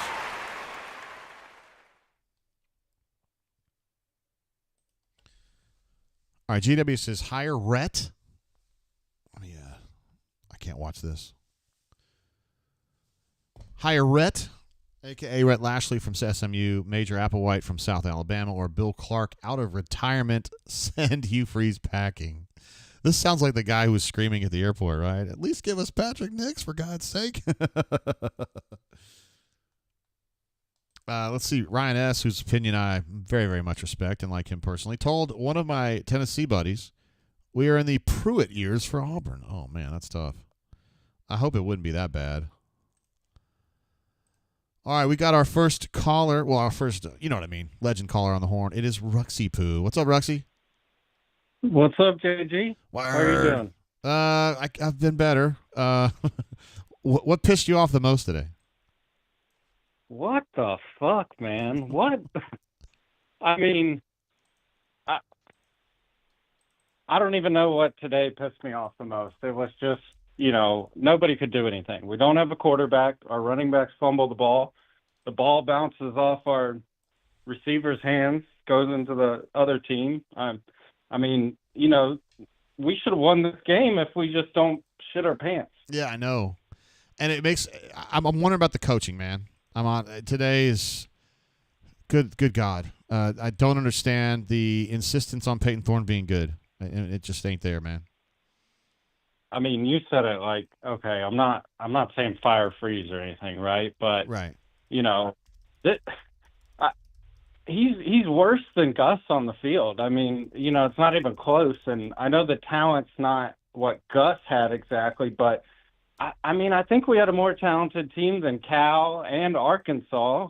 And the bad thing is, I wish I could say this was one of the worst Auburn games I could remember recently, but it's not even, Okay. It is pretty bad, though. I mean, it's kind of impotent. 14 points against Arkansas, like at home. Jeez Louise. And they just killed them last year. It's pretty bad. I know. Who do we beat left on the schedule? I guess we have Birmingham Southern or something. I mean, I don't know. I don't know if we beat Vandy. They've got the quarterback who beat us last year at New Mexico State. I mean, I'm sure we'll win a few games, but at Kentucky, I mean, their defense looks pretty good. Yeah. And right now our offense can't score on anybody above the group of 5 and FCS schools.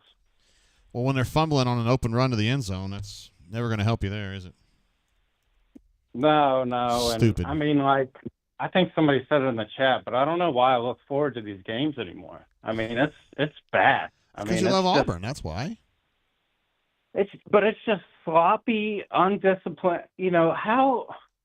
How do you fumble the ball like that? Like Alston did today.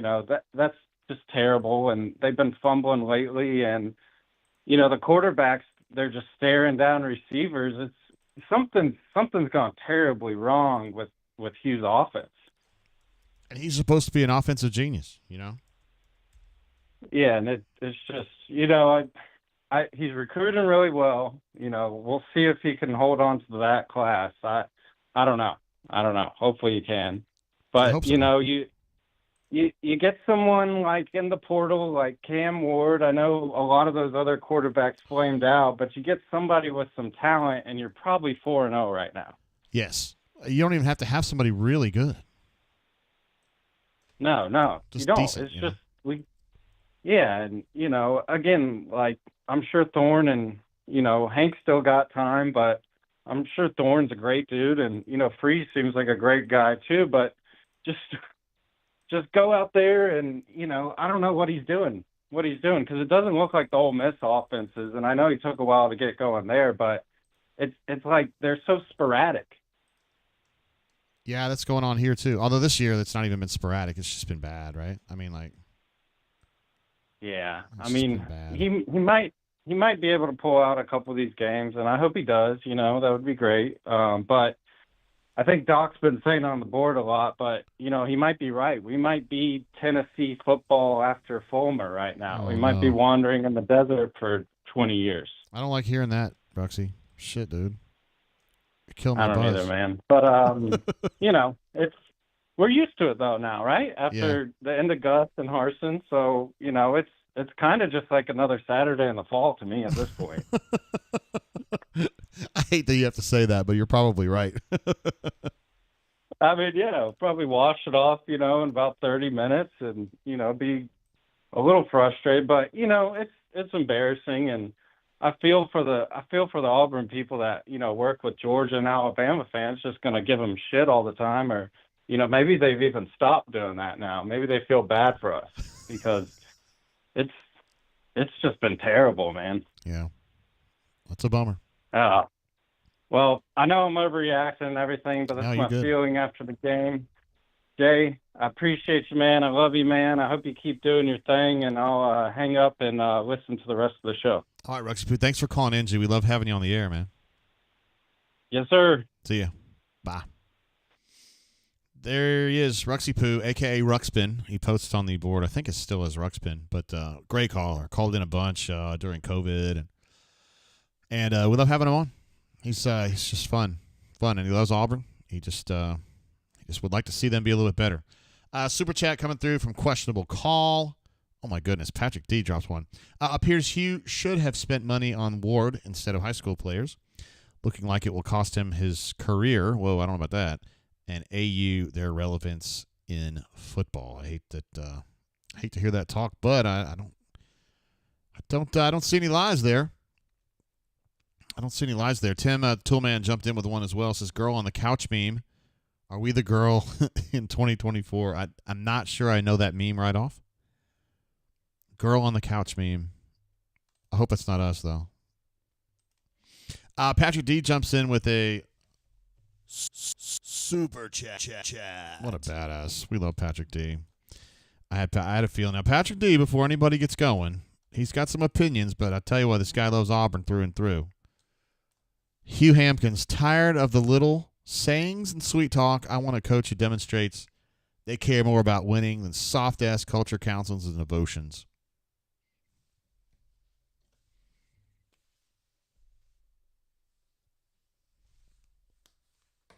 He's here to win games. He would argue, wrongly in my opinion, that he is also here to guide young men, which is certainly part of his job. However, he's also paid to win games. Coach Chet, Chet Williams, has changed a lot of lives in his life. He's done a lot of great work. He's run a lot of devotions.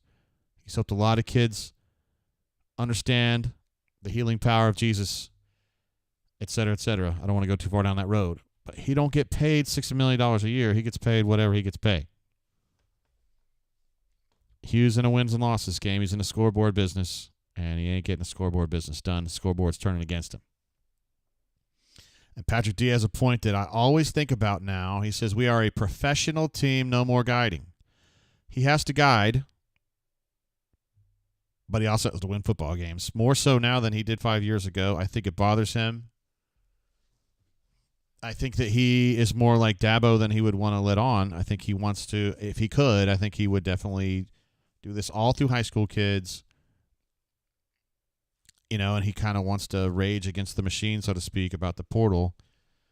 But, this is just life in the fast lane. And if you don't want to do that, you can go coach at St. John's, Minnesota, in Division III and make $120,000 a year, and you don't have to worry about that. One man's opinion. Chad says, go Hogs. Congratulations on the win, G. Well-deserved, in my opinion. Took advantage of all the silly mistakes Auburn made and also got outplayed, in my opinion. Auburn did. The Auburn defense, I thought, had control of Arkansas's offense for a time, and then it didn't. Taylon Green was significantly better than anybody Auburn had. And Larry Joe says, can Jesus tote the rock? Jesus was a quarterback, I'm sure of it. We got a call coming in from my man Hornatius. What up, Hornatius? Nothing much, brother. How you? Hey, have you got permission to call? She'll be home in a few minutes. So, if I wrap it up soon enough before she gets home, I don't have to ask for permission. Ooh, that's pretty sweet, man. You guys must have been married a long time for you to get that kind of latitude. Dude, yeah. She says whatever I do when she doesn't know, as long as it doesn't involve me, leaving the house, talking to another woman, drinking a beer or something when she's not around. Yeah. She's fine with that. Okay. But she said you had hair like a woman, so you're sort of in the gray zone. Hey, what I got to do with this? You brought it up. I'm not sure gray zone's the word I would use for this deliciously coiffed hair. Pink zone. How about fuchsia zone? Yeah, whatever. Speaking of fuchsia, Hugh Freeze. Yeah, man, I want him to work out. I do. And, man, I love the way he's recruiting, and I know it takes some time, and I know we were in bad shape and all that. I know all that. I know. And I want it to work out. But, you can lose to some teams and all this, but culture-wise, to set the tone, the tone isn't go out and try to run trick reverses to just make 4 yards or, it's stupid. I don't know right now. We don't have anything at quarterback. At all. I don't think Hank did that bad. I know there was a couple bad reads, but you expect him to have some. It just sucks they were back to back, and must convert situations. But he's not the answer. Thorne's not the answer.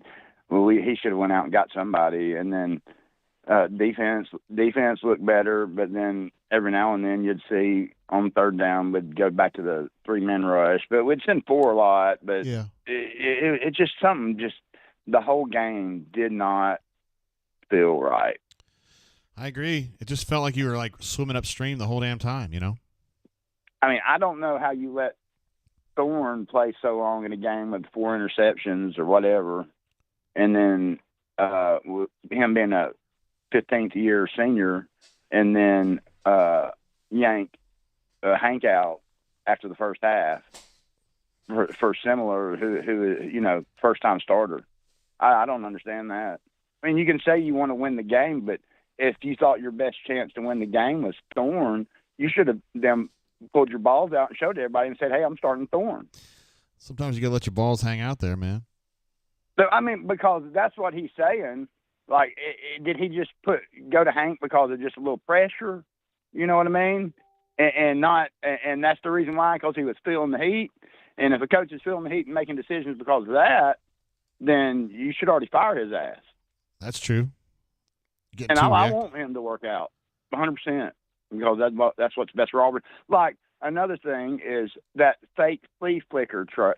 I mean, I know it was a good play. Yeah. We made a few yards out of it. Sure. But how much of our practice time every day did we dedicate to devising, developing, running, and trying out the best players to run this play, fake flea flicker play this week? I don't think it takes that long. I don't give a shit if it's 3 or 4 minutes a day, but 3 or 4 days a week, and that's it. And a regimented practices, those 15, 20 minutes dedicated all week to that is wasted time, in my opinion. Word. When you could be doing something better that actually helps you more, right? Correct. Like the basic shit. You know, like catch a ball or how to read a cover versus man defense. You know, anything. You know, Auburn still on this game, as bad as it was, they averaged 5.6 yards per carry. I know. See, and that's what gets me. Like, we didn't lean on the run the first half when it was clearly working. We come out, and so it's clearly working the first half. You're thinking, second half, they're going to come out and pound their ass. And they don't. They go pass, and, you know, that's it. Yeah. I don't understand that. They did it in the Cal game, too, and then they did it again today. Yep. No, I just don't understand it. I mean, the defense played a lot better. Third down defense, was spotty. You know, it was terrible in the first. I guess a little better in the third, in the second. But second half, and not, you know, wasn't nothing to write home about because we got our ass beat. Yeah, I mean, it's a scoreboard business, G. Yeah, and that's just it. Culture. You know, you win the games you're supposed to. I mean, we were despondent after halfway through the first quarter. I think most people felt we're not going to win this game. And win the games you're supposed to. Make everybody feel good about that. The ones that you're not, you get beat pretty bad, 1 or 2, that's fine. Compete in a couple more, and people will accept that. People will accept that. But you know, we're not even close to that. Yeah, no, I didn't. I saw the defense. No, you're good. I saw the defensive fighting until the end, but the offense, I felt I didn't see that. Yeah, the defense fought as long as they could until they didn't have no more fight in them because they were just so worn down. Yeah. You know, I give it to them, but you know what? If that's still their job, and if they're so gassed they can't do it, you put the third string person back there. You know, if you're going to have somebody that's so gassed that can't do it, at least have somebody that's fresh that can maybe do it. And I'm not. And that's just me. That's not even me really criticizing the coaches. That's just me thinking, you know, that's your job, man. Yeah. Put some people out there that can do it. That's what we pay you for. And they're getting paid now. Yep. Yeah. Oh yeah. Players too. I was talking about the coaches, but yeah, including the players. Yeah. That's what we pay you for. Mm-hmm. And that's crappy now that's how it is. But you know, if we're paid, you're right. We're paying you, and you're not, and we lose. We should turn over the roster. I mean, if we're paying them. Yes, you're right. That's what they do in baseball. I mean, if you're the Yankees, or if you're a crappy baseball team or somebody, and at the end, and you want to compete, you turn the whole damn roster over. The whole damn roster. I mean, I don't care if it's after 2, 3, or 4 years. You ain't doing that. I mean, I know it's not, and it's not feasible. It's not logical, and that's not how college football works. But I mean, if you want to get players want to get paid, coaches want to get paid all this big money. Big money is big ass responsibility. Yeah, and they're not getting it all done. right, brother. Great show. Hey man, I really appreciate it. You and I go back and forth for fun on the board, but I love having you around. Oh no, I mean people know. No, yeah. People know. People know. They're in on the bit. All right, man. See you later. Bye. All right. Me and Hornet used to do that on the board and shit, but I love that guy. He's great. I don't have a brother. I never had a brother, but he's one of those guys in the community that kind of make me feel like I got brothers. Dion jumped in with his second super chat of the day. We appreciate you, G. He said, is it me or does this offense look worse than last season? Yeah, at this point. I mean, it's just so turnover prone now. I think from a procedural standpoint, it's similar, but like the turnovers are just deep sixes. Anything you're doing good. Thanks for all your coverage. I don't think I've missed a brain drain in a few years. Appreciate you being part of the fam here, G, and for your super chats and support what we do. I know you're disappointed with the way Auburn's playing, but I haven't seen you be super, super negative, and it's appreciated. G, not that Not that some of our negative members are wrong or anything like that. Just saying, appreciate you being around as a voice of reason. Ryan S., one of my favorites, former Auburn player himself, said we did not look like a disciplined team in any facet of football. This team regressed after last year. I'm not sure how I feel about that. They certainly regressed today. I mean, the turnovers have been horrible, and it's been like this all season. Auburn's got to be one of the top couple teams. Let's see, Brandon J. 14 turnovers in 4 games. It's just, and you're not even. This is, excuse me. It's not. You're not even playing Georgia. Like, you haven't even gotten to that stuff. You're just playing kind of what I would call regular people. You know. Patrick D jumped in with another super chat. This guy, unbelievable. The team is soft because the coaches are soft. The staff is a failure thus far, and that is not based on wins and losses. It's based on a lack of preparation and execution. No fire. All on Hugh. I personally probably wouldn't go that far, but there's some truth to that. And I was talking earlier a little bit about, I think Hugh, in his a very justifiable and noble search for himself the last 8 years, trying to become a better man and stuff, he's done it. I mean, I think he's a really good version of himself now, but in so doing, I think he's become very willing to give other people some space, where when you're the leader of an organization that is so competitive, it ends up kind of messing things up, and I do think that's a factor here. But we can sit here all day and call Hugh a puss, and I think there would be some truth to it. But if they had a decent quarterback, Diego Pavia would be fine. Ryan McCall would be fine, or Ryan McCord, excuse me. The kid at Notre Dame would have been fine. Fuck, Brock Vandegrift probably would have been good enough. Just somebody solid. Don't have to be all conference. They're 4-0. Yeah, this game would have been tougher. They definitely would have beaten Cal. And you think if they only have 2 turnovers instead of 5, like, they probably are a touchdown better than Arkansas today. And if you've got a really kind of a game, if you have a quarterback who's solid and has a game-changing kind of day, you know, like those days when Jarrett would be off his ass and, you know, be 25 of 28. He would have some days like that. Now you're up, you're up 20 on them, and it's fine. It would all be okay. He just made a really, really bad read on Peyton. I'm not even mad about last year. Like, Peyton was mid last year, whatever, and we were underwhelmed. But he doubled down, and he came into this season saying, he's going to be better, and I just don't. I don't see it. Stu Pup jumping in with a super chat. A guy who's been with us, super chatted us. He's leading the league in super chats. There's no doubt about that in all time. Lock in, folks. This season's going to get worse before any possibility of it getting better. I don't see a lot of reason for optimism at this point, but I also am somebody who thinks that when you've got a team like this where it's pretty young, you've got lineups changing a lot, I don't think it's linear. So I think they could come out against Oklahoma and be significantly better, and I think they could come out against Oklahoma and be significantly worse, and I'm not sure which one it would be. I'd be tending toward worse, just based on Juju, and not Juju Lewis, but Juju, just mojo. Yeah, just the way the team's feeling. You go out at home and you kind of lay an egg like this, and you get so sloppy with the ball, and I would worry, if I were Hugh, how it would affect my team's just general psychological situation. Mega Tiger says, not even Mega Tiger can pump sunshine on this shit show. Time to move on before this recruiting class gets Billy Napiered. Boom. Wow.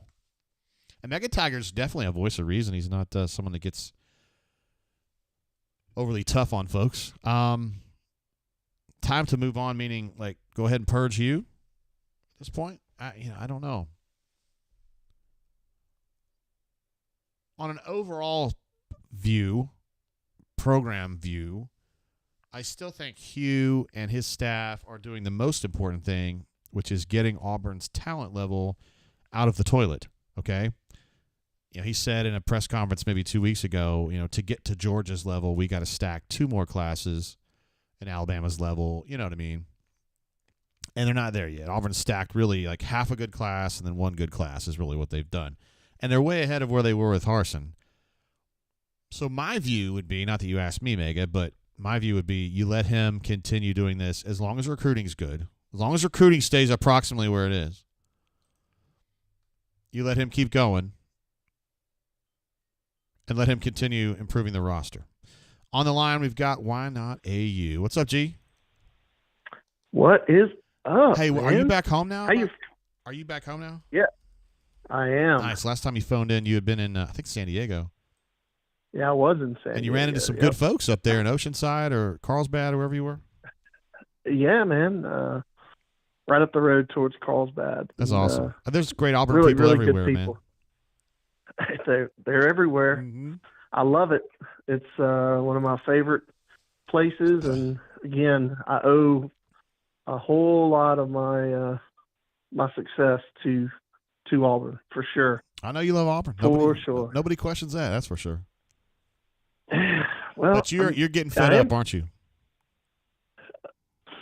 Well, I mean, I think everybody knows I'm stick to my guns. I'm not fed up in terms of just on the W and L column.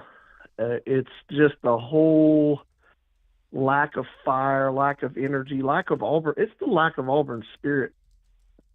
You know, it's just I don't know, man. I'm more upset about the lack of. It just seems like, oh, it's okay to lose. I mean, it really does seem that way. I'm sure it's not, but to the fan, you know, all we hear is excuses. All we hear is how the players screwed up because the coaches only called one bad play at one of the games. Yeah. No, man, they're the problem.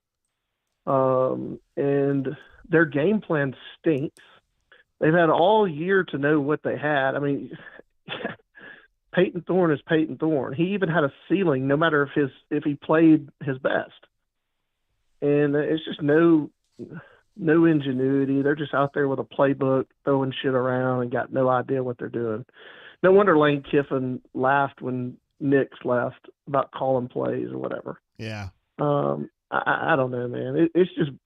It's bad in terms of just the whole vibe. I don't like it. I don't like the apathy from our fans. I'm kind of pissed off about it, quite honestly. But, you know, especially the people that don't give to Own to Victory, that don't give to the school. Yeah, you got a right, just like anybody else, to say something. But come on, man, at least put skin in the game and try to make us competitive with these other schools. It takes money, it takes support, and yep, I know I get just as pissed off as everybody else, but I'm never going to stop supporting Auburn ever. I respect it, man. So, I mean, you're a good part of the family. I mean, that's the truth. And I know you don't want to get fed up. I think people say, "Why not?" You gets mad. No, you don't. You're just tired of losing all the time. Like that's your problem. And yeah, it should be your problem. No, it's not even losing, man. It's the way we're going about our business. Like the way we lose, even sometimes the way we win under these last regimes, and the wins were very few and far between. It's just not Auburn. It's not Auburn football. It's not that intensity, that tenacity that we're used to seeing and having when we were good. And that all starts from the top. You know, it's whether it's Gustav or Hugh Hankins or Hankins Hugh or whichever one of these clowns is in the driver's seat. Mm-hmm. They're not Auburn people. And yeah, I'm not going into this creedism and stuff, but at the same time, man, you don't have to be an Auburn person per se to come in and create the culture that we're known for and that we've won in the past for. It's just not there, man. It's lackadaisical. People go through the motions, and then they go and do some nice platitudes and do culture council meetings and make themselves feel good about themselves and pat themselves on the back. Never to worry about, oh, we lost again. Yeah. Just another loss. But it looked really we did good. doing. We did good on our acronyms and our sayings this week. We got an A for that. Well, so a questionable call was a great chatter. He said, "Bro, this is not on the fans. This is not a question of a lack of financial support. This is an abject failure on the field." I think he would agree with that. Tell him I agree. Yeah, tell him I wholeheartedly agree. But I think that's the problem, man. It's the catch-22. Like, just knowing what we know about the competitive nature of this new professional sports that we're in, we can't. It's so hard, man, because you want to try to voice some sort of discontent, and a lot of times the way to do that is, well, you don't show up to the game, or you stop giving. But actually, we need people to give because we can't lose any momentum. We're already losing some, and the more we can get people to give, and the better we are. And I know that's hard, and I do agree with what he said. But man, I just don't have any answers right now, JG, other than I'm going to keep cheering for these guys. I'm going to keep giving. I'm going to keep doing what I do. But I don't like what I see, and I don't think it fits Auburn. And it's not. It's an embarrassing display of who we truly are, and I just don't like that. And that's not a win or loss thing. It's just the way we're going about our business. I can't stand it. Yeah, because it doesn't match the shit that you do in your own in your business life. Yeah, I mean, it doesn't match what tons of people on the bunker do every day as Auburn men and women. It doesn't match anything that we're about. It's just a lackadaisical looking bunch of bullshit. That's what it is. Got to get solved, but you know what, man? Thanks for covering it. Thanks for being who you are with your team and giving us the good news all the time. And hey, man, let's just keep popping. That's all we can do. Yes, sir. Can't lay down and bleed. You got to cowboy up, JG, and roll with it. Yes, sir. All right, brother. Thank you for your support all the time and for calling in, man. Oh, You're thank badass. you, man. Thanks to everybody on the bunker and the chat. They're awesome. All these folks are awesome. All right, man. We'll see you. See you, man. Bye. There he is. Why not AU? We love him. Again, some people, it's kind of easy to misinterpret him sometimes because he gets really fiery because he's got a lot of passion, and he really gives a shit about Auburn. He just hates to see Auburn in this situation. And I think as Auburn folks, we understand that it goes up and down, right, at Auburn. You have the peaks and the valleys. You've got your Cam Newtons, and you've got your 2008, and you got Cam Newton a year later. You got 2012. You got 2013 going to Pasadena to play for a natty. But it's just kind of like in the stock market, we would call it theta. We're kind of in a theta area where you're just going sideways, and it's not really up or down. I mean, you feel like Auburn's regressing a little bit right now, but I don't know. Dark Side had a super chat there earlier. Thanks for the call. Why not? Appreciate you calling in, Patrick D. Apathy kicking in. This is on Hugh Freeze. Sad and bad is what he says. We will. I didn't really have a. I'll give you this one. Right? Splash.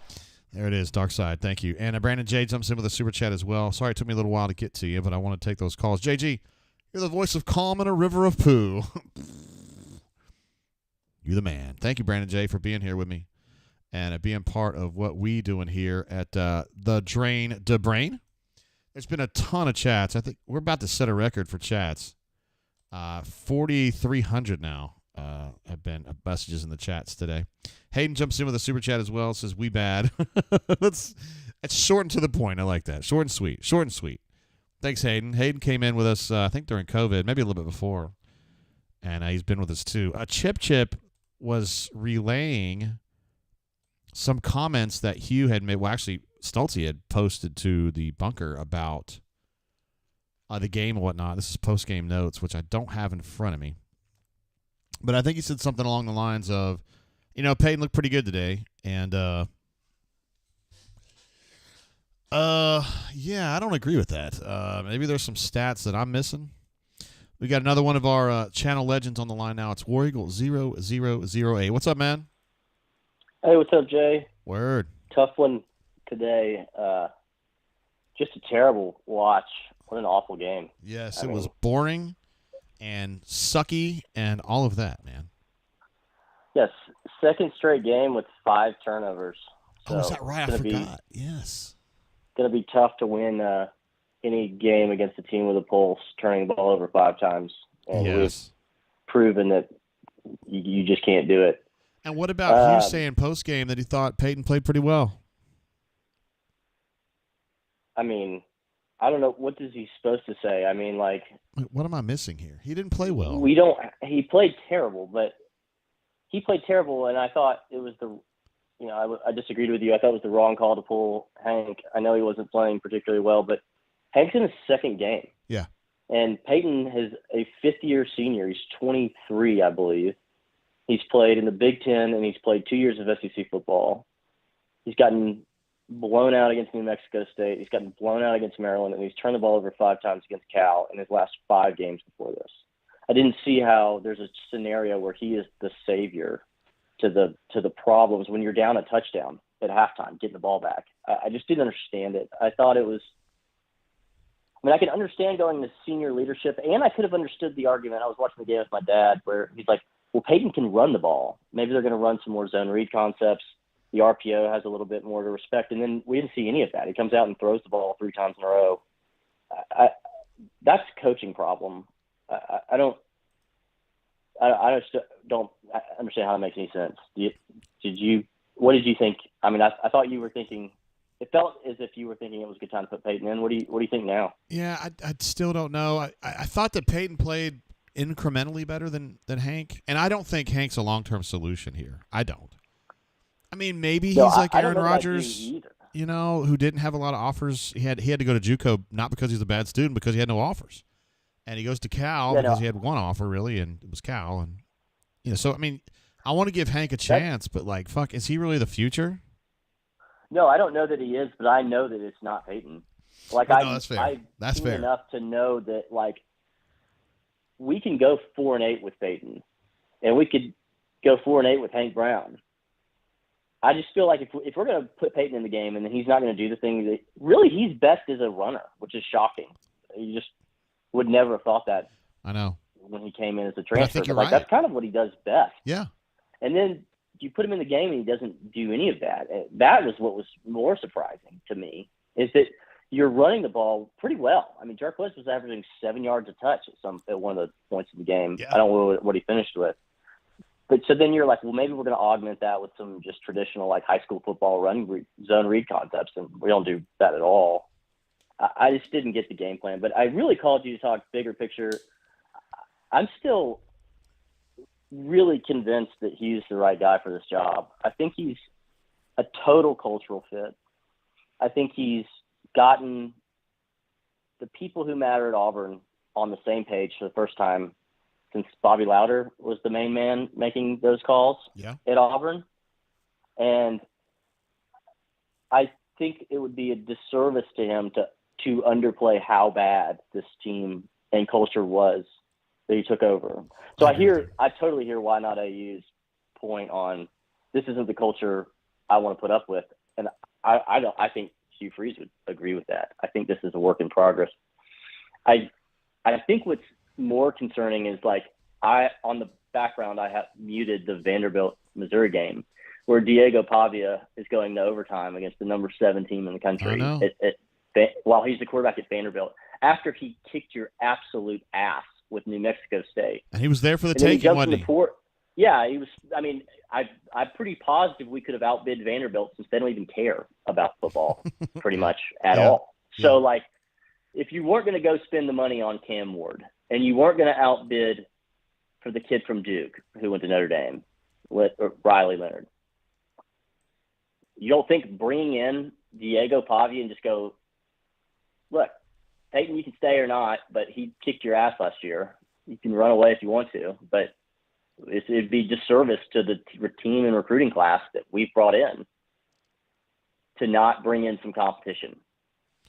That's the part that I hope to see an evolution on. I guess what I'm saying is I'm not I'm in support of Hugh Freeze. I think he's the right guy, but I hope that he's able to learn from some of the mistakes that he's made. And I think it's obvious that high school recruiting isn't the problem. I mean, my goodness, we haven't recruited this well ever in my lifetime. I know. And so, and I don't think we're going to lose a bunch of kids because we're a bad football product on the field. We're a bad football product on the field when they committed. And there might be 1 or 2, but we just need to look competent, and we don't. But what do you think about how he views college football? I guess that's the bigger question that I have. I don't really have a question about can he coach and can he recruit. I do. But there are guys open on plays that, Hank's made bad. I said last week, Hank's made bad throws. He made good reads against New Mexico State. He made a few bad throws he got away with. They didn't get away with them. No. They got picked. And one of them he got credited with a pick that was obviously bouncing off the ground. I don't know how that I was happened. shocked myself, yeah. But what do you think from a big picture of Hugh? Do you think he can become more of a killer? Like, I think Bruce Pearl is a great example of this. He had Javon McCormick play point guard because he said, he's earned it, yada, yada. And then since then, he just ran off 2 point guards last year that he had commit and had played pretty well. Like Trey Donaldson, he's not good enough to win the national championship with his team. He's got to go. And I thought, I don't know if that's going to work or not, but it's the mentality that I think you have to have these days. Do you think you can do that? I don't think so, but I don't know him well enough, honestly. I mean, I'm going to have to ask Stelty about it. But yeah, that might be a good question. Just, and I don't know. Do you think that that's a fair view of the truth, like a view of college football right now? Like, do you think that's a fair analysis? I don't really know what you're asking on when you said college football. I don't. Do you think you have to be more ruthless than the sticking with Peyton and bringing in Hank and this development thing? Like, do you think that works? I do think you got to be fairly ruthless. I do, and I think that's why people like Urban Meyer have been really good. He's ruthless. Nick Saban, who's a nice man in my experience, but he's also ruthless when it comes to performance. And he doesn't have sympathy for kids that don't get the job done. He switches them out. And I don't think Hugh does necessarily. You look at Lane Kiffin. I mean, Lane would be a terrible cultural fit at Auburn. He's a great football coach. But he's also doesn't hardly recruit high school football players at all. He doesn't believe in it. Not really. He has the number 5 football team in the country. I know. And we can't beat Cal at home. So something's changed drastically, is my view.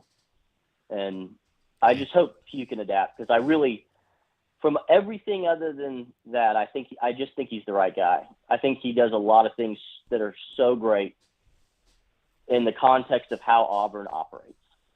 And I hope he can get the right guy under center, and I hope to see us turn it around. But anyway, I appreciate you taking my call, and I appreciate always you. Appreciate the show and sticking with us this year. Thank you for your super chats and always being here with us, brother. Thank you.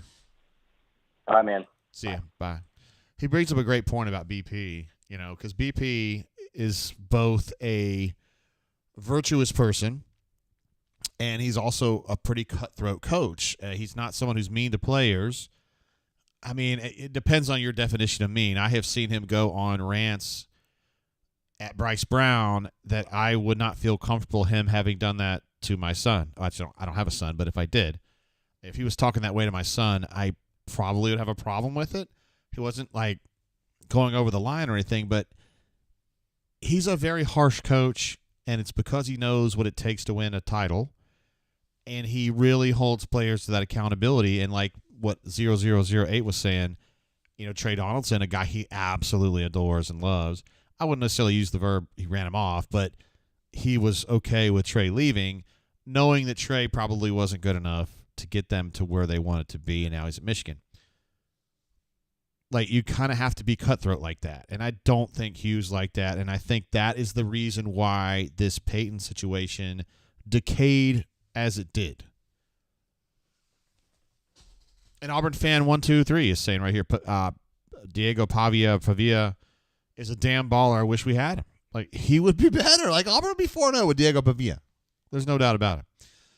MWD, our voice of reason, is now on the line. What's up, brother? Just getting hard to watch, man. I know. It is. I know. And you're a guy who is, you're probably our most sensible, like, wanting to be positive guy, and even you're frustrated,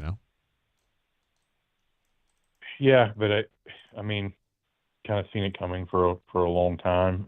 Probably didn't think it would be quite as bad as it is.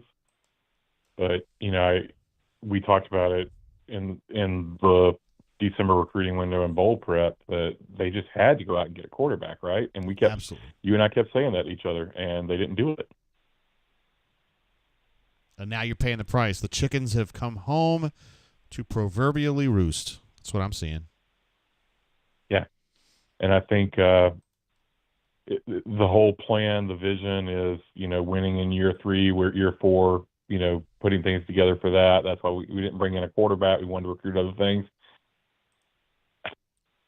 It's a big risk, and it's you're asking a team to stay together through 3-4 years of losing for some of these guys. I think it's 2 years of losing. It might be too much, almost man. all of them. It's a lot. It's okay 15 years ago. That works 15 years ago. Tubb did it, in 99, and Gus did some of that, although he had a great first season. But you know what I mean. You can do it in the old days. But I mean, even Tubbs had a team. His recruiting was looking more longer term, but he brought in Rudy Johnson. He brought in guys just to get enough to immediately, be up slightly above middle of the road. And by 2000, they played in the SEC championship game.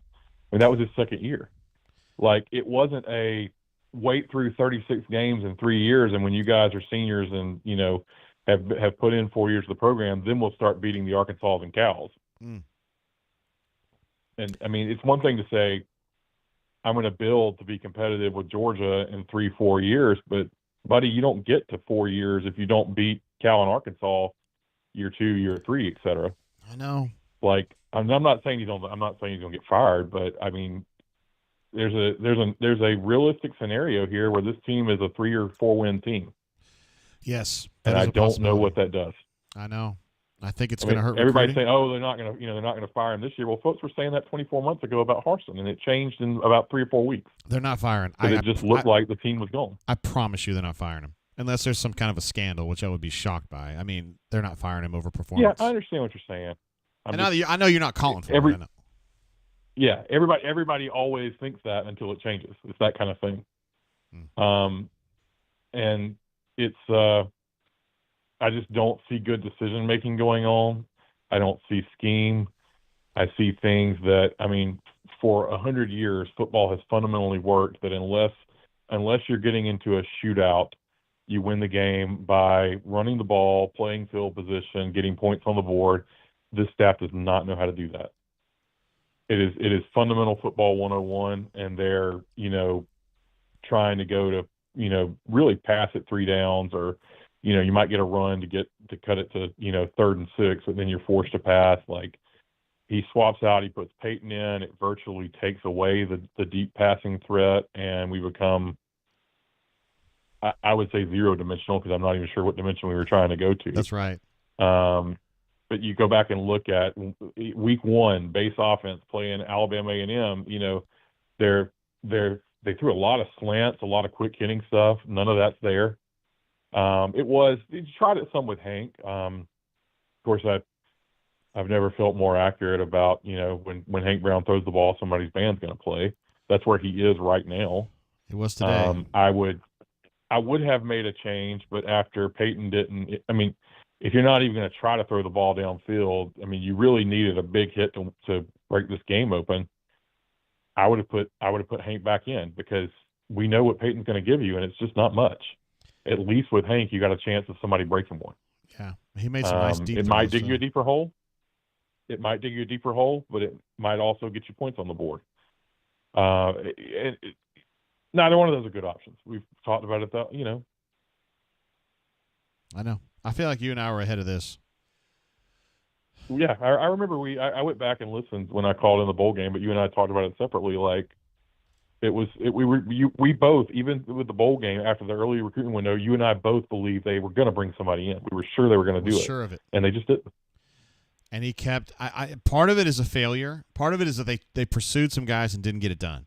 Part of it is that he kept talking to himself into doubling down on Peyton, and it's just a vortex of fuck upness. That's where I just question his decision making and what he sees as a coach. You and I and a bunch of lay people who never coached a football game in our life saw what was wrong with Peyton, and we said, I don't think that can be fixed.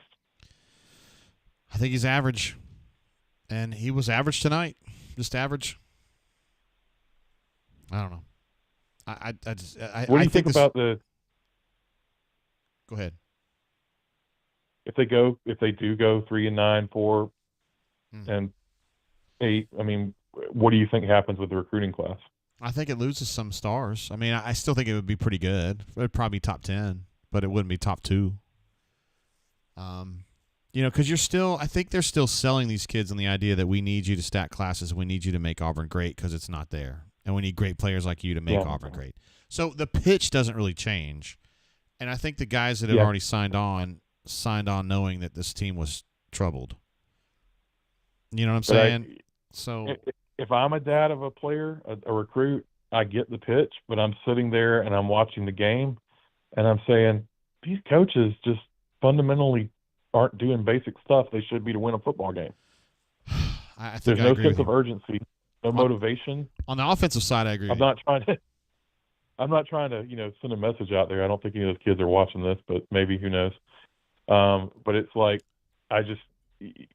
something's got to change with more than just the tangibles are one thing, the intangibles are another one. There's no sense of, I talked about it last year, there's no sense of playing for the AU yet. There's no real pride. There's a few guys that are, but as a team, when they get their backs against the wall, and that's other callers have talked about it, that's home from the top. Like, what's Hugh's attitude when they're in that situation? He was definitely frustrated. He was more emotional today than he has been, but I just don't see him doing anything, whether it's carrot or stick, to inspire people to change their course of behavior during a game. Yeah. Well, we'll just see how this works out, MWD. They're just, I don't know. The schedule don't look good, but we'll see how it goes. Well, maybe we can finally figure out somewhere in here to win one we're not supposed to, and that gets some momentum changing. But Vanderbilt's there's not double overtime with Vanderbilt. Vandy's in double overtime at Missouri right now, so they're looking pretty good too. All right, then. We need a solution to step forward. That's what I'll say. For sure. Hey, thanks for calling in, brother. Have a good one, man. See you. Bye.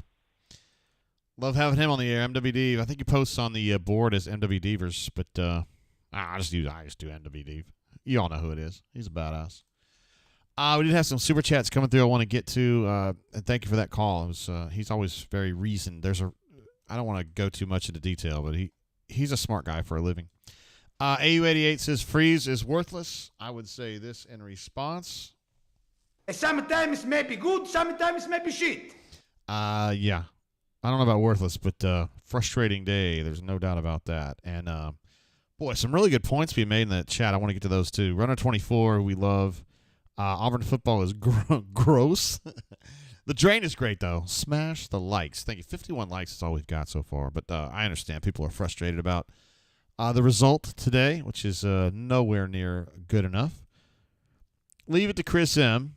to send a cheeky $5.19 super chat. Says, is Hugh 5-19 yet? Can it be hoop season now? Please. Give an applause for that. That's pretty funny. 5-19, of course, what Gene Chiswick's record was at Iowa State before he was hired at Auburn. For those of you who are maybe younger and don't realize that. Mobile alum jumps in. She says, I'm just numb. You hate to see that. Mobile alum is someone who's very passionate about Auburn being good, and she's not reactionary. She's usually okay with some troubles, but this one's just got her wondering what in the heck is going on out there, and I understand what she's coming from. Alpha, just give me like 2 minutes. I got to work through these super chats real quick because I feel weird when they come through and I don't acknowledge them. But we love having you on the air. Ravin says, what happened to us to take such a big step back on the field? Everything looks easy for our opponents, and everything for us is difficult. Great question. Honestly, I would give the defense a pretty good grade.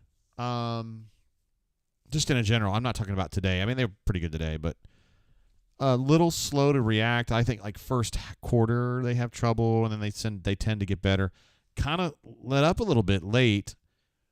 I think their depth, particularly with Champ Anthony now out for the season with a broken leg, their depth is a problem. And I think when they can't get those, let's say their first 2 third down stops on the drive, they are fucked because they don't have the depth, and they kind of just wear out. So they gave up 2 really long drives today. And it was the same kind of deal where they had thirds, third and medium, third and longs, gave it up, third and long, gave it up, and then they just kind of got winded, and that was that. So defensively for me, they're fine. But offensively, I don't understand. And I do think that they have regressed like you were suggesting, and I don't know what the answer is. I don't know why. I don't know. I think a lot of it has to do with Peyton. I think Peyton has been turnover prone, or he was in the Cal game, and then they yanked him, and they went to Hank, and I think if you're going to make that investment, you're going to say, hey, I'm going to yank my fifth-year senior. I'm going to start a redshirt freshman. I don't know. It's a weird signal to send. I would have done it, but I'm a weirdo. So what do I know? I'm not getting paid $6 million. And I probably would have made the change. I would have made the change today too. But if you're going to go to Peyton in the second half, which they did, then I think you need to start running the ball because he's a better runner than Hank. So use Peyton as a competent second option when you're doing the quarterback read with Hank. Arkansas is not going to respect Hank as a runner. When you're running a quarterback read with Peyton, they are going to respect Peyton as a runner because he's pretty good. That's something we were talking about with War Eagle 0008 earlier, who said, I can't believe I'm saying this. Peyton's a pretty damn good runner. I know. We weren't expecting that. So I didn't think they adjusted the game plan appropriately, and so I have a lot of questions for the offensive brain trust. D-Nix, Hugh, quarterback's coach, Ken Austin. Like, I don't understand what they're doing. I don't think they can even speak it to me. I'm going to ask him probably in the press conference about, just give me 2 sentences and explain to me what your identity is on offense, because I'm not sure that you're going to be able to answer that question. Great super chat, and thank you, Raven. Of course, Courtney, we love Raven, don't we? Yes. We love Mrs. Raven, too. She's amazing. He married up, for sure. Newman, who we absolutely love and adore. He's a huge fan of the Bourbon Show. Administrative assistant, big fan of Newman. Also, he says Hugh needs to listen to Allen Iverson with Peyton. You got to kind of give me a little more elaboration on the parallel there between AI and Peyton. I'm not sure where you're going with that. This is about practice. We're talking about practice, man. We're not even talking about the game, the actual game when it matters. Let's see. Stoltze has published his column. Interesting. All right, so we're caught up on Super Chats now. Thank you, guys, for that. I'm back. Let's see. Hornation says he's back. Had to unload the groceries from my wife's car. That is so on brand it hurts. I had to ask for her permission, I'm sure, to get back on the show. So Vanderbilt had an opportunity here, and they missed their field goal, and now Missouri won the game in overtime, in double overtime, actually. Boy, that's a stinger. Of course, Vanderbilt fans. First of all, are there even Vanderbilt fans? And second of all, that's a hurt one. Jackson Ness jumps in. Still baffles me that Hugh didn't get a transfer quarterback. Might win 3 more games. If I was Deuce Knight, I would run from Auburn. He's only visiting for money at this point. Wow, that is a cynical take, Jackson. But Hugh has put you in this situation, and that's so I respect it in a way. I still think you can make the argument, hey, Deuce, we would not be getting fucked like this if you were here and not fucking up all the time. I think that's what they would tell him. And it's really down to Auburn and Notre Dame for him, and Notre Dame ain't exactly blowing it out of the water right now, considering they've had their own problems. We've got Alpha Tiger on the line. Alpha Tiger coming in probably from suburban Atlanta. How you doing, brother? Tate, how you doing? Word. Are you, in fact, in suburban Atlanta? I am right now. I'm in Dunwoody, so right down the street from that Raiders bar where we watched the game a couple years ago. Raiders. Well, it's great to have you on the line again, G.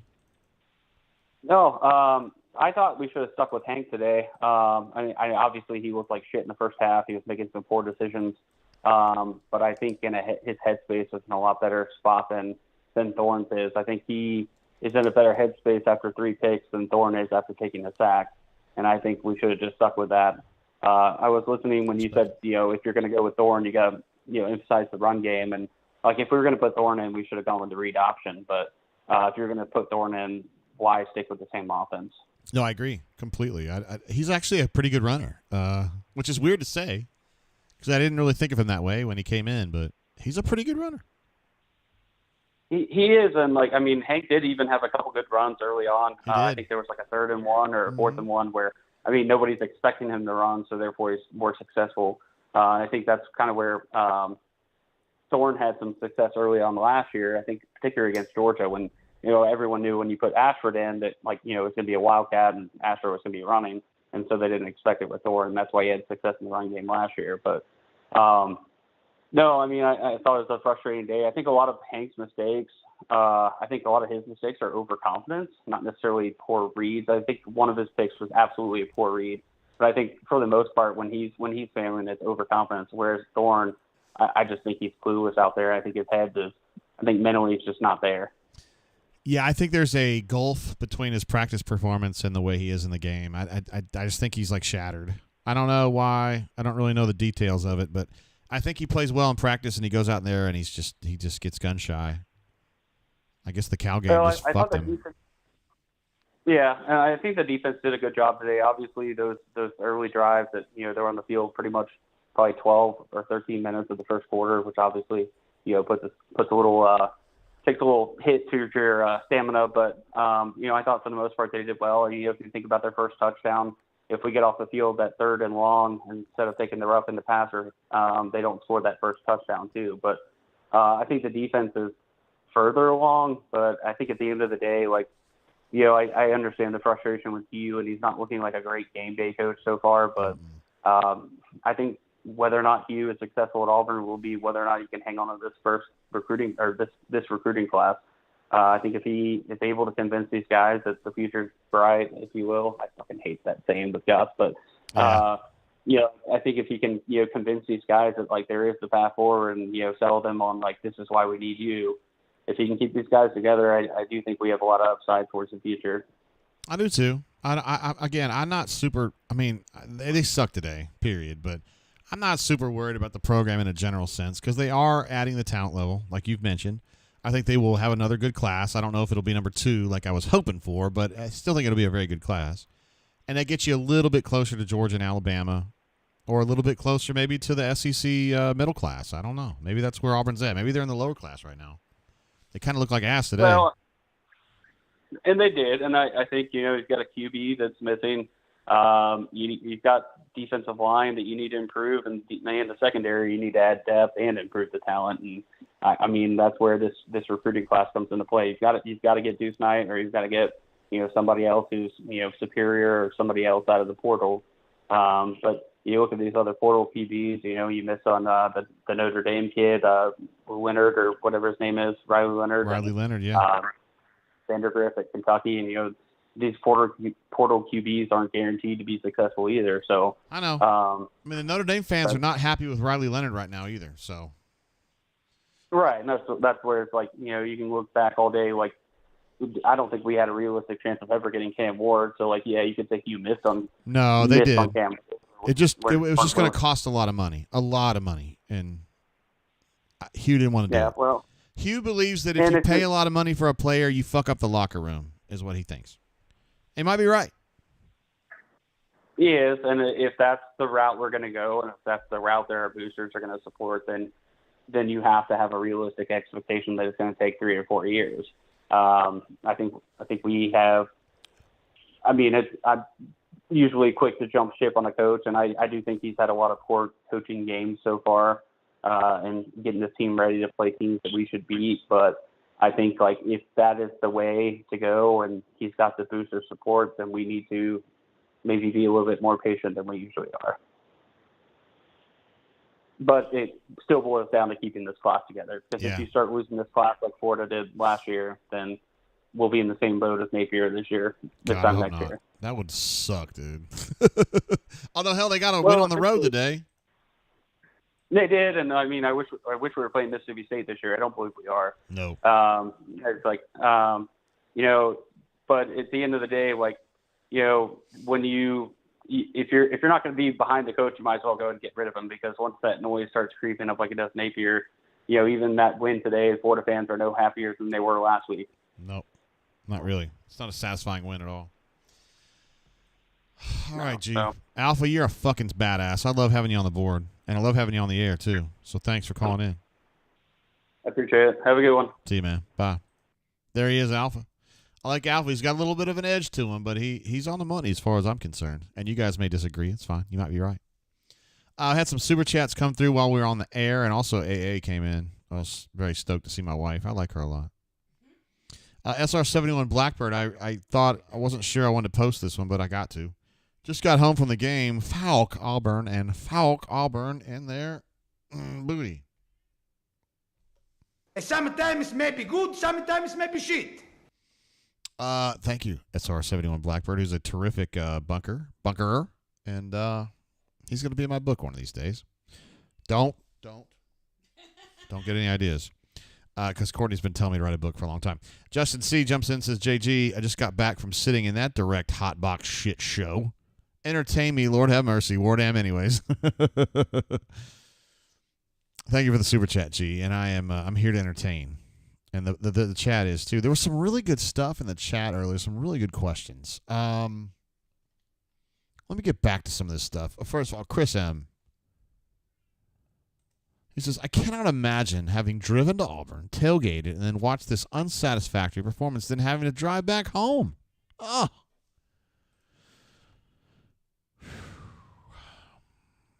There's been some fussing in the chat about what the real problem is here. Chris M says, Courtney, he says, JG, you should write a book. That's 100%. I got. What? Thanks, Chris. You're great.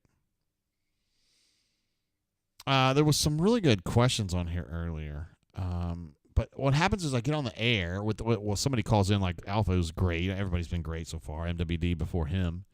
And then I miss stuff in the chat, and it sucks. I fucking hate it. But it is what it is. Oh, we've got one of our legends calling in. You know who this is. This is Chip. My man. What's up, brother? Hey guys. What's up? Hey, I don't feel like I'm outing you or anything when I say you got to see one of my favorite bands the other night. You got to see a few of them. You got to see Weezer. Oh, hell yeah. Yeah, you did. And you got to see Yoshimi, the Flaming Lips. Hell yeah, you did. Yep. I'm jealous. Dinosaur Jr. was loud as shit, man. Man, I'd love to hear Feel the Pain. I'd love to be high as fuck and listen to Feel the Pain. That would make me happy. Yeah, well, I had my college age kids there, so I couldn't be doing that kind of stuff anymore. Wait, that shit's legal, way kind of. in the past. Yeah, kind of. I don't know about South Carolina, but it's legal some places. Yeah, whatever. You are not satisfied nor good with this performance today, are you? Am I really thinking about having a watch party to watch this? I'm telling you, dude, it's non-linear. Like Chris Majors thinking about coming down here, driving for 3 hours and tailgating and watching the party on the beach, possibly, and driving home, as he just said, and watching that. Really? Am I going to do that? I mean, I think you should. Am I crazy? Yeah, I think I should too. Hornacia says in the chat, Chip married up, so a unprovoked compliment on your wife. Yeah, that's known. That's known. Yeah, she's a badass. Anybody who's ever met her, that's just known. You're pretty cool too, man. Honestly, I mean, you both are pretty cool. So I don't know. You're a keeper. I like to think I do okay. I say that as a straight guy, but you're a keeper. No, I appreciate it. We've already got a title for my book. Galatians says it would be called Java. Yeah, that may as well. We got to. That just sums it up. Hey, would you have changed quarterbacks? Would you have at halftime? No. Respect. I think you pulled the plug on that last week. You pulled that plug. Are you going to go? Let's say you're going 4-8 with Hank, or you're going 4-8 with Peyton Thorne. Mm-hmm. Well, if you break it down like that, I would definitely say Hank. Yeah. What does going 4-8 with Peyton Thorne give you for the future for next year? Nothing. It doesn't evaluate Hank. Absolutely. It doesn't evaluate zero. Stick with Hank and screw it. Hey, the guy may turn it around after 2 or 3 games. Settle down. The game slows down for him a little bit. You never know. The lights might come on. You know what we're getting with Thorne. He's going to roll him back out there next week against Oklahoma, which I'll probably be at, watching that game. Why the hell I'm going up there, I don't know. Not because you fucking love Auburn. That's why. Yep, but I got a spot to stay, and I'm going to get a ticket. I'm going to go, and it's going to be a good time, except maybe for the game. But, hey, I'll have fun no matter what. Always do. Because you love Auburn, and you love hanging out with the family. Exactly. So can't do that. But, I mean, looking at Hugh, to keep this going, he's got to keep these recruits, period. That's all he's got right now. I don't see anything else. Do you see anything else that he's got going for him right now other than his recruiting classes? Well, I mean, his He's wife's got to get cool, these- and he's got a new yeah, football complex, and the uniforms are awesome. Okay, yeah. Let's talk about the football complex. I'm just teasing, but We the Allen spent- Green football we complex, spent- yes. Yeah, but okay, Auburn spent a shitload on that. You know, it's nice. It got you up there with everybody else. And between Harsin having it for, a year, and you having it, it's been a good thing, but they're just pissing away that momentum. You don't hear recruits talking about that anymore like they did the first year or so. That's not really – of course, NIL is taking a lot of that away. That's what they're concerned about. They're concerned about getting their money, and they should be. These guys should be concerned about getting their money. Yeah, Auburn kind of got caught with Might be their the pants down on that one because they just happened to kind of get into the Wolto Center right as NIL came about. They probably wouldn't do that now, but they were in the middle of it. Like, it's kind of like, I don't know. I mean, they needed new facilities anyway. I mean, I was over south this morning for a charity walk at 8 a.m., walking by their stadium and their little football complex over there on the side. I mean, hell, for a Sunbelt school like that, that's a nice little facility. There's nothing wrong with that. I've been by Tulane Stadium when I took my daughter over there. That's a cool stadium right there in downtown New Orleans. Those are cool little places. They put some money into that, not near what Auburn has. But, hell, those guys are getting as good or better product on the field right now as Auburn is. Hey, listen to this, Chip. So somebody in the chat says, I'm going to say this again. I used to think and be thoroughly convinced that JGT used the Chip handle to say wild shit on the bunker that he wouldn't say as publisher. Chip. I thought me and you were the same. Yeah. Well, I can assure you, Chip and me are not the same person. Courtney she's met both of us, so we're separate people. I'm adamant that we're not the same. Yeah, one of them's her husband and one of them's just her friend. So no. So we've both been outed on this call as two individual real people. You don't even live near me. You live like 200 miles away. Like, shit. Yeah. Anyway. Let's see. What else do I have? I didn't mean to derail you there. Go ahead, please. No. What else do I got here? Alpha said something, or you mentioned something on Alpha's call about big money. You might think that messes up the locker room. Yeah. Don't give for a single shit. player, for one Don't player. give a shit. I don't care. That's his job to manage that. That's why he gets paid $5-6 million a year to manage that. You've got to figure out how to be the boss and manage that. It's his job to manage those players' egos. That's what he's here for. He's got to figure out how to make that happen. If you've got to pay a guy more than everybody else to get those W's, you do it. Figure out how to make it work. Get dudes, Chip. You got to figure it out. Saban doesn't have that problem. Guys at Ohio State don't have that problem. Guys at Texas don't have that problem. They're paying Arch Manning, God knows what the hell over there. Yeah. He's not. He wasn't starting, but hey, they don't have that problem. Figure it out. That's what you're here for. Figure it out. He's gone a long way to get the guys. He's working on that very hard. I appreciate that. You got to produce on the field, and it's not there. It's a scoreboard business, bro. Look, if we're losing on like fluky plays like that Alston fumble, I'm done with him. By the way, he's Mario Fannin territory now. He fumbled last year and he's fumbled this year. Of course, the whole team's turning everything over. I mean, what the hell are you going to do? 14 turnovers. You're not going to win anything in 4 games. Chip. You're lucky to be 2-2. Chip, you're down bad, aren't you? I mean, you're a happy guy, but you're down bad about this Auburn shit. I got you, man. I'm not down about it. I see what's going on, and it is what it is. Yeah. I don't see any improvement coming from this. The defense plays up and down. They have those spurts where they make – it's been the same way for years now.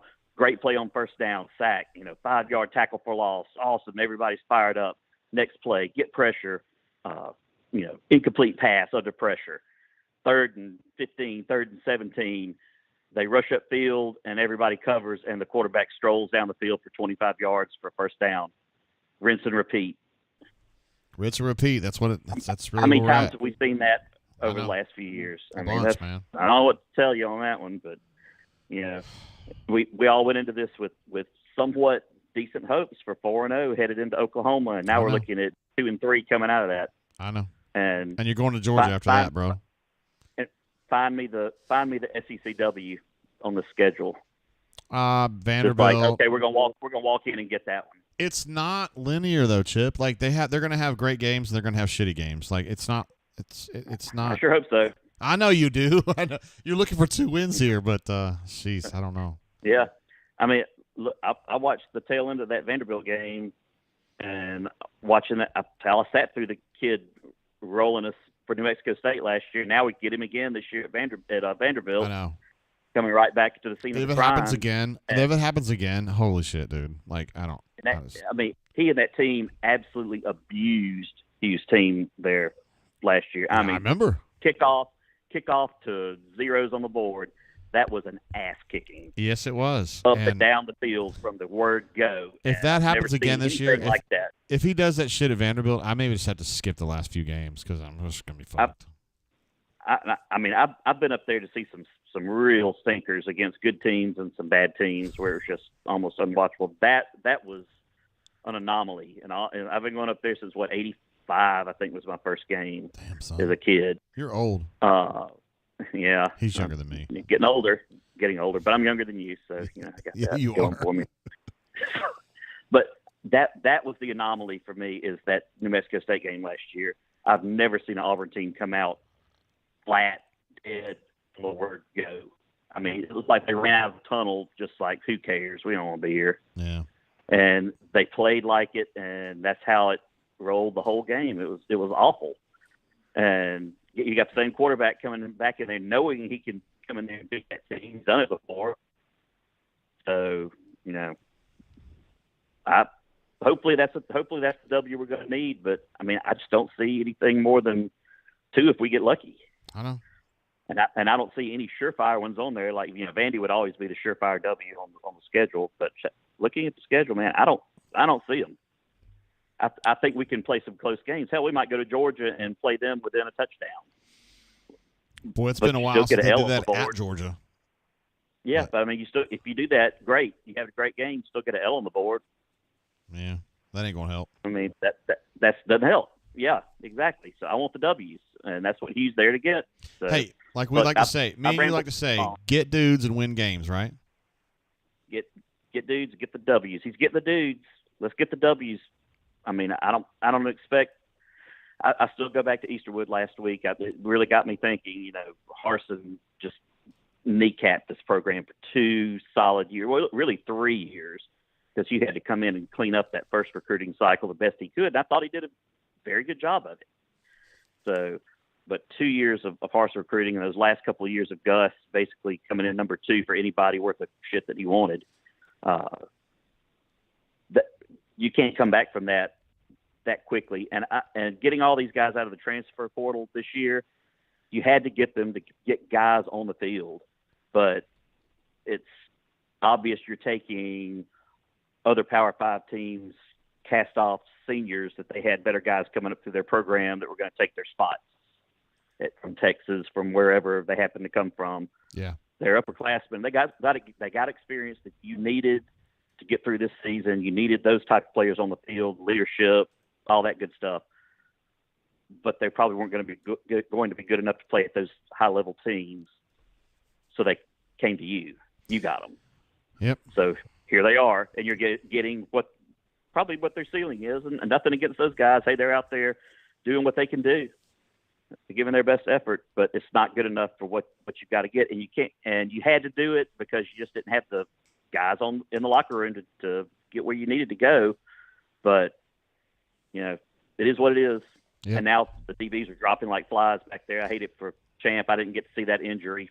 Yeah, glad you didn't. Was that earlier today? I was at a party for the first half of the game, most of it, and kind of watching it on TV on the side. Yeah, he broke his leg, broke his shin bone. Yeah, and he wasn't in pain. He wasn't in pain. He was kind of like laughing, he wasn't happy about it, but he was okay. He wasn't struggling. All right. Well, yeah, our DBs are going down. The good ones are going down, and they got to move Keontae Scott back to nickel or something. I think that experiment's done based on everything I've seen so far. I don't know what to say about that. But, hey, we got bigger problems than moving Keontae Scott around. Yeah, if we're for DB sure. to nickel. Seriously. We got offensive problems. We need to worry about that QB room and figure out what's going on there. Hey, I've rambled on too long. Everybody, War Eagle, I'll be there next week. Have fun. DM me if you want to come to OBA for a watch party on October 26th for the Kentucky game. Yes. One of those possible W's that's still out there. I hope. Do you think this team's capable of getting a road W? Yes, because I think it's nonlinear. Yeah. All right. But not at Georgia. I'll trust you on that. Yeah. Hey, I won't listen, hold you to that. before I let you go, though, there's somebody in the chat. Twofer with your roofer says, I saw that same show in Greenville. Dinosaur Jr. was unreal. So there you go, Chip. You had another brain drainer with you in there. There he is. Well, glad you were there. Wish I had met you. All right, brother. See you, man. Maybe next time when they come around. All right, man. War Eagle. Bye. There he is, Chip, the fucking badass himself, the guy that hosts our annual, April bunker shindig at his pad down there in Orange Beach, and he's going to have a watch party for the Auburn, Kentucky game, which I've been talking about going to. I have never done a brain drain away from headquarters here. Wait. We did basketball ones, but not a brain drain. Oh, it was a brain drain. It wasn't a football brain drain. Was this when my mom died? Is this when my sister died? At whose house? That was for basketball, Cordy. It's different for basketball. We just do post game for basketball. It's a little bit different. Yes, let's see. We got some super chats. Mobile Alum had one while we were on the horn there. She says, love your new cat, JG. Chip, we need group therapy, a.k.a. watch party. I did have Herschel up here with me. Herschel does not like being on the air. He didn't love it. Oh, don't do that. Wait, he's too heavy. You'll break him. She'll break him. That's your daddy. Look how happy he is. There he is. Look at Herschel, what do you think about that, huh? Are you happy? Do you like hanging out here? He don't look happy. Okay, I'll let him go. There she is right now. I was just showing Herschel. What's up, Mobile Alum? Hey, JG. Hadn't called in a while. What's happening? I was just showing Herschel off, although he didn't really want to be on the air. Well, you should more often. He looks like a sweet kitty. He's a big boy. We'd like to call him Fatty McFatty, but he's nice. He's friendly-ish. I got you beat. I've got a rag doll who weighs 23 pounds. Oh, my God. 23-pound cat? Yes. Wow. He's a rag doll. They're massive. That's a big boy right there. And he's fluffy. Yeah, he's definitely fluffy. He is. So I'm numb. Haven't felt numb since, 2012. Yeah, it's been a while, right? I don't know what to make of that. Yeah, I know. I don't know what to make of that. I thought this game was poorly managed from a coaching perspective. I also think the quarterback sucked. And we've kind of come to this conclusion, Mobile Alum. I don't know if you agree with it, but that if they had a decent quarterback, doesn't have to be all world, just someone solid, they would be okay. All right, but you've got Cam Coleman who can't catch passes, JG. No, he usually does. He was supposed to be our he had a bad one today. Our wide receiver savior, but I know. This wasn't the first time. It was disappointing. I don't understand why not getting a quarterback out of the portal. I understand what you said earlier about not paying money, but somebody posted in the chat recently, I don't remember who it was, we'd be making money if we had gotten a good quarterback out of the portal. Ooh. It would have been worth it. Interesting. Well, it's going to be $1.5 million for him. That's a lot of money. It is a lot of money. But money flows when you're winning. That's true. Talk to University of Alabama about that. It does. Yes, they're a prime example. Mm-hmm. Yes, we need a watch party because we need group therapy. Yeah, I know. I saw that. Yeah, we want. I mean, I just haven't done a football show away from home yet, and it scares me. But that would be the place to do it if we were going to do it. Well, I think the bunk can be patient. I think the family would be patient with you. We got to get our chi going, right? That needs some group therapy. Maybe we could just do a post game or something. There you go. Now there's an idea. Yeah. There's an idea. That's a great idea. We have you and Chipper, and then number 19, number 20. Horn said he would come down. We love Hornacious. Yeah. Love the cats. He said you need to review the chat, JG. He made a very interesting comment about you and Chip. What did he say about me and Chip? I I'm not getting into it. You can read the Did comment. he say that we were like BFFs or something? What did he say? Well, he said something about you and Chip doing a certain thing to TJ, number 19. Oh, number 20. Oh, wow. Yeah. Okay. I'll have to go back and look at that. Yeah, it was meant in jest. I hope so. That's okay. I like It Hornatius. was. He doesn't actually hate me. He just No, it pretends wasn't he does. Hornatius. It was Love the Cats who said it. Oh, they're the same. It's the same. Oh. Well, I don't know everybody's handles. Can't keep up with that. Okay. But we do. We need some group therapy. And even though that's the Texas A&M game, right? I think. Wait, you talking about the UK watch party? Is the Kentucky watch party is the A&M game? Is that what you said? Yeah, Kentucky. No, I was thinking it was A&M. You're right. It's Kentucky. Yeah, October 26th. That could still be painful. Yeah, no shit, but, right? Yeah, you know. For sure. What's not going to be painful this year? But I think somebody else asked this too, and you have to think big picture. And I understand how you can spin it, but you have to be concerned about recruiting. I mean, if we have a worse record or even a similar record as last year, we're going to have people negatively recruiting against us. Certainly, that has to be a concern. Yeah, but right? Shit, that's just life, man. I know.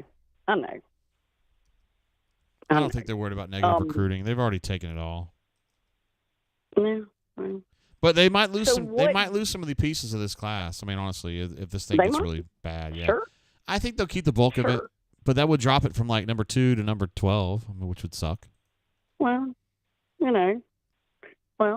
keep the bulk of it. But my concern is what we've got they're young, but we have an excellent recruiting class this year, and you just have to wonder what we're doing with some of them. I mean, tell me, is that your thought? Has that crossed your mind? About, like, are they going to lose them? Is that what you're asking me? No. Are they utilizing them appropriately? Yeah, I think so, generally. I mean, I got a lot of questions about the offense, but utilization really ain't it. I don't know. Well, just one man's opinion. But I haven't felt like this since, I did feel like this before Harsin got fired. I did. And, I think that it is fair to say, tell me if you agree with this, JG.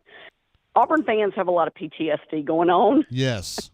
And so I think that's why we see so many people that are so reactionary that it's like Groundhog Day, kind of, right? Yeah, I know. It's getting that way. It's like it's never ending. It's getting that and way. I think that's kind of the way I felt today. It's just kind of like we got rid of Harsin, and how have we improved? I hate to say that. Well, what do I have in recruiting? Talent level's better, but sure. Fuck, the performance level, it's a little bit better, but it's been the same for Hugh, I think, the whole way through. So, man, I'm disappointed because I knew there was clearly a disconnect in the offense last year with Montgomery and Hugh, and then Hugh was spending so much time recruiting, which, looking big picture, I don't think that was a bad idea. But I expected, there seemed to be, he brought in people he'd worked with for years. I expected so much more out of this offense just because of that. Because they would all be on the same page. And it's like, it's not happening. And it looks like last year. I know. And I want to say the quarterback would fix it. And I still kind of feel that way, but I still have questions about the play calling. It just seems scatterbrained. Right. Yeah. And Hugh is still like, I didn't listen to the press conference yet. I've been doing the show, but he was apparently saying that he thought Peyton played pretty well tonight, and I think Peyton played like ass, but less ass than Hank, but like still ass. But so, what are your thoughts? Should he have pulled Hank in the second quarter, or would you have liked him to see leaving Hank in there? No, I was definitely pulling for them to change at halftime. I thought that was the right thing. I thought Hank was fucked. I thought he looked like terrible. But there's been, I think Hornatius was one of them. Maybe it was War Eagle 0008. When somebody was saying that they thought that was a mistake to have changed quarterbacks. But my view is that they should have changed. I thought Hank was in the shitter, honestly. That's just my feeling. So and I don't think he's the long-term answer, Mobile. I don't think he is. Okay. I don't think Hank's going to be the quarterback here in 2 years. You answered where I was going. Yeah, I don't think he'll be the quarterback here in 2 years. Going. I think the quarterback here in 2 years will be Deuce Knight. So you feel that good that we may still get him? Yeah, I do. I don't think that he looks at this and I don't think he's scared. I think he thinks he can solve this. And he might. Exactly. He fucking might, actually. He might. Yeah. He might. And, quarterbacks, to be a good quarterback, you have to have swag. You have to have an ego. Absolutely. And I don't mean that in a negative way. They just do. And I'm sure that's exactly what he was pitching to him. We've got the pieces. We need you. Yes. I'm sure. They've been all over that, yeah. And he could certainly, arguably, potentially start. I mean, God knows there's nobody to really compete with him on our roster right now. No. So if we get Deuce, do we still go get a portal quarterback? Yes. I think you get somebody who's a senior, give you one good year, and then let Deuce kind of, learn under that person and then take over as a redshirt freshman or a second-year player and move. And there he goes. That's kind of the way I would see it. Do you think he made a mistake by not getting one this year? Huge. I do. Not a mistake is not even the right word. It's a cataclysmic failure. Yes. My opinion. Yeah. I just can't believe he would really think Peyton, after the sample size we had last year, that he thought he could coach him up, I guess, or yeah. I don't or understand. Maybe it was, I understand spending the money, but we have the money. Right? Maybe it was an excuse because it didn't work. Kind of like if a pretty girl don't pay attention to me, then it's because she's a skank and it's not because I'm ugly. You see what I'm saying? Like it's kind of you can reverse engineer it, kind of. Yeah, I suppose. Yeah. I suppose, but I hope I'm one of the more reasonable people on the bunker. I try to be. No, you are. But there just gets to a point where PTSD. I guess that's the best way to put it. PTSD is setting in. It's just. Because you and I were around in 2012. When I was at Auburn and I guess the other thing, and Chip brought this up, I was at Auburn in the Pat Dye era. Yeah, I'm telling my age, folks. Okay. This is not the Auburn that I know and love. That's what makes it so hard. Yeah. This is not the Auburn that when I was there. This is not even a shadow of what we were. It ain't and there. The sad, scary part is I'm beginning to wonder if it's ever going to come back. No, it'll be back. Don't worry about that. Well, it'll be back. One final question. Hugh had all the success at Ole Miss, like we're talking 10 years ago, going on 10 years ago. Yeah. Could it be, and Lord knows I don't know diddly squat about football, so maybe this is a dumb question, but could it be that the game has evolved and he hasn't evolved with it? Absolutely. That's definitely possible. Yeah. Okay. 100%. Okay. That happened with Chizik. That happened with Gus. That happened. Yeah. That could be happening here too. I mean, that's really crossed my mind that maybe that's part of the problem. And again, successful coaches get stubborn. But Chip right? makes the point Chip just making the point in the chat that he was good at Liberty too. Like, so this is not a long time ago. This is like fucking 3 years ago, right? Yeah. But and Liberty's his big the win SEC. at Liberty was Arkansas. Yeah. I know. But is Liberty we'll look at all these other coaches that come from lower tier programs that necessarily don't translate to the SEC and they do really well. Scott Frost, Billy Napier. Wow, yeah. Scott Frost. Carson. Wow. I mean, I'm just saying, these coaches that come from these lower tier conferences and do fantastic and they look like a shoe-in and they are abject failures. Yeah. I'm not saying that's you, but I hope not. You just have to wonder. If that happens, it's two back-to-back coaches that are abject failures, and it's like, fuck. That's not good. No. And that's why somebody earlier talked about how we feel like Tennessee. It really does. They went through what? They lost to Alabama for 15 years in a row. Yeah, 99. Right? They won the Natty in 99, and they were dog shit until, a year ago? Something like that. Yeah. And they beat them in 2022, I think. Yeah, 22 season, they beat them at Tennessee, if I remember right. Damn. I'm beginning. I hate to say it, but it's an analogy that we're in, 10 years? I'm not going to take this seriously. Ago. I'm just not, because I can't deal with that. Okay. Can't deal with that. Okay. Not trying to be Debbie Downer. No, you're not. You're not. But I hate to even think Sometimes those analogies, it's kind of like they got a point there. You don't want to believe it, but so we have to hope. All right. You're inside the workings of the program. Is there still alignment? Yes. As of last week. I mean, I don't think this loss will change that. It's if they get on a big skid, because they got to beat Oklahoma now, which is we're going to find out a little bit more about Oklahoma tonight. And then at Georgia, I think we know how that's going to go. Missouri is kind of a paper tiger to me. I don't think they're really good, but I don't think Auburn's very good either. And then at Kentucky, like, I don't like Auburn on the road. Like, fuck. Now you're in a 5-game skid. Like, holy shit. So you wonder, in other words, we have a worse record this year than last year, like 4-8 or something horrible like that, which Hugh keeps his job. Yeah, he's keeping the job. I promise you that. Okay. 100%. Well, unless there's a scandal, but there ain't going to be one. Right. But you are always the voice of reason, JG. There are other mods out there who tend to lose their minds worse than super fans, but you are the voice of reason. I try to be. Talking us down off the ledge. You try to be. I try to be. So, one final question. One more. Let's talk about something, remotely exciting. Don't say basketball. Basketball. How are we going to do? Oh. No, people get so mad. I have people like ragging on me. Go, why are y'all talking about basketball? It's football season. Because it makes us feel better. We're in group therapy here, okay, people? They're going to be.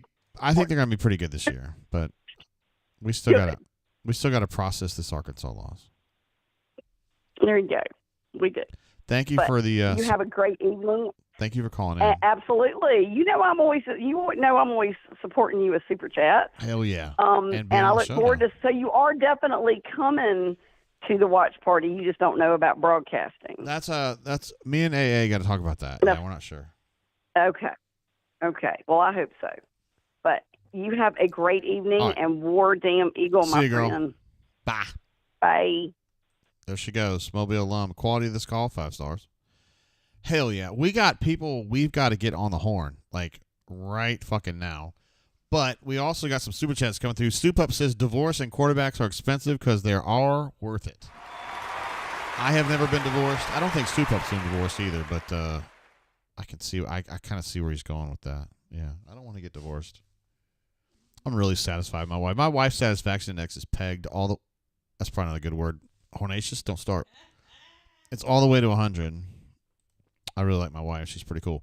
Patrick D says, he super chats us a lot of money. As long as people give and we got money to pay this professional team, we will be Gucci. I like the approach there. That's a winning attitude, and that's why Patrick D is a badass. Yeah, for those of you who do give to On to Victory and Ever to Conquer, I mean, I don't. It's probably not the people it's probably not my target market here, but don't get dissuaded. Auburn's got some work to do. I'm not 100% sure they got the right coach, although he's definitely good at gathering players. He's definitely raising the talent of the program. So to me, that's a W right there.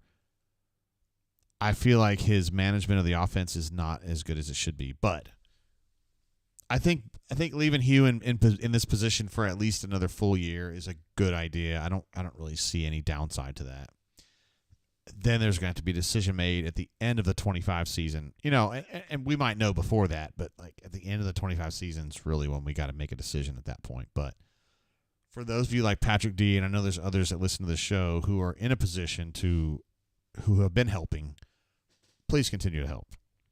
And that's kind of what Patrick D was saying. Cleve, my main man, jumping in. We are so glad to have Cleve back, hanging out with us a little bit. Wait, there we go. He says, Big JGT, thanks for keeping things upbeat after this game. I don't know if I've been very successful on that end, but I have tried. Maybe we have one surprise win this year. Otherwise, unfortunately, the season not looking good. Next year, much better with a solid performing quarterback. With a top 5 to 10 class, Ward Amigo, tomorrow is a new day. We love the with all that optimism, and that's what Cleve's good for. I mean, he's a very optimistic guy. He loves Auburn, lives over in Georgia. He has to listen to people barking at him, which I fucking hate. I had to show Courtney some clips of that the other day or yesterday of Georgia fans on all fours barking at people. Like, it's just absolutely unbelievable. And Cleve's got to deal with that because he's over that way, but hopefully that'll get changed in a couple years. Jackson S. jumps in and says, talk about Maui and basketball expectations. Also on your depth chart, you have Miles not starting, and that ain't happening. He'll start over CBM. Yeah, I'd like to see that happen, bro. If true. Miles has been, when I've watched him play in the scrimmages, and BP has asked very, very kindly that we not talk about what happens in scrimmages. I'm not going to break it down, but Miles Kelly has been much better than I thought he was going to be, because like at Georgia Tech, he was kind of whatever, but he might be the sharpshooter that Auburn really has been coveting since Bryce Brown left, honestly. Well, Samir was probably that guy too, but he is a mess when it comes to shooting the ball. He's got a great stroke. He was hitting a lot of shots. And I also think Turtle, who plays center, he's a pretty good three-point shooter. And you're like, wait, what? A center? Yes. He's going to be the backup center this year behind Dylan, but he can stroke it, man. So I think they got a lot of pieces, this basketball team does. But, I got pooped on a little bit for talking about basketball last week, and I'm going to try to avoid people getting mad at me about it. So move on, I guess. Let's see, what do we want to do? We want J-Head. I promised you guys J-Head a long time ago, and we are going to get J-Head on this line right now. We love J-Head. The guy's a legend. So that's all that needs to be said right there. JGT, what's up, brother? What's up, J-Head, my man? Hey, I know I told you like 3 hours ago we are going to get to you, but we've had, as you predicted in a text to me, there's been a lot of interest. I can only imagine. I'm sure it is relatively spicy tonight, and understandably so. Not too bad. Like, people are getting sick of this shit, but they're not like really, really mad. Sure, and I think that's the danger point for any coach, is when it starts to become apathetic. Like, the angry still means there's passion within the fan base, but if there's apathy, that's kind of a temperature / climate that if you find yourself creeping into, it's unsatisfactory territory, right? Yes, for sure. This game, man, everybody's pissed about something else. Like, everybody's got a different opinion about what is the biggest problem. For me, I think it's quarterback. Because, look, J-Head, my feeling is if they had a decent quarterback, they'd be 4-0 and everything would be fine. They don't have a decent quarterback. It's just shitty right now. What do you think? I think that's fair. Turnovers certainly were the biggest issue in this game. That too, yeah. Good point. 6. So quarterbacks were responsible for 5 of those. Damari put a very pivotal fumble on the ground where you were going in for a touchdown right there. And that's 2 weeks in a row that, unfortunately, he's made that mistake. He's got to be better than that. He's extremely talented. But to your point on quarterback, no, you're right. I mean, the first 2 picks that Hank threw were absolutely atrocious. Awesome. And here's the thing. Hank got away with throws like that last week against New Mexico. Now, he made some really great layered throws with good anticipation also in that game. But that was kind of I posted this and said this on the show that I do with Jay Lee, that be careful here. He's a freshman quarterback. Freshman quarterbacks make mistakes, right? And those tight windows or those open windows he was thrown into against New Mexico were not going to be there against Arkansas. And sure enough, he made some of those mistakes. Now, that doesn't mean long-term Hank's not going to be a good quarterback. He could turn into one. Yeah. I remember very clearly a game with Brandon Cox throwing 4 interceptions against Georgia Tech, and he looked like ass. Yes, he did. Okay. And then Al Borges kind of developed him, and along the way, he became a very productive and winning quarterback. Hank's going to require similar development. He's just not there yet. The bigger issue is that Hugh doubled down on Peyton after watching that run that he went on with Mississippi State, Vanderbilt, and Arkansas last year. And then I'll be honest with you, I thought he played well in the Iron Bowl. And he let that run of games kind of deceive him somewhat into what he thought he had with Peyton and that he could mold him. and not going into the portal to grab a quarterback is hands down the biggest issue. And it could have been, look, you could have grabbed a kid that went to Syracuse from Ohio State, and he would have been an upgrade from this. You didn't have to pay top dollar. You just needed somebody to come in and compete for the position and not just hand it over to Peyton. That's kind of the biggest issue with me. Should we have paid up and gone and gotten a really good quarterback like Riley Leonard at Notre Dame, even though I don't know that he's performed all that well this year? Yeah, probably. But at a minimum, you should have gone and gotten somebody that could have competed with Peyton and potentially won that position. I know. And you didn't do it. And he had a chance to do it. He had a lot of opportunities. He did. I mean, you can't say there weren't options in the portal. Now, there were some, I think there are more busts and transfer portal quarterbacks this year than the years prior. Obviously, the young man that a lot of people have interest in that landed with Kentucky has not played well to this point, and so Hugh was probably right to stay away on that one. But there were other options that were there, and you're right about that. And for whatever reason, he just convinced himself that he could kind of develop Peyton. Now, of the two today, Peyton was the better quarterback, and it really wasn't all that close. Now, towards the end of the game, when T. Will amped up the pressure, Peyton kind of reverted back into some of his old tendencies. But when you were able to kind of keep the game somewhat of a situation where the RPO was still effective and you had the run game as an alternative, you had other choices. You know what I mean? You weren't able to dial in and just realize he was going to be dropping back. So he wasn't able to bring the blitz the same way he was on those last couple of series. Yeah.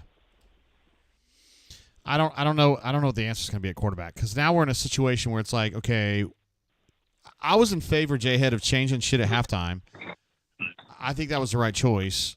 Now they're kind of in a situation like, who are they going to start the next game? Like, how quick are they going to pull him? Like, fuck, now you're in this dichotomy that's a problem, you know?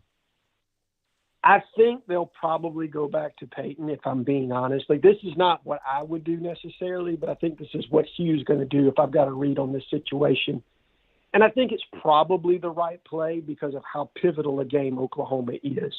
You probably are going to play the guy that's performed better in practice at this point, because every report that I got, that you got, was that Peyton was the best quarterback in practice. Hell, Hugh said that himself just a week ago at the podium when he asked in his press conference. Yeah. So my guess is they're going to go with the guy that's been the most productive in practice and that played better in this game. Now, that doesn't mean that Hank won't get an opportunity to play, specifically if things get out of control. But my guess is post-Georgia game is when you'll really kind of make a determination of which direction you're going to go. I think there's an opportunity there for it to be a little bit of, like you said, this back and forth deal. But by the time you get to Georgia, you'll either have won or lost enough to make a determination of how you're going to mortgage your future. And so you'll probably invest in the quarterback that gives you the best opportunity to either A, get to 6 or 7 victories, or 2, gives you some latitude to be able to spin it and sell it moving forward into the following season. Yeah. So there has to be a play there somewhat. And my guess is, like I said, Georgia will be the breaking point, because coming out of that, I think that's the bye week. Yeah. And then they'll make a determination before they go in Missouri on what direction they're going to go for the rest of the season. And then commit to it. That's what I think. Yeah. I think that's probably what you're looking at. I think you'll probably have a commitment made post-Georgia game. You know, a lot of people, J-Head, were saying that this class is going to fall apart because they're fucking losing games or whatever. But, like, to me, they've not been selling that. They've been selling, hey, we're building up from a mess, and I need you to be the guy that helps buoy us from this fucking shithole we're in. So to me, if they go on a really bad loss run, they lose 5 in a row, that's a different story. But if they're competitive, like, I don't think they're going to lose the bulk of this class. Do you think so? Not the bulk, no. I mean, I think you're going to have a couple that'll drop out, just because there's always that, right? But I think Hugh still has a very good opportunity to land anywhere between a top 10 to a top 15 type class right now. Like, I think that's very much it. Now, competing for top 5, I think Auburn's losing too much right now, and I don't foresee an opportunity. Like, Oklahoma's a big game, right?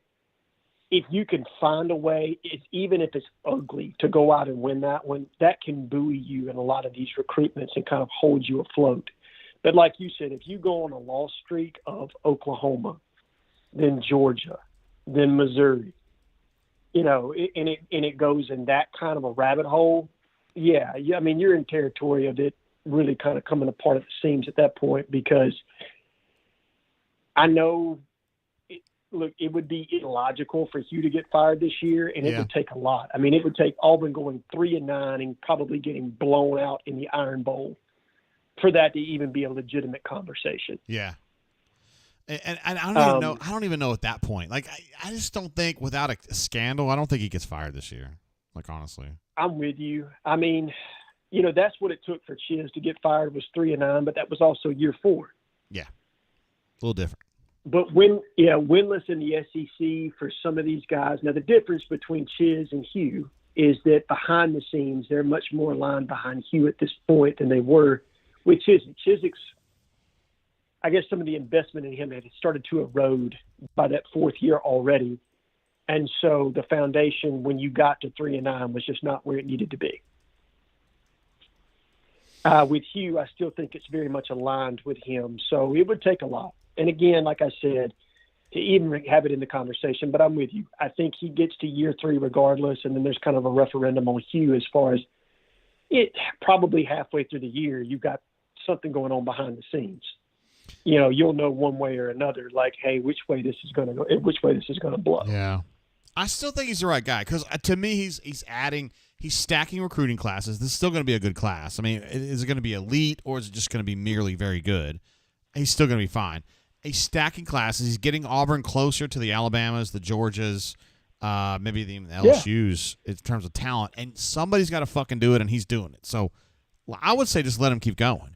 I think we got to make a decision at the end, coming into the end of the 25 season, is what I'm thinking. Maybe we have our answer by then. I don't know. And I think that's more than fair, Jay. I think any coach should get 3 years, because it's just so hard to rebuild a program. Now, I don't blame fans for being upset. I understand where they're coming from. And it's not necessarily all Hugh. This is 4 years of frustration that's built up. And the people that are comparing this to the situation, Gus to Phil Fulmer, I can kind of understand where they're coming from, because of, the run of coaches that they went through to get to the point that they're at now with Josh Heupel, because you had the Derek Dooley years, the Butch Jones brick by brick, Jeremy Pruitt, and the god-awful things that were going on there while he was there. You know what I mean? Like, I understand people trying to make that comparison. I think this is different, and I'm with you that I think Hugh is doing what he needs to do from a talent acquisition standpoint. I'd argue that we're not well-prepared team right now. We're just not. We're undisciplined. It's the truth, dude. I can't believe I'm saying that, but you're right. Like, how is that true? I don't know.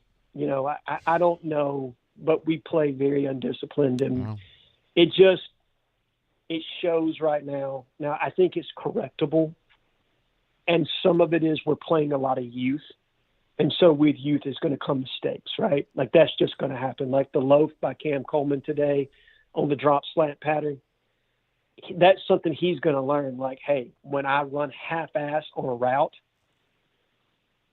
this is what happens. You know what I mean? I have to make sure that I'm at top end speed and I'm executing the way I'm supposed to on each and every play. Exactly. Otherwise, you know what I mean? So they're going to cut my ass. Some of this is understandable growth. Right. Exactly. Some of this is understandable growth. Other parts of it, we're not there during the week, so you don't know what happens and why focus gets lost and maybe what happens with some of the game planning. But I will say this, there are still wins on the schedule to be had for those Auburn fans that are searching. You're right that we're going to find out more about Oklahoma tonight. The game in Lexington could be tough, but is winnable. Vanderbilt is winnable.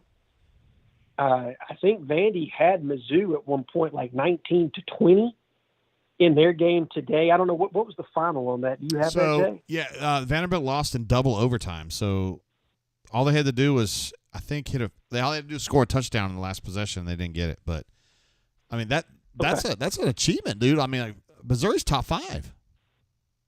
Correct, allegedly, but that's paper officially. You know what I mean? Now they'll still probably end up being 9-3 this year, but I don't really buy Missouri being a playoff team the way some people have sold. I think they're going to sneak into it, though. They could, because their schedule is that bad. Exactly. I mean, it is literally, it is just the worst It's like of Ole the worst. Miss. If Auburn hadn't, yeah. Ole Miss is playing me and you right now. They're not doing shit. Like, I mean, they're good, but they haven't played anybody at all. No, I think the difference is they do have to play LSU and Georgia this year, I believe. Well, I don't I mean, think they have to play Alabama, but I think they do have to play LSU and Georgia. They definitely don't have to play Alabama, So- but LSU is not that great, and Georgia is pretty good. But Yeah. No, Kirby's going to wreck them, but that's all right. They wreck a lot of teams. That's understandable. yeah, Auburn's got one But, coming here pretty soon. Yeah, we did. Gonna get a spanking already. I'm going to call that one an L, because typically speaking, when you play Kirby close the year before, he tries to embarrass you the following year. Yeah, they don't have the talent So- to fuck that up. Yeah, No, they don't. they haven't won over there since 05, I don't reckon. Man, And that was a that's game I said there insane was to no think way that- they're going to win that, and they did. And Brandon Cox threw that Mm-hmm. skinny post over the middle, man. I will never forget on a 4th and whatever that was. Yeah, I was like, no way they get out of this, and they fucking got out of it, but barely. I know, right? So those are the things, right? Like the games that you believe that you're not going to win. And that is Hugh's reputation, right? Again, to play up to competition and win a game you're not supposed to. Okay? So if we're going to play into narratives, let's play into that one a little bit as well. I think he has an opportunity still to win some games. So for those Auburn fans that are truly distraught, understand that, yes, this stinks. And in no way am I trying to tell you to feel indifferently to this. But I hesitate to play the schedule game too much and try to anticipate the exact wins and losses, because there's still only, 4 games played to this point, so that's 4 data points on the entire season. I know, that's what I keep We telling don't know people. what. Yeah, There's so much left to discern, really. exactly, about every team that's playing, and it's also the same reason why people shouldn't have made that. And look, this is not me trying to in any way punch down on fans, but for those that were, thinking that Hank Brown was going to be the savior because certain podcasters in this space love to blow people up, you should just allow things to play out. We don't have to make this finite determination about what somebody is. And just because he played poorly tonight doesn't mean he's going to be a shitty quarterback. Agree. It just means he had a terrible game tonight. He did. So allow this to play itself out. He'll continue to get better and improve. He's a redshirt freshman. So I think everybody just take a breath, understand that this is not where any fan wants to be. This is not what he wants to be. I assure you that they're going to be working hard within the building to continue to progress and get better.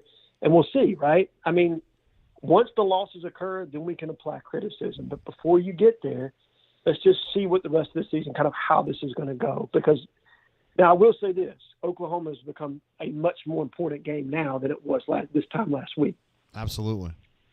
I mean, you got to have that one now. Yeah. I think so. I think you got to have Oklahoma at this point. I thought it was you had to have Arkansas. Now I'm at the point where I think you got to have Oklahoma. You got to have something. You got to have a sell point. You got to have a big win to kind of flip this momentum if this season is going to be anything at all. And if it's, if you lose this one, you're really going to be searching, because Georgia's going to be extremely difficult. And then you go into a bye before you get to Missouri. So you want to make sure that you keep the fan base engaged. And to do that, I think you got to get a win against Oklahoma. Well, they're down right now 12-3 against Tennessee, so I mean, maybe they're not that good. My friends that are OU fans, they don't think much of them, J-Head. I think Oklahoma is probably an 8-4 team in the SEC this year. I think that's probably about where they sit, maybe 7-5. I think Tennessee's that good. I think Tennessee is potentially the best team in the SEC. I hate to hear that. I fucking hate Tennessee, dude. I hate Tennessee and Georgia so much. Like, you wouldn't believe it. I know. But at the two positions, you've got to have it. Rodney Garner has done a phenomenal job getting his guys on the defensive line. They are nasty up front. You're right. And they've got potentially the best young quarterback in the country in Nico Iamaleava. I think is how you say his last name. But Lord knows you don't want either me or Jeffrey Lee trying to pronounce names. That's just that's a lose-lose, my man. Yeah, dude. No shit. J-Head, You're such. I always wonder. Like, I don't want to keep you on the line too long. No, look, I'm here for you guys anytime. I wouldn't want to be anywhere else, whether it's a win or it's a loss, man. You're gonna find me on the brain drain with you, my man. All right. Well, it sure is awesome having you here. No, it's awesome to be here, dude. I really appreciate it. I appreciate you giving me the opportunity to be on this platform and the time to speak with you. And I hope everybody in the chat and you and the administrative assistant have a wonderful night. All right, J-Head. Thank you for hanging around and being part of the show, bro. No, thank you, buddy. See you, man. Bye. Bye. There he is, J-Head. We love him. He's an amazing dude. He knows Auburn really well, and I also love the shot that he took at some people that maybe tried to pump up Hank Brown beyond what he probably is, or they were saying that he was. I don't know. Okay, so what we haven't done is we've taken a lot of great calls. Ruxy Poo, Hornatius, Why Not AU, War Eagle 0008 was with us tonight. MWD, Alpha Tiger, Chip, Mobile Alum. Of course, we just had the great call from J-Head. You know who we haven't heard from? People on our staff. And I think we got to start with Stoltzy, because we love Stoltzy, and he's a great guy to talk to. I want to know a little bit about Hugh's approach post-game. I haven't had a chance to read that or see that. You guys may have at auburnsports.com, but I haven't been able to do that. And I would love to hear what he thinks about, Hugh's reaction to this stinging loss to the Arkansas Razorbacks. Yes, sir. What's up, Stoltzy? Not much. Where you at? I'm intercepting some beers into my mouth. Wait, where? Like in Auburn? Yeah, What? Who's throwing them if you're intercepting them? the bartender. Oh, word. He's already out. Use the word interception. Hey, man, so there were some people on the chat. It was Chip, really. And he was saying from your post-game notes, you were doing notes from the press conference, that Hugh was saying that he thought Peyton played pretty good. Is that true? He said he was solid. Solid. Okay, shit. That's all. Yeah, he didn't say pretty good. He said If solid. Courtney says that I'm doing a solid job, that doesn't really get me excited. No. I mean, there was really nothing to say. I mean, everything on the field showed what it was. I mean, they should have got a transfer quarterback. He lived and died by the decision. He's dying by it right now. And that was what my post-game column was about. Yeah, I think some people were cocking their eyes up over that one. It seemed like you were a little tough. Well, I mean, I have to be. I'm a reporter. I'm his friend, yeah, but I have to report. And I'm going to be objective as I can. And when I see a mistake that he made, I have to report it. So that's what I'm going to write on. And he made a major mistake by not going into the bucket of money for NIL and getting one of these guys. But it was there. I mean, he could have done that. I keep telling people on the show, like, he could have said, I got to have Cam Ward, and they would have gone and gotten Cam Ward. Yes, exactly. And he didn't do it. No. And I think I think tonight showed why that was a poor decision. I mean, Auburn is staring at least, I mean, you want to be realistic, they're going to be 2-5, most likely. Oh, my unless God. they pull an upset. Really? Yeah. Oklahoma, Georgia, Missouri. Now Vanderbilt stayed with Missouri tonight and lost in double overtime, but they have a quarterback who Auburn fans should know by name, Diego Pavia. Yes. Auburn does not have a quarterback that can win a game like that. You're right. And they don't on the roster right now. It's unbelievable, dude. Peyton Thorne has been a complete bust. Hank looked horrible out there. But he's a freshman, to be fair. He's a redshirt freshman, yes. And I would say if he probably, I'm not reporting anything like this. I'm not saying it's true, but I'm guessing Hugh saw his eyes at halftime and said, "Oh shit, I need to get this guy out." Yeah.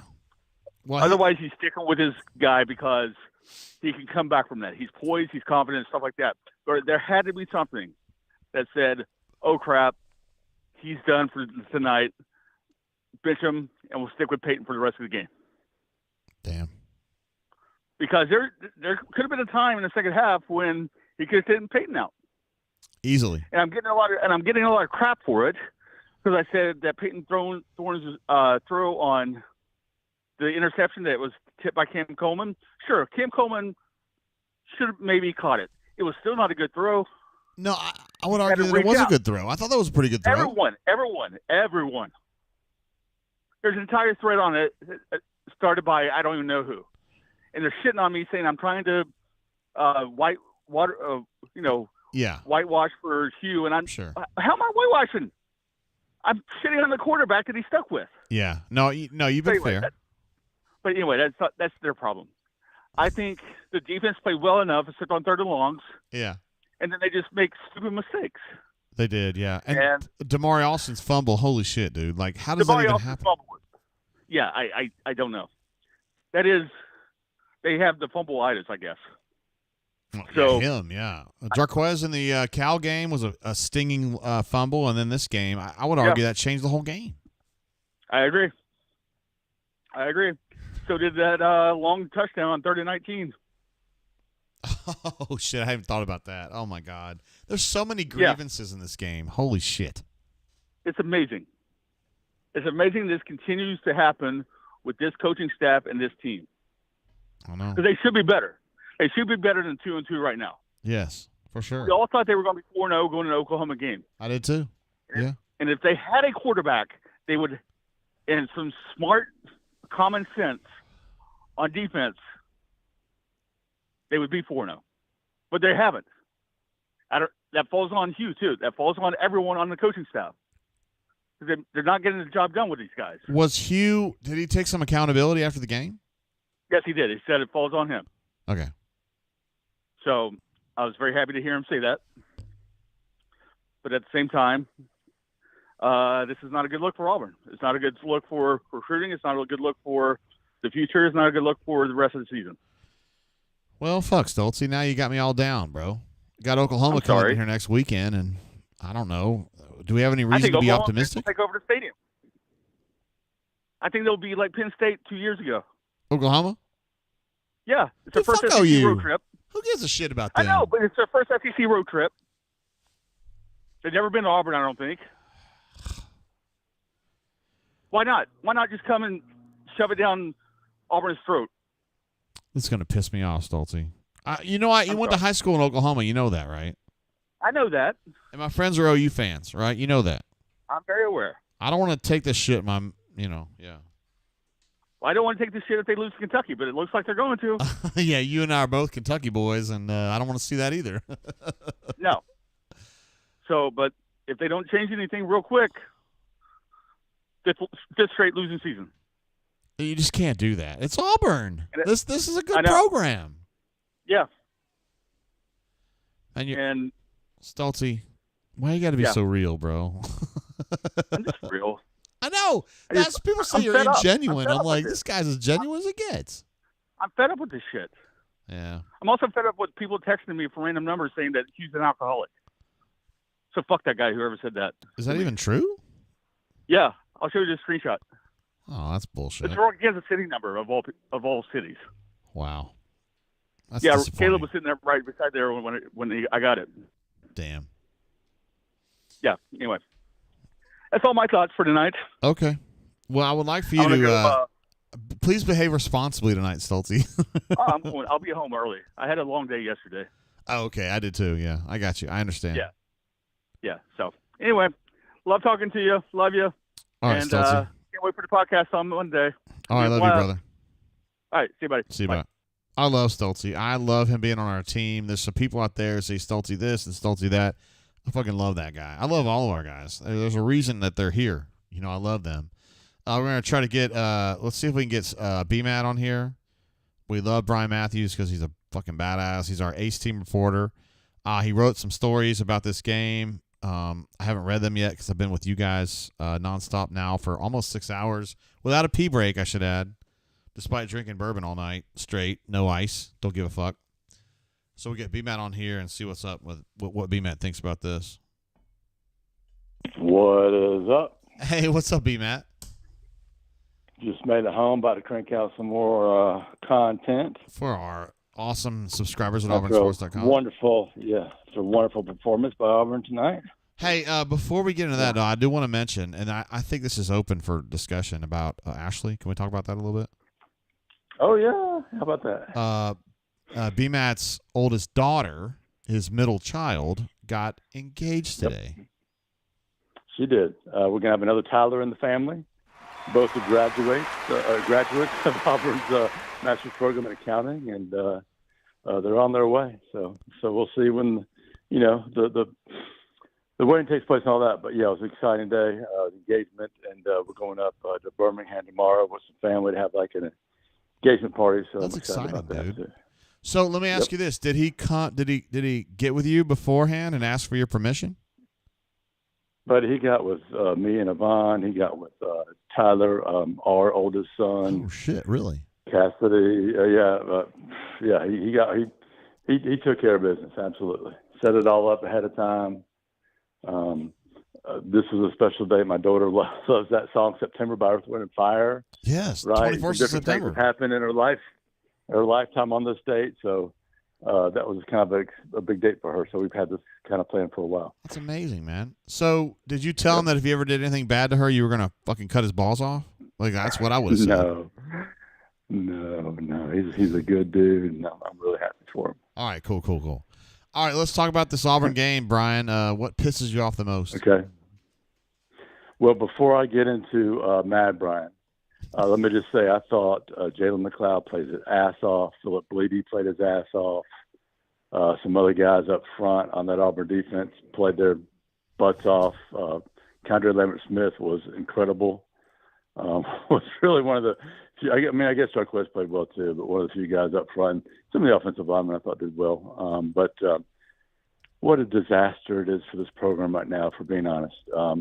Hugh Freeze in his opening statement, I think he said the word sickening 3 times, maybe it was just 2, but he just said it, this is sickening, and it really is. That's exactly what this is, because Auburn is 2-2 now. They're looking at a 4th consecutive losing season, which is completely unacceptable. Just completely. Totally. Right? Yes. I mean, I know Auburn's rebuilding, and I know Hugh Freeze inherited one of the worst rosters in 25 years. I think it's all fair to say. But he's also overturned that roster with, I think, maybe around 30 or so transfers over the last 2 years. 2 signing classes, one of which, he only added like 10, maybe 10 or 12 guys to it at the end there. But still, Auburn should be better than this. I completely agree. Clearly, the quarterback position is the one that they completely whiffed on. And I have to be, I have to say that I had convinced myself, or been convinced, or somewhat convinced that, maybe building a better offense about Peyton Thorne was the answer. First of all, they didn't build a better offense about Peyton Thorne. They got some better receivers. A lot of them could not get off press man coverage today. I don't know if anybody noticed that. While the quarterbacks were playing really bad, and then of course the quarterbacks were, pretty much awful. Peyton had his moments in the second half, but I thought they might have run the ball more with Peyton, because he's kind of he's actually a factor in the run game a little bit. So I thought when he came in there, they would run the ball more. Yeah. And they didn't really do that. He had a nice keeper. I don't know if it was a 3rd down conversion or what, but it was a really nice play when he made the decision to keep it. I think teams are baiting Auburn into throwing on the RPO because they know they can execute it well. I think this team needs to rethink that for now and start having more design runs into this offense. That is the one part of this offense I think is going to work until teams really, make a move to stop it. And then maybe those passing opportunities open up a little bit better. Right. But, the RPO is a very ineffective play for Auburn right now. Most of the throws off of it are quick little throws where the receiver is barely open, if at all. And then a couple of them were just terrible reads where, the interceptions happen. I don't know how many of those were RPOs, but I just don't see Auburn moving the ball really well with that play right now. Do you think this team's fucked? I mean, do you think it's going to be a 4-8 season? I'm afraid so, yeah. We talked about this in the – how many times have we talked about Auburn needs to start off 4-0, right? And how many times have we talk about Auburn's recruiting class is so good right now, but they're in the same position that Florida and Billy Napier were a year ago. Well, here we fucking are, right? Here we are, right here. It's the same goddamn thing. Now, I don't know if Auburn is going to react in the same way Florida is. I don't know if teams are going to be able to pick apart Auburn's class. Maybe there'll still be some momentum or some excitement in the program, or belief, I guess is the right word for Freeze. And maybe he's better than Napier to hold on to guys, and maybe he can convince them, this is a rebuilding job, and I'm going to turn this thing around. I think a lot of people need a lot of convincing after the start on that, and really the performance of the offense, especially over the last 2 years. I mean, he's supposed to be an offensive guy, and the offense has really, really sucked against good competition. I mean, 100%. Really, really been bad. Yeah, it's been bad. And the quarterbacks don't look better. I mean, honestly. No, Hank looked bad. The proof, yeah. The proof of concept is not there in any way, shape, or form. So, I mean, you're just being real. There's nothing they can do about it this year. There's not a damn thing they can do. Nothing. They got to figure out whichever quarterback is hot. They've got to adjust the offense and run the ball more and find some things that are going to work. But now they've got to do that against better competition. Are you? So I've been saying on the show, and you're obviously welcome to disagree with me. I respect your opinion a lot. I don't think they have to make a decision on Hugh Freeze going forward until the end of the 25 season. So I don't think there's a situation this year where they fire him, unless there's a scandal or something. Oh, I don't either. Yeah. Okay. No, I don't either, and I never thought there was. Okay. But the problem is, if he flops again this year and goes into next year on the hot seat, what is that going to do to Auburn's recruiting? Not is it great. going to be a dumpster fire like Florida? I mean, it probably won't be good, but I don't know. And that's what Auburn needs, right? Auburn can't afford to go through this again where, recruiting starts to fall apart and then some jackass booster decides, well, that doesn't work. We got to go out and get this tough guy, and he's going to do it his way, blah, blah, blah, and he's going to turn 3 stars into great players, and then go sign another doofus coach who won't recruit. Uh-oh. Because I can guarantee this group of boosters will do the same fucking thing again because they are idiots, right? I mean, Brian Harsin could not have been a worse fucking hire for Auburn in every way, shape, fashion, and form. So it was terrible. You Freeze, from a recruiting standpoint, is what Auburn needs. It's just it really sucks for Auburn that he hasn't made enough good decisions offensively with the quarterback position, or maybe he's just lost as a coach. I don't know. But it sucks that Auburn can't show it on the field and have some proof of concept or, be a high-flying offense or even some semblance of one. I've been saying on the show earlier, Matt, I was saying that I think Hugh has gotten soft because he's a much better man, since the Ole Miss debacle. I think that he's really looked inward, and I think he's become a better man, but I think he's a worse coach for it.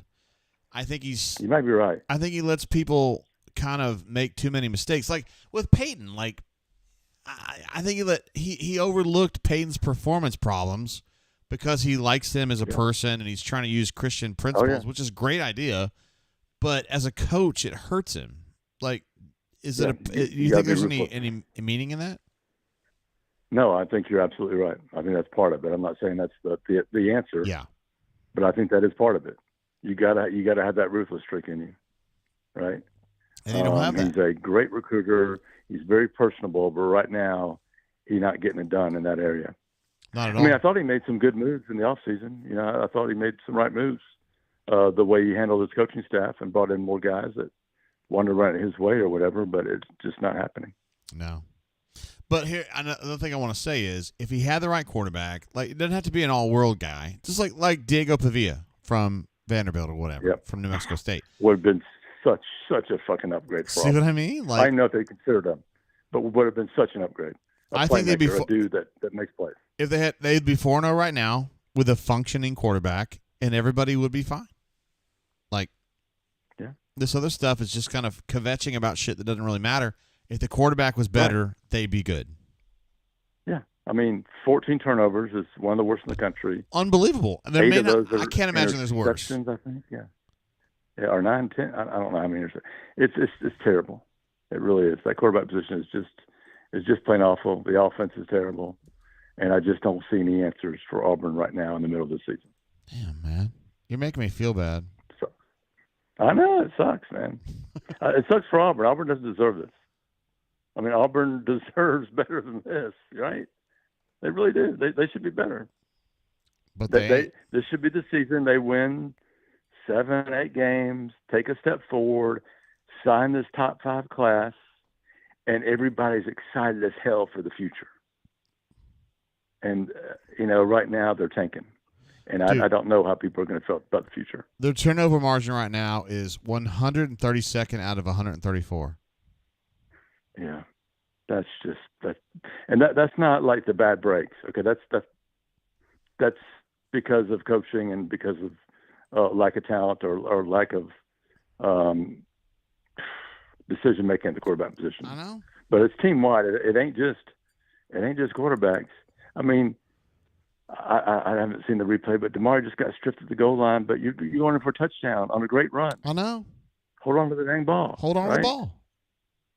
Yeah. Yeah, I don't know. Anyway, B-Matt, we are very proud of you as a father. Ashley, big day for her. Yeah, I appreciate that. Yeah, and, that's it huge. is. It's a great day for the family. Yes. That's awesome. All right, bro. Appreciate you being part of the. Appreciate it. We love you here, man. I mean, you've All been right, here forever, and we love you. Yeah. Getting old. Shout out to everybody out there. Take care, and maybe it's going to turn around. I don't fault the players. I think most of them played really hard, really gave a shit. You can see it in the post game interviews. They were disappointed. All right, bro. See you, man. Peace. There he is, B-Matt. Fucking stud. He's our Ace Team reporter. He's an Auburn graduate. His wife's an Auburn graduate. He's been here at the site on and off since 2000 and I think 1 maybe. I don't know.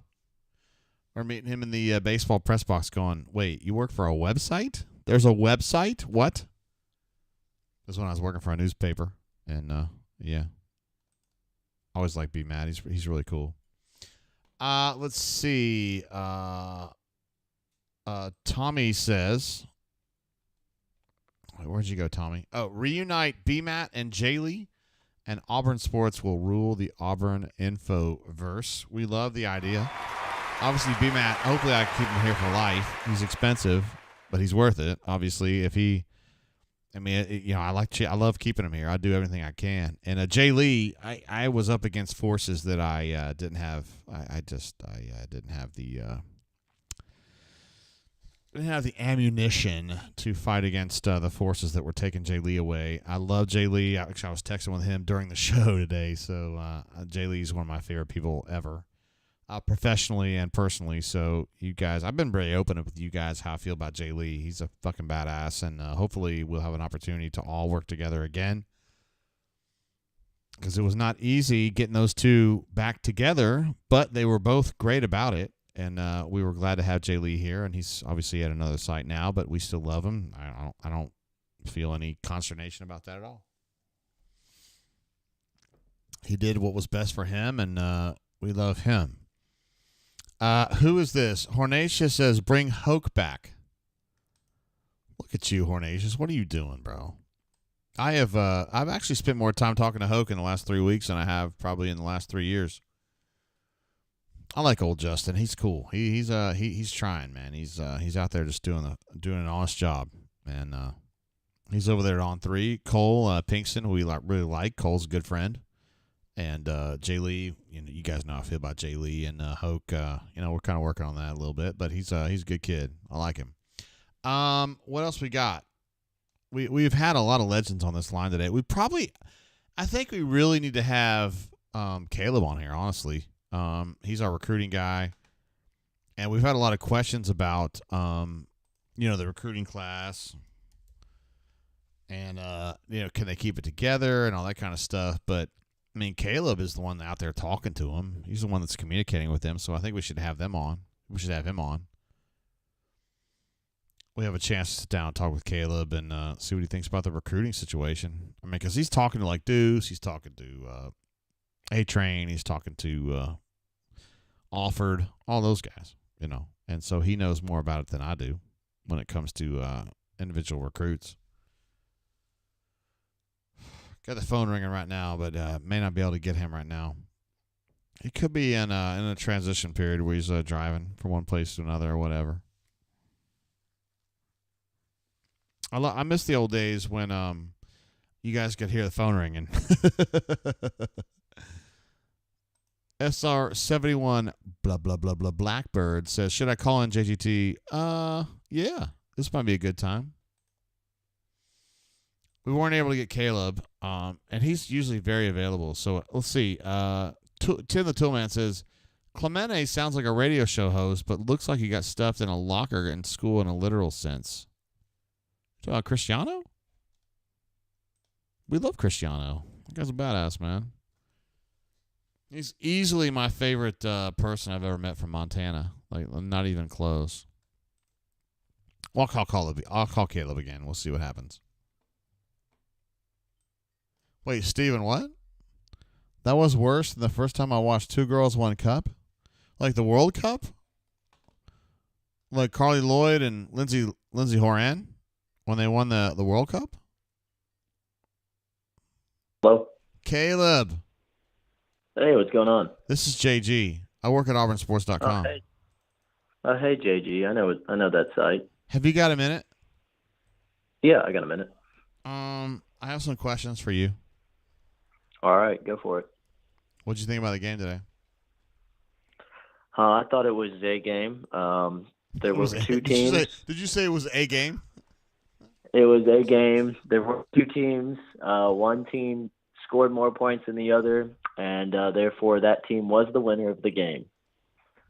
They had more points. It's simple They math. did. No, I thought the quarterback play was very, very questionable. Very, just it looked like nobody really knew what was going on. I think. I kind of mentioned this when we did our pick'ems last week. Is Hank Brown better than Peyton Thorne? I don't know. He's very young. I think you kind of saw that today when he was facing an SEC defense. He made some mistakes that maybe if you make against New Mexico, they're not a big deal. But in the SEC, it is a big deal. I thought Peyton Thorne threw the ball about as well as we've seen Peyton Thorne throw the ball, where he's hit some, but he's also had some bad misses. I just think offensively, Auburn looked it was just an atrocious offensive game. There were mistakes everywhere, interceptions. You fumbled the ball when you got momentum. It's just Auburn killed itself today. There's no doubt. All those turnovers, God bless. The question that is on everybody's mind as I have you on the horn is that can he keep this recruiting class together with the team sucking like this? My attitude, Caleb, before I get you to answer that, is that he has been selling these kids, by and large, on the fact that, hey, we're not quite good enough. We're not talented enough. We need you to come in and fix this or help fix it, So to me, like a loss like this doesn't necessarily sting as much from a recruiting perspective. What is your thought on that? And you're welcome to disagree with me, please. No, I agree. I think a lot of these kids realize that Auburn is not the most talented team in the world right now. But I do think that you got to start. You need to start winning some of these games with the talent that you do have. This was not a game that Auburn should have lost. Neither was the California game, and I think both of those games fall on the coaching decisions and just not having guys ready to play. These are California and Arkansas are two games that Auburn should have won at the end of the day. And I think you keep that recruiting class together as long as you can convince them that, yes, Auburn's not talented enough to compete with Georgia and Alabama, right? That's kind of what you're telling these kids is we need you guys to come in and make us as talented as Georgia and Alabama, to make us competitive with Georgia and Alabama. Right now, Auburn's not even competitive with California or Arkansas, and that's at the end of the day, that's kind of on the coaches. And I think if you start compiling a bunch of those losses, where if you lose to Vanderbilt, you lose to Texas A&M, you get blown out on the road as you're about to face just 3 SEC teams on the road after next week, maybe it becomes tougher to hold on to that recruiting class if you're showing that even if you do get to Auburn, the calls and the games are not going to go great. right? You have to show something, I think, on the coaching side. I think it's fair enough to say that, but right now I'm with you. I don't think a loss like this kind of deters anybody, but if these things start piling up like this where Auburn goes out and they're just flat, maybe it could change that. Yeah, I worry about it sometimes because, I mean, dude, the schedule's not great. I mean, Oklahoma at Georgia, at Missouri, at Kentucky. Vanderbilt played a good game today. Like, holy shit, man. If you're Auburn, we looked at the first 4 games as, okay, you should be able to win all of those games. And then after the California game, you looked at Arkansas and you said, yeah, maybe Auburn isn't able to win against Arkansas, but they still should, right? Now you're looking at every single game left on your schedule, and at this point, even Vanderbilt is becoming questionable because they just took Missouri, who is much more talented at quarterback. They just took Missouri to, was it double overtime? Yes. Even Vanderbilt, and we saw it last year. Diego Pavia gave Auburn a lot of trouble at quarterback because he's the quarterback. He's the type of quarterback that Auburn's had trouble defending this year. Is quarterbacks that can extend plays. It's what killed them on third down.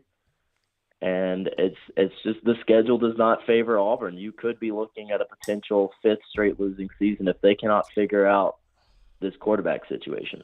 God, it's Auburn of 5 straight losing seasons. You'd think we'd never see it again in our lifetime. You would think it's a thing of the past, but it's a real possibility at this point. I mean, do you see 4 more wins on this Auburn schedule right now? No. I don't. I really don't. I see Vanderbilt, UL Monroe, maybe Texas A&M, but I don't see them winning against Oklahoma. I don't see them winning on the road the way that they played at home. I don't see your quarterback composure getting better at Georgia, at Kentucky, at Missouri. I just don't. Dude, I think that Hugh screwed up by doubling down on Peyton. I feel like he's the same guy he was last year. He was just average at best. And now they're like, everybody's holy shit, he's average. I'm like, that's what he's always been. I think the thought was okay, we're going to surround him with better talent. We're going to give him a full year in the system. We're going to develop him. He's going to improve in year 2. And that just hasn't been the case. I don't know if that's a Peyton thing. I don't know if that's a coaching staff thing. Is the coaching staff getting to him? Is Peyton just not understanding? And Stoltz put out a great column. Is that decision to not go out and get a transfer quarterback, a proven transfer quarterback that could play, that is coming back to bite this staff right now, I think. Yeah, I agree. I don't understand it. Like they needed another quarterback. You thought the same thing, Caleb. Like we talked about this, like in January and February. We like they fucked up here, and they fucked up. Yeah. I texted you about 2 or 3 weeks ago, and I still think it's true that if Auburn does not flip Deuce Knight and land a top transfer quarterback, Hugh Freeze could be in trouble. But they're not gonna fire him now. No. I'm not saying they're going to fire Hugh Freeze after 2 seasons. I'm just saying if Hugh Freeze wants to be here long term and build what he's kind of envisioning, he's got to go out and he's got to be able to flip Deuce Knight from Notre Dame, get him a quarterback in this 25 class, and land a top portal quarterback. Because as much as you want to talk about how good a player right now Deuce Knight is and how valuable he would be if Auburn were to flip him from Notre Dame, you can't throw a true freshman out there and expect him to lead you to the promised land right now. You're right. Although Jameis Winston won as a redshirt freshman. It's a different day and age, man. You can't bank on a true freshman coming out there and being a stud anymore. Especially at that position. You cannot place your season on that. You cannot place your tenure as the Auburn head coach on him. So I fully expect Auburn to go after a top transfer quarterback this offseason. Yeah, my thought was they're going to get Deuce, and they're also going to get a 1-year transfer guy. That's what I was thinking. Yes, that's exactly what you need. You need a guy, a proven guy. You cannot go out and get another version of Peyton Thorne who's got 1 year left. You have to go out and get somebody who's a proven winner. And you just don't know who that's going to be right now because you don't know what the coaching changes are going to look like. The guy from fucking New Mexico State, Diego Pavia, like, he's a fucking Vanderbilt. Like, Auburn could have gotten him. Like, that's all it takes, just to have a decent quarterback. That's fucking it. And if they had that, they'd be 4-0 right now. I think everything would be fine.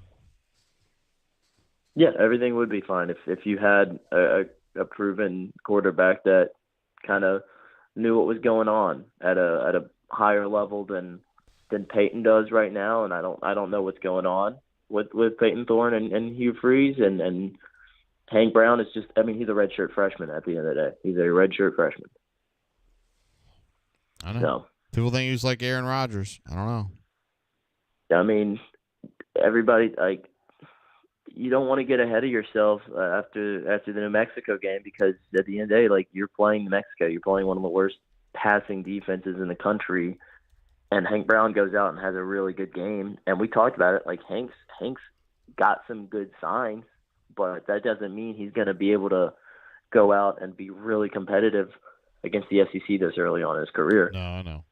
He had a bad half, though. Would you have made a change at halftime, Caleb? Because my thought was they needed to make a change. Some people disagree with me. I don't know. I would have stuck with Hank. All right. I think, respect it. I think I would have stuck with Hank, and this is why. You made your change at quarterback. You said, all right, Hank is our guy going forward. We think he gives us the best chance to win. And you go out and you start him against New Mexico. You say, all right, we still think he gives us the best chance to win based on what we've seen in practice because we don't believe in Peyton. That's what you said. That's essentially what you say if you're Auburn is we don't believe Peyton gives us the best chance to win when you start Hank Brown over him in 2 consecutive games. And then Hank Brown throws 3 interceptions in one half, one of which is a tipped ball. And you go back to Peyton saying, all right, that's he's going to give us our best chance. To me, what that looks like is they know they don't have a good quarterback. They know that they don't have a quarterback that can give them can be a game changer, right? That just kind of cements the idea of they don't know what they're going to do right now at that position. They're still trying to figure it out. And I think I'm going to ask him at the press conference, tell me in 2 sentences what your offensive plan is. I want to hear what his answer is. Well, you've had, at this point, you had a year to figure out, okay, who is the quarterback? And it appears that has not happened. I know. It's a mess, bro. I'm sorry you have to see this. On somebody mentioned this to me. On the flip side of this, you have Deuce Knight in attendance for this game, and it's not a terrible thing for him to see this, because on the flip side, I guess you could flip it this way as well.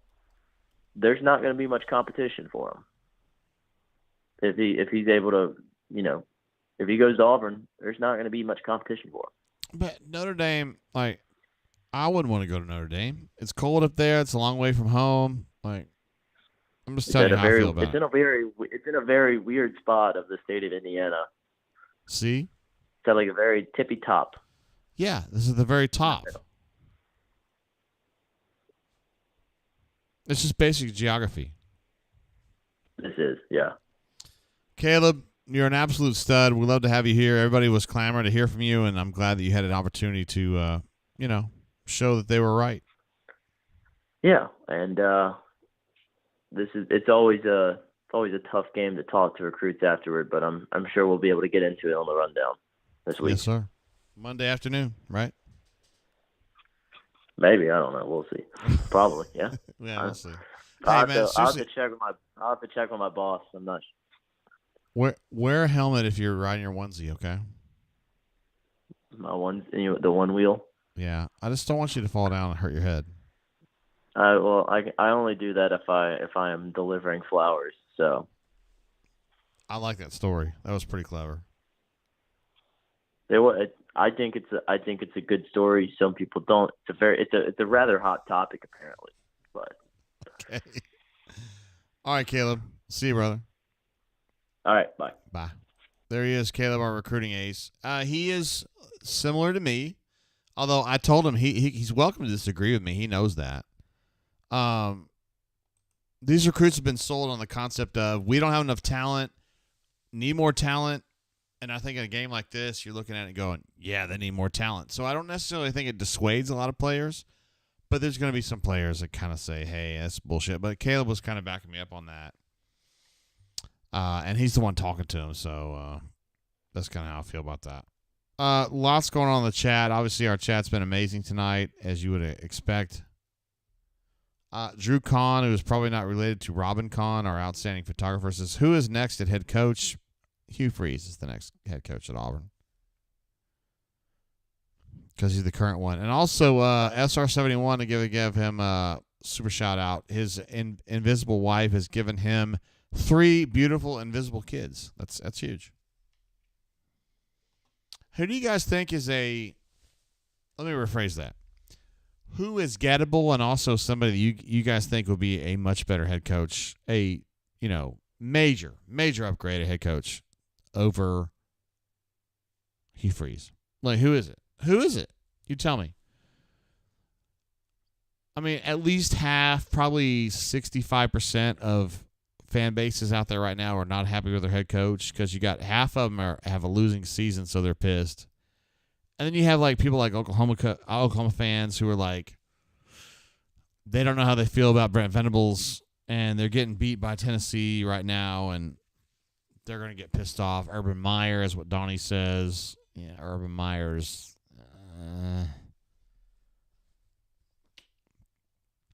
Not sure about that. Jacob says the USF coach, Mike Norvell, SR71. You'd think he'd be cheap. Also, Warrigal 0008 says, let's please not do this. Hugh's the guy. Hugh is definitely the guy. Ristow, my guy. I haven't seen you on the chat in here. You're a great bunker, and I'm glad to have you here. Christian Cummins, look at this. An Arkansas fan says, go Hogs, great game, Tigers, y'all will be fine.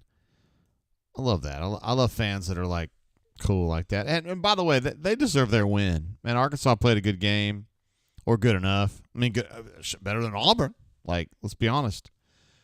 Auburn would love to have that quarterback. If Auburn had that quarterback right now, they would have won this game. Taylor Green's a good player. And I like some of the players they've added. I love T. Will. You guys know we all feel that way about T. Will. So, I mean, I'm happy for him. His defense played plenty good today, and they had some good licks, and they kept him out. Galatian, who I've really enjoyed in the chat today, he's been here pretty much wire to wire, if not fully wire to wire. Says Auburn powers to be shit the bed by not hiring Kiffin. Where is my? Sometimes may be good, sometimes may be shit. I said shit the bed by not hiring Kiffin. The opportunity was there, and we blew it. I'm not 100% sure that's how it worked out. And War Eagle 0008 agrees with me on this. I don't think he's a good culture fit. I think that Lane Kiffin is an outstanding coach. I think he's the best play caller in football. That includes NFL. I think he's an amazing play caller, and I think he has the right mindset for designing good plays, executing good plays, calling good plays, sequencing good plays. He's really good. I don't think he's a good culture fit at Auburn. And I think he's better at like Miami or Florida or fucking somewhere more cosmopolitan than Auburn.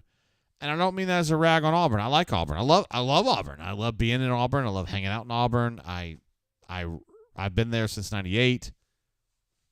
No hating. I'm a fan of the school, but like I don't think it's a good fit for him.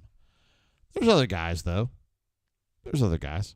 I mean, it ain't got to be Lane Kiffin. I don't think it's the right one. War Eagle 0008 thinks that Kiffin's going to Florida. I don't know if it's cosmopolitan enough for him, but it's possible. He's done a great job at Ole Miss. You can't even argue that. Not that you would, but.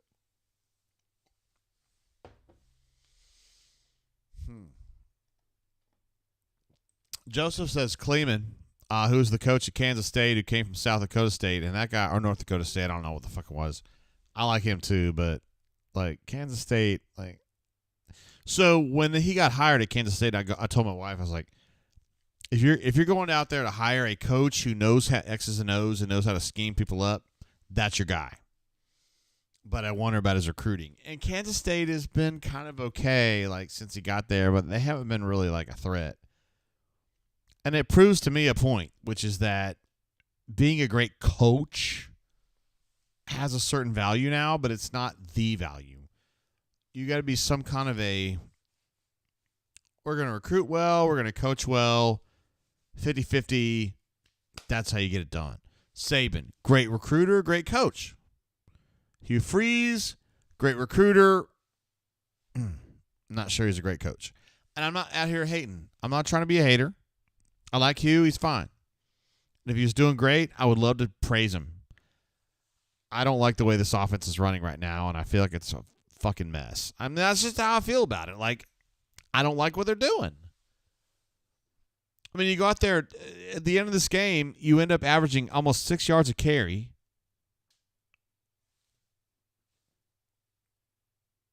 Same thing. Bro, I was thinking the same thing. 6 yards a carry and they're not running the ball more? Like, you come out in the second half and you're down 1 touchdown. You're down 7 points. Run the ball. They didn't do it. They didn't do it.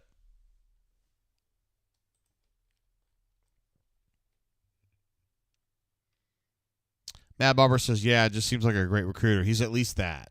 So for me, I would continue to leave him here until the end of the 25 season because he's a great recruiter. Like, get people here. Neil White says, Hugh Freeze is Gus's little sister. Wow, that's tough. That's tough. Let's see what Whale Driver says here. Great college coaches are CEOs. They do a little bit of everything. He's doing a shitty job of the coaching part.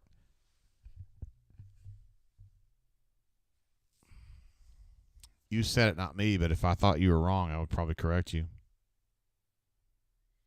Feel Like a Stranger says, you have to make Coach Don Kedick tell you no twice. Make him tell us no.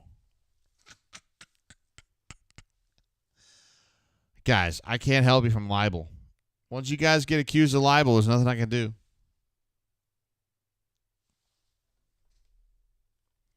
Neil White with another good point. He says Hugh has a 6-year contract. AU is stuck. Dude, I don't even think AU is stuck, really. I mean, just give him a little more time. I don't love the way the game has been. I didn't love the way the game was called today on the offensive side. Defensively, they were fine, but I mean, honestly, like, I didn't love the way things were handled on the offensive side, and you guys probably didn't either, but it could have been managed better. But, like, nobody's getting fired right now. Let's be real. Let him continue to acquire talent. And if he ends up sucking as a coach, like he has so far, then you fire him after the 25 season, and you've got a much better recruiting class. You got much more talent. You're closer to Georgia and Alabama than you were at that point 3 years ago. And, you know, you're not that mad. It's one man's opinion. I feel like we're at a point where we probably cancel the show, but like we're still attracting viewers. We're still adding viewers. It's crazy.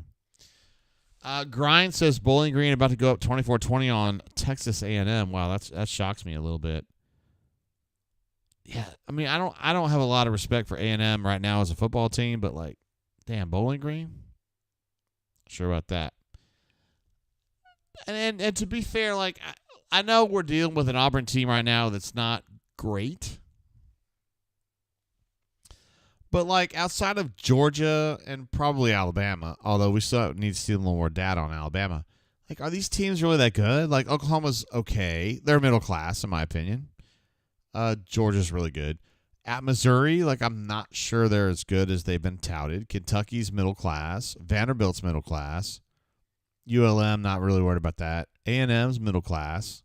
Alabama's probably a little better than that. But, like, shit, man. Like, if Auburn just gets its shit straight at quarterback and you get somebody, again, I don't care if it's Peyton or if it's Hank. Get them playing to a 6 out of 10. That's all you got to do.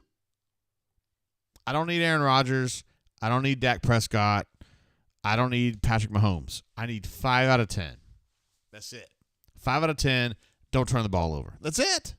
That's like literally saying, hey, man, I'm going to go to this AOPI formal, and all I need is a girl who's not gross and doesn't smell bad. Like, that's it. That's it. That's all you got to do.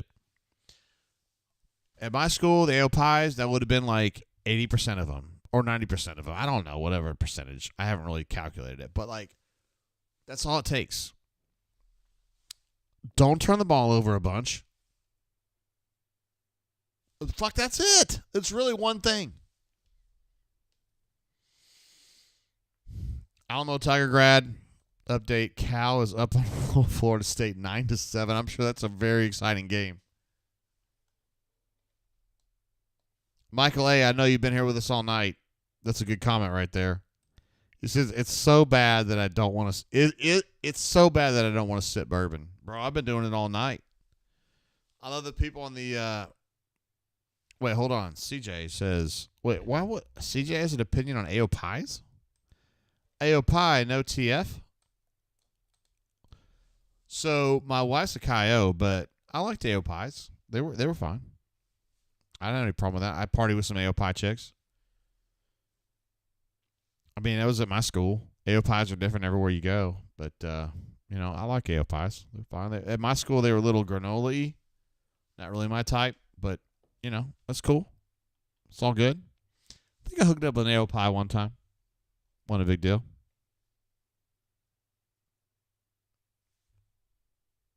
No, I'm not going to say it.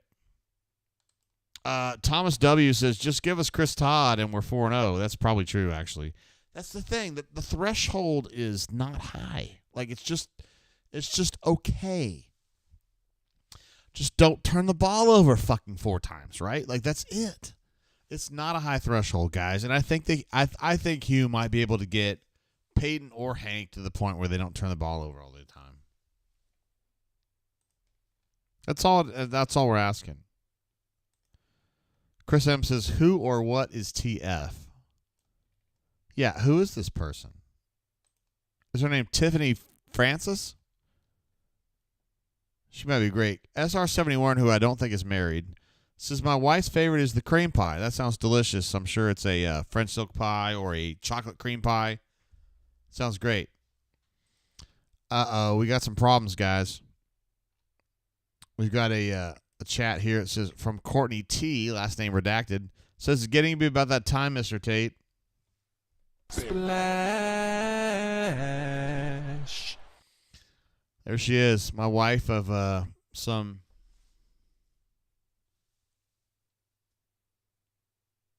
27 years, I believe. We've been together like 32, but married 27. Saying it's going to be about that time. That's sad. That's too bad. CJ says first warning. CJ's been there for like third warning. Let's see. Tony says QB criteria. QB criteria is cat lover. I'm a cat lover myself.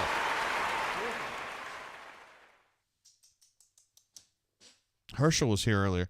Unfortunately, we got him from the shelter about a year ago, and his name was Herschel. Which I guarantee is a fucking Georgia fan, but whatever. And he responds to Herschel, so. I was going to change his name, but he didn't respond to it. I was going to call him Zeus, but he didn't care.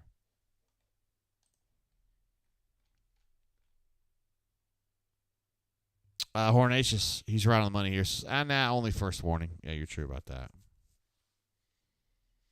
Stefan says you missed chats before. It'll be all right. God bless, man. That hurts if you're talking about super chats. Did I miss super chats? Hope not. We have 5,200 chats tonight. Like, comments in the chat. Holy cow, man. Amazing, guys. I feel like a stranger says, this is our salve, the medicine we need. My man. I feel like a stranger. Great use of the word salve. A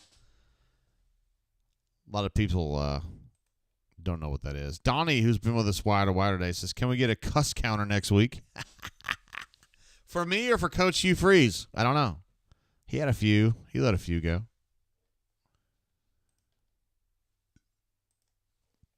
SR71 Blackbird says, if you have to go, JGT, then we have to go. Love you. That's a corny question. She's here tonight, so she can, if she really feels strongly about it, she can bring her ass up here and throw me off the air. Michael A says, corny, with due respect, don't interrupt our morning. MOURNING. I can't believe how many chats we have done. This has got to be a record for our largest number of chats in a game. It's amazing. 5277. That's amazing. Auburn fan 123 wants to know if we can get Henri in here. Fuck yeah, we can get Henri in here. Hell yeah, we can. Let's do it. Oh gosh, I turned it off accidentally. I didn't mean to.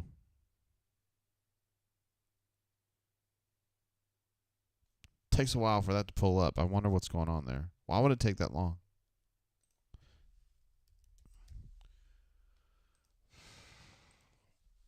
Let's see what Henri does. I haven't even asked Henri if I was going to call him, but we'll just see what happens. Has been forwarded to voicemail. The person you're trying. Uh-oh, he's on the horn. Hopefully he's talking to some hot girl. Stefan says, whatever happened to Doc Dumpster? So I texted him, I think it was 2 weeks ago, I think. And he was like, hey, man, I got some shit going on, whatever, but.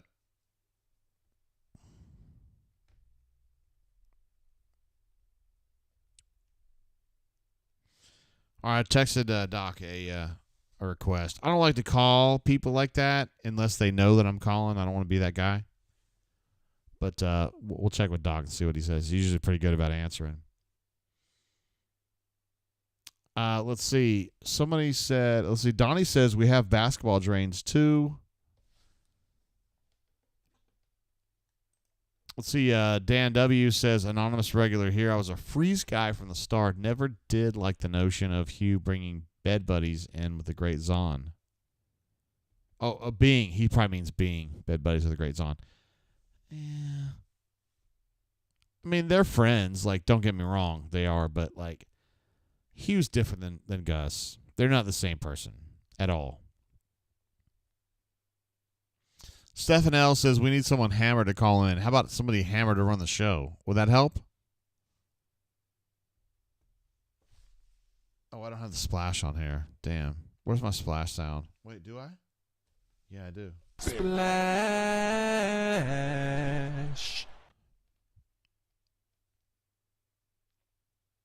I feel like a stranger says that Courtney Tate sabotaged the Skype. She would never do that. Never. And then Ryan says, there's no doubt. That's pretty big. That's big right there. That's a big win. Wiggle 0008 who called in earlier. What a stud. Says, Oklahoma figuring out what it's like to play in the SEC. Hopefully it'll make their life difficult next week. That would be great. Daniel D says 8-4 my ass. It's going to take a lot of work. It'll take a lot of work to get 8-4. Goodness gracious. I don't even think that's going to happen. And I'm relatively optimistic, but it's hard to look at this Arkansas game and say, hey, man, they look pretty good to me. Like, nope, not really. I thought they'd be 4-0 right now. I didn't think the quarterback would be such a big problem, but it is what it is. Tony M says, Henri and Caleb, seriously good young talent. Well, I love them. I love them both. Wish I could keep them forever. Give Henri another call. Uh-oh.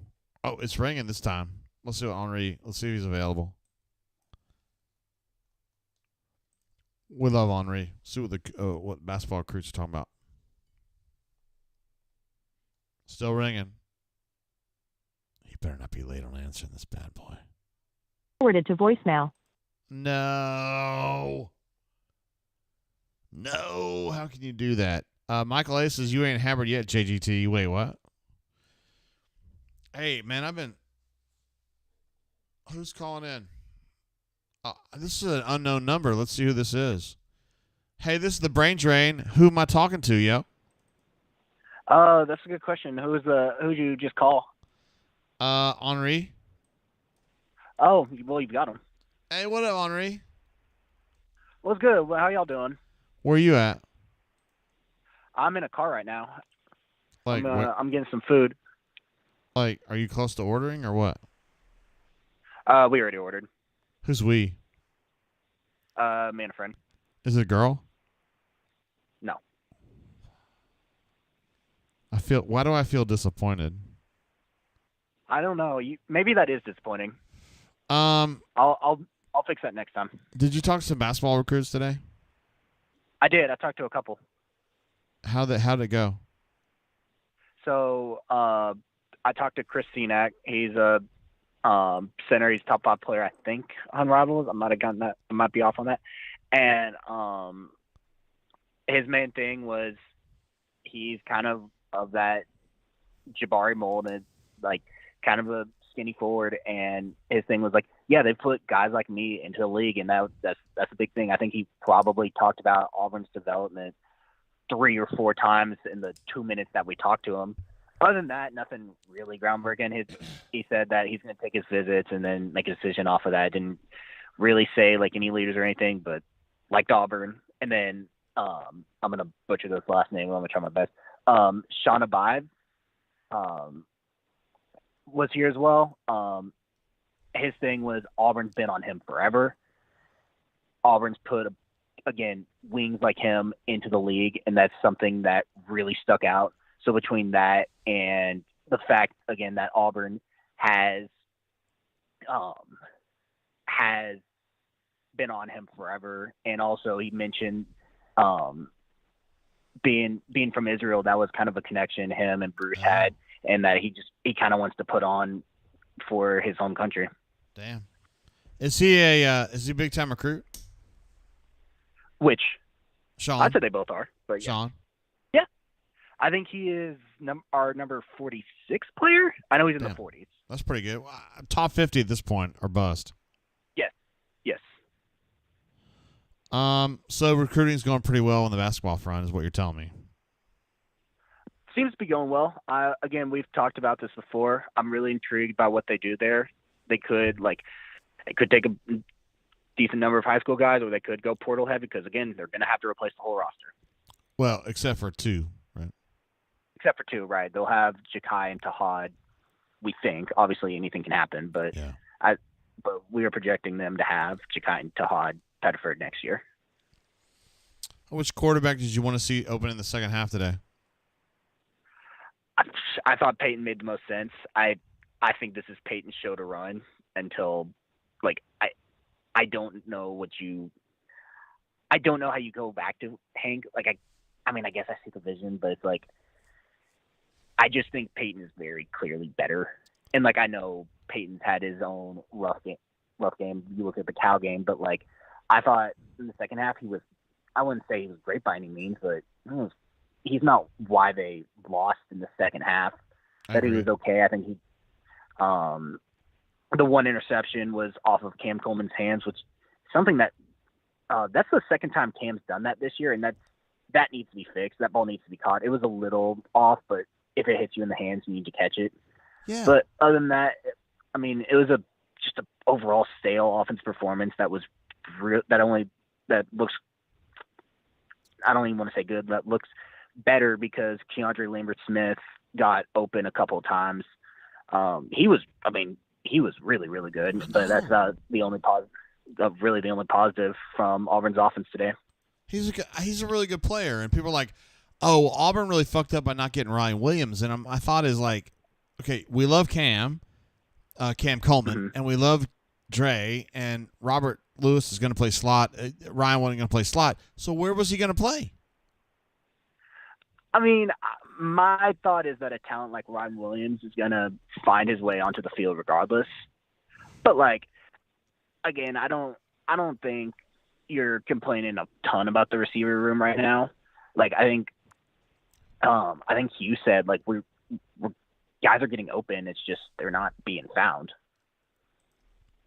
And that's a quarterback problem. That is a quarterback problem. And I mean, Hugh basically said without saying it, the only way this gets better is if we had another QB. And there's definitely a part of me that thinks they regret not going all in for a guy, whether it's Cam Ward or whoever, I think it's very clear that there is regret there. I know. You were on my team with Caleb, with Brian Matthews, about they needed to bring somebody in at minimum to challenge Peyton, but he didn't bring anybody in. Like, go get a portal quarterback. Like, get, like, not to praise Brian Harsin, but, like, bringing in TJ Finley as kind of like an insurance of, like, okay, we know this guy's had struggles. We're not going to bench him, but, like, here's a guy that if these struggles keep happening, we can turn to him. Like, you didn't go get, like, a guy like that. Like, you didn't need, like, I think the smart thing would have been to go get a QB, but at minimum, bring someone in to compete. They didn't do that at all. CJ says, I hate to disagree with Henry here, but I'm going to go 4 interceptions against Cal with a fifth-year senior is completely unacceptable, meaning there's no way you –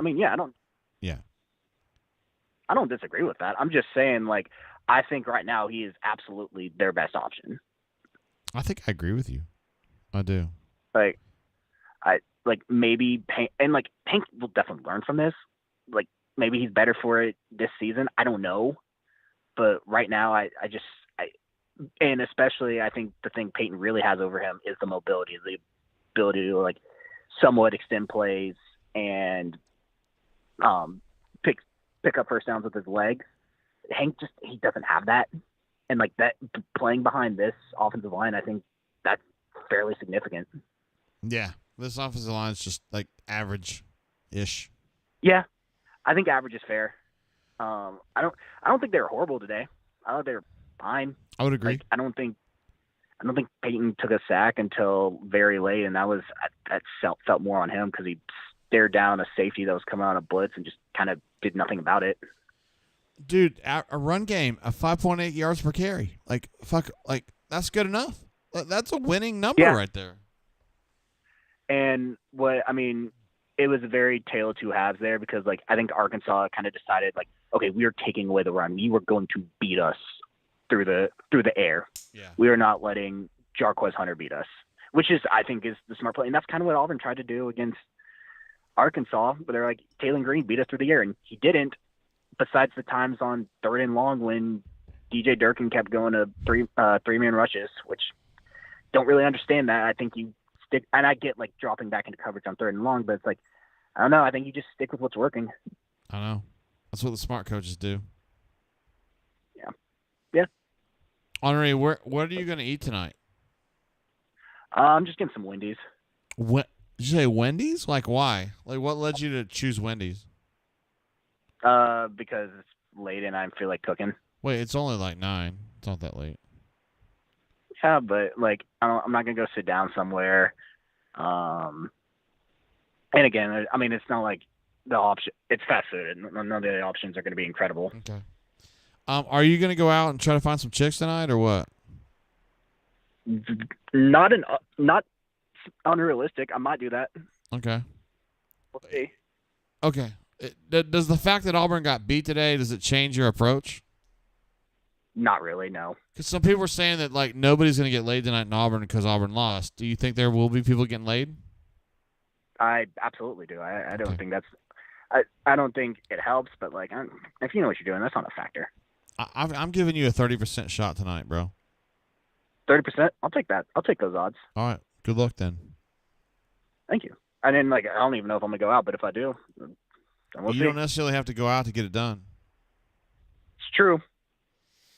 Henri, love having you on the team, bro. Thanks for hanging out. Yes, sir. Of course, always. See you, bro. See ya. There he is, Henri. Giving you a little bit of basketball recruiting, giving you some football chatter, and we love Henri. He's a badass. We love him. He's going to be a really good reporter in time. And, well, I mean, he's pretty damn good right now, but you know what I mean. Like, he's like 21. He's going to be great. He's going to be better than me. I promise you that. Like, JG, yeah, he can be better than you. Great. Amazing. Michael A., what a great comment. He says, is Wendy's chili still the bomb? Fuck yeah, it is. I had it about a year ago in Columbus, Georgia, and it was really good. And I'm a chili guy, and Wendy's has some really good chili for fast food. The best chili I've had is at Dreamland. which I don't really like going to because I think of it as a Bammer place, but like that's pretty fucking good actually. One man's opinion. Let's see what Robert B says. Yo, has anyone alerted you to the Bo Wallace tweets? No, nobody has. What's going on there?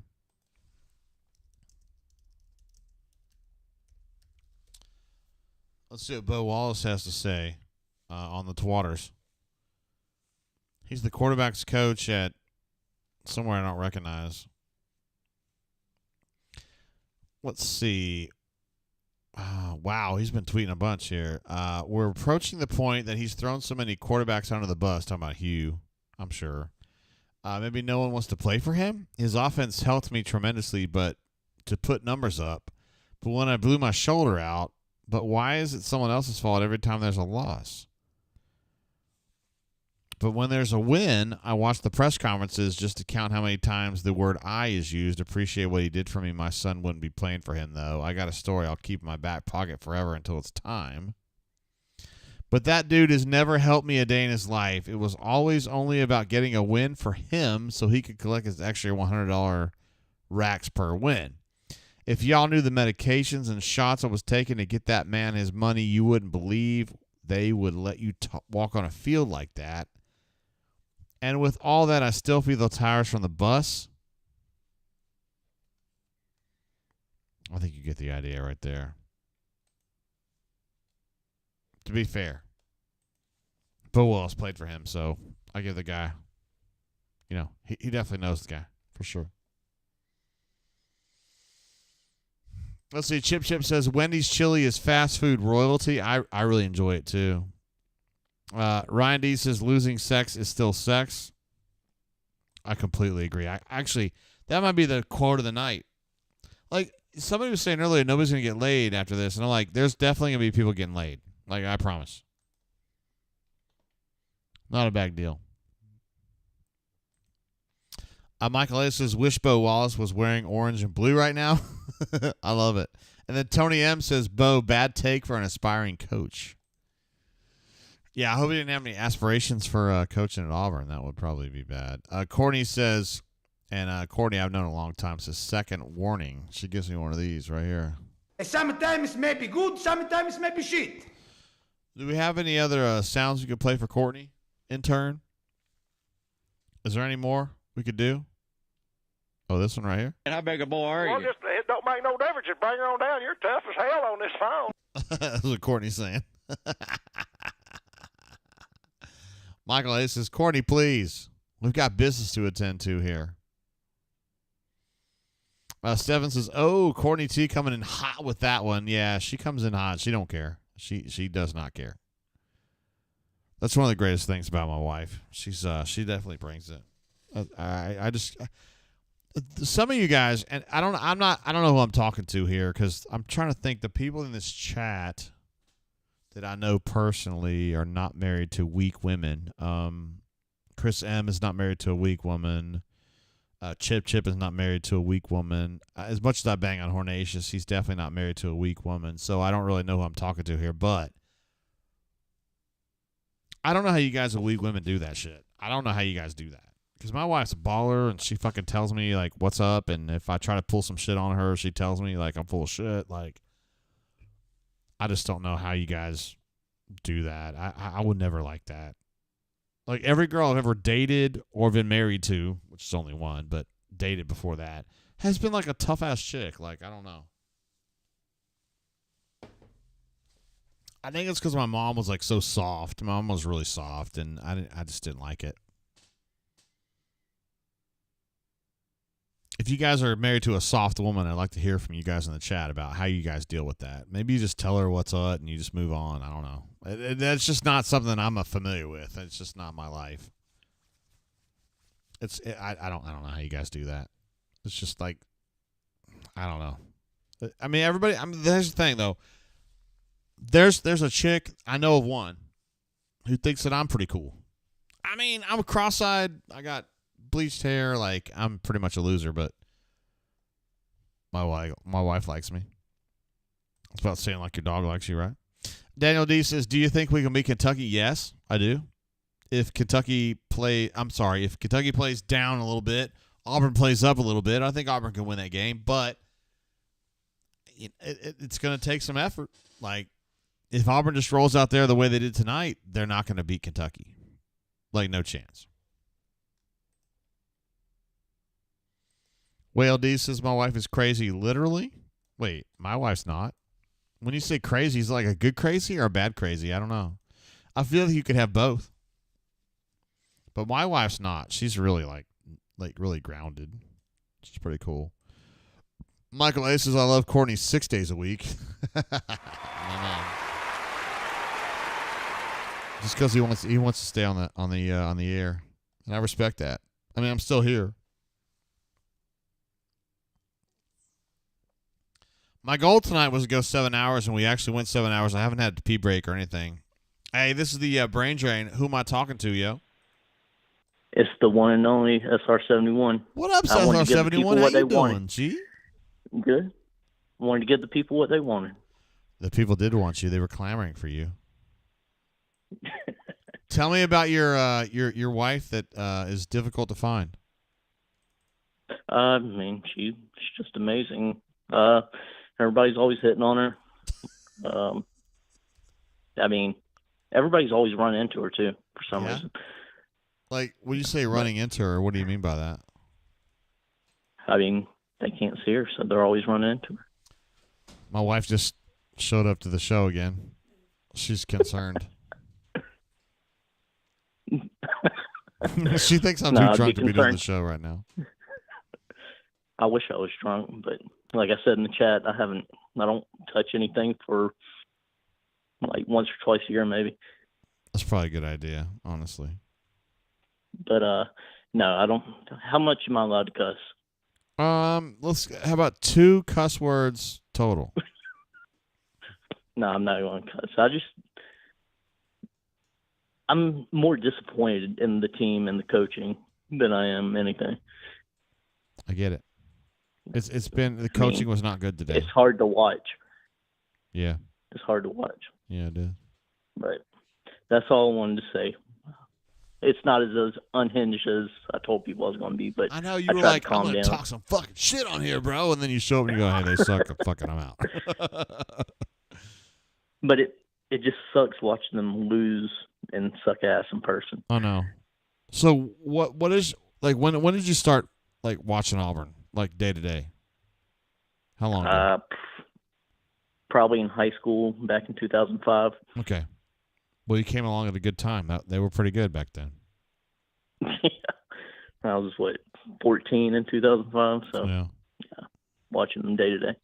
You probably hadn't seen your first tit yet, have you? Donnie's not impressed. Not unhinged enough. No, that's what he said. Not unhinged enough. I love it. But anyway, what was your question though? I don't know. When your first tit was? I don't know. Well, my first what? Tit. Tit? Yeah. In high school sometime. Okay, Too many to count from. Oh shit! They usually come 2 at a time. Yeah, they do. Yeah. Or 4 if you have multiple women. Holy shit! Look at you, man. I don't think I've ever had that happen. And then I hit college and I got fat and ugly.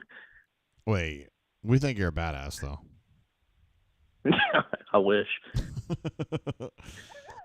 This game tonight really sucked, and I thought they were gonna be better than this. Yeah, and the officiating was horrible. I'm not usually one to go after officiating, but if you want to hear something unhinged, I think we should be able to go after refs. Start throwing shit out. You talking about fans or whatever? Yeah, You fans. want to beat their ass? Is that what you're talking about? Hit them with full beer cans, full water bottles, something. That would hurt, man. I don't want to hit you with one of those. That's their problem, not my problem. You're not an official. But yeah, okay.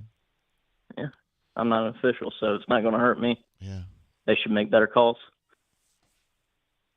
But anyway, I'll get off the phone.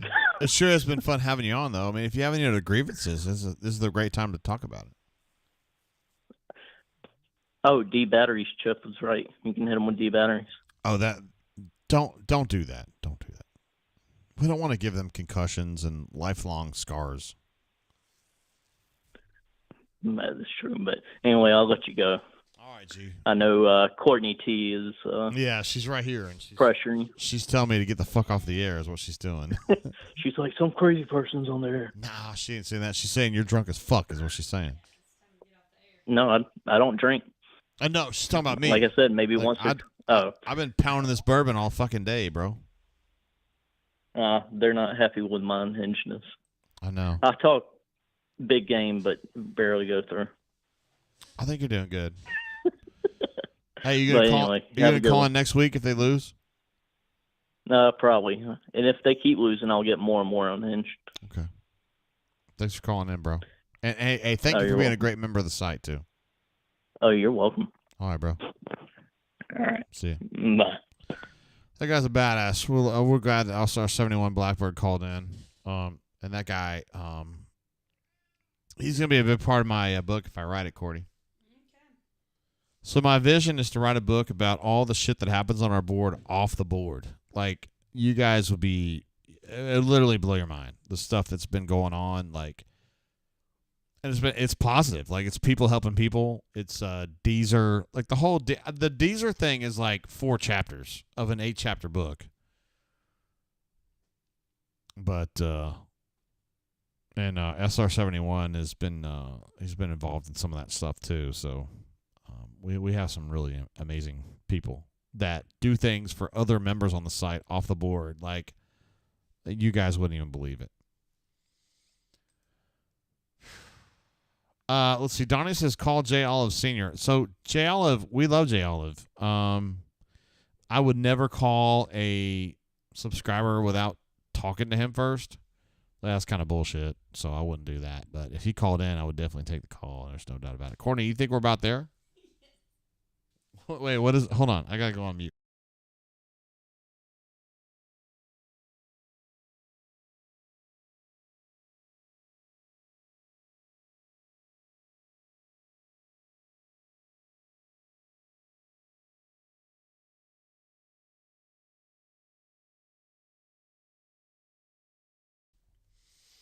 All right, guys.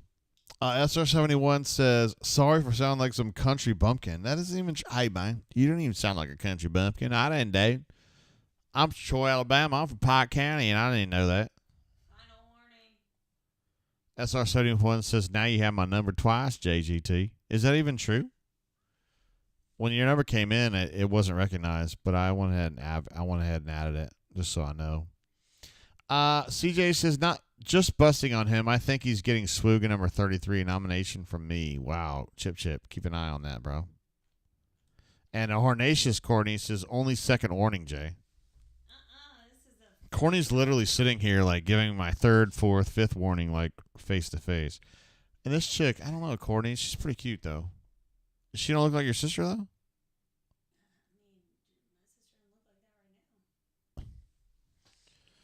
Nor does mine.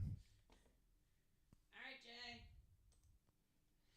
Is that time to wrap it up? No, SR71, I got it, bro. I didn't like transfer the number around though. That's the only thing. All right, we're gonna wrap it up there.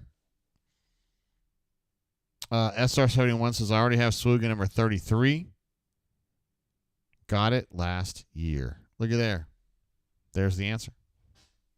And Chip knew that right away. All right, guys, so we're gonna wrap it up there. Disappointing night for the Auburn Tigers. There's no doubt about it. We'll be back on the show for next weekend, the game against Oklahoma. That's going to be in Jordan-Hare Stadium. I don't know that that's going to go really well, but hey, man, that's a different day, different situation. Maybe it'll be better. I don't know. We still got to watch Oklahoma's finish against Tennessee. I know they're having trouble. For the super chatters, for the callers, I want to give the callers a special shout out because it takes balls to call in. Ruxy Poo, Hornatius, Why Not AU, War Eagle 0008, Courtney loves him. MWD, Alpha Tiger, Chip, Mobile Alum, thank you, sweetie, for calling in. J-Head, Stoltz, B-Matt, my man, Henri, and of course, SR71 for calling in here late. We'll wrap it up there until we catch you guys next week for the Oklahoma game. Keep your feet on the ground. Keep reaching for the stars. I love you guys. We'll see you at auburnsports.com. Until then, I don't know. Be badass. Keep dominating. Peace.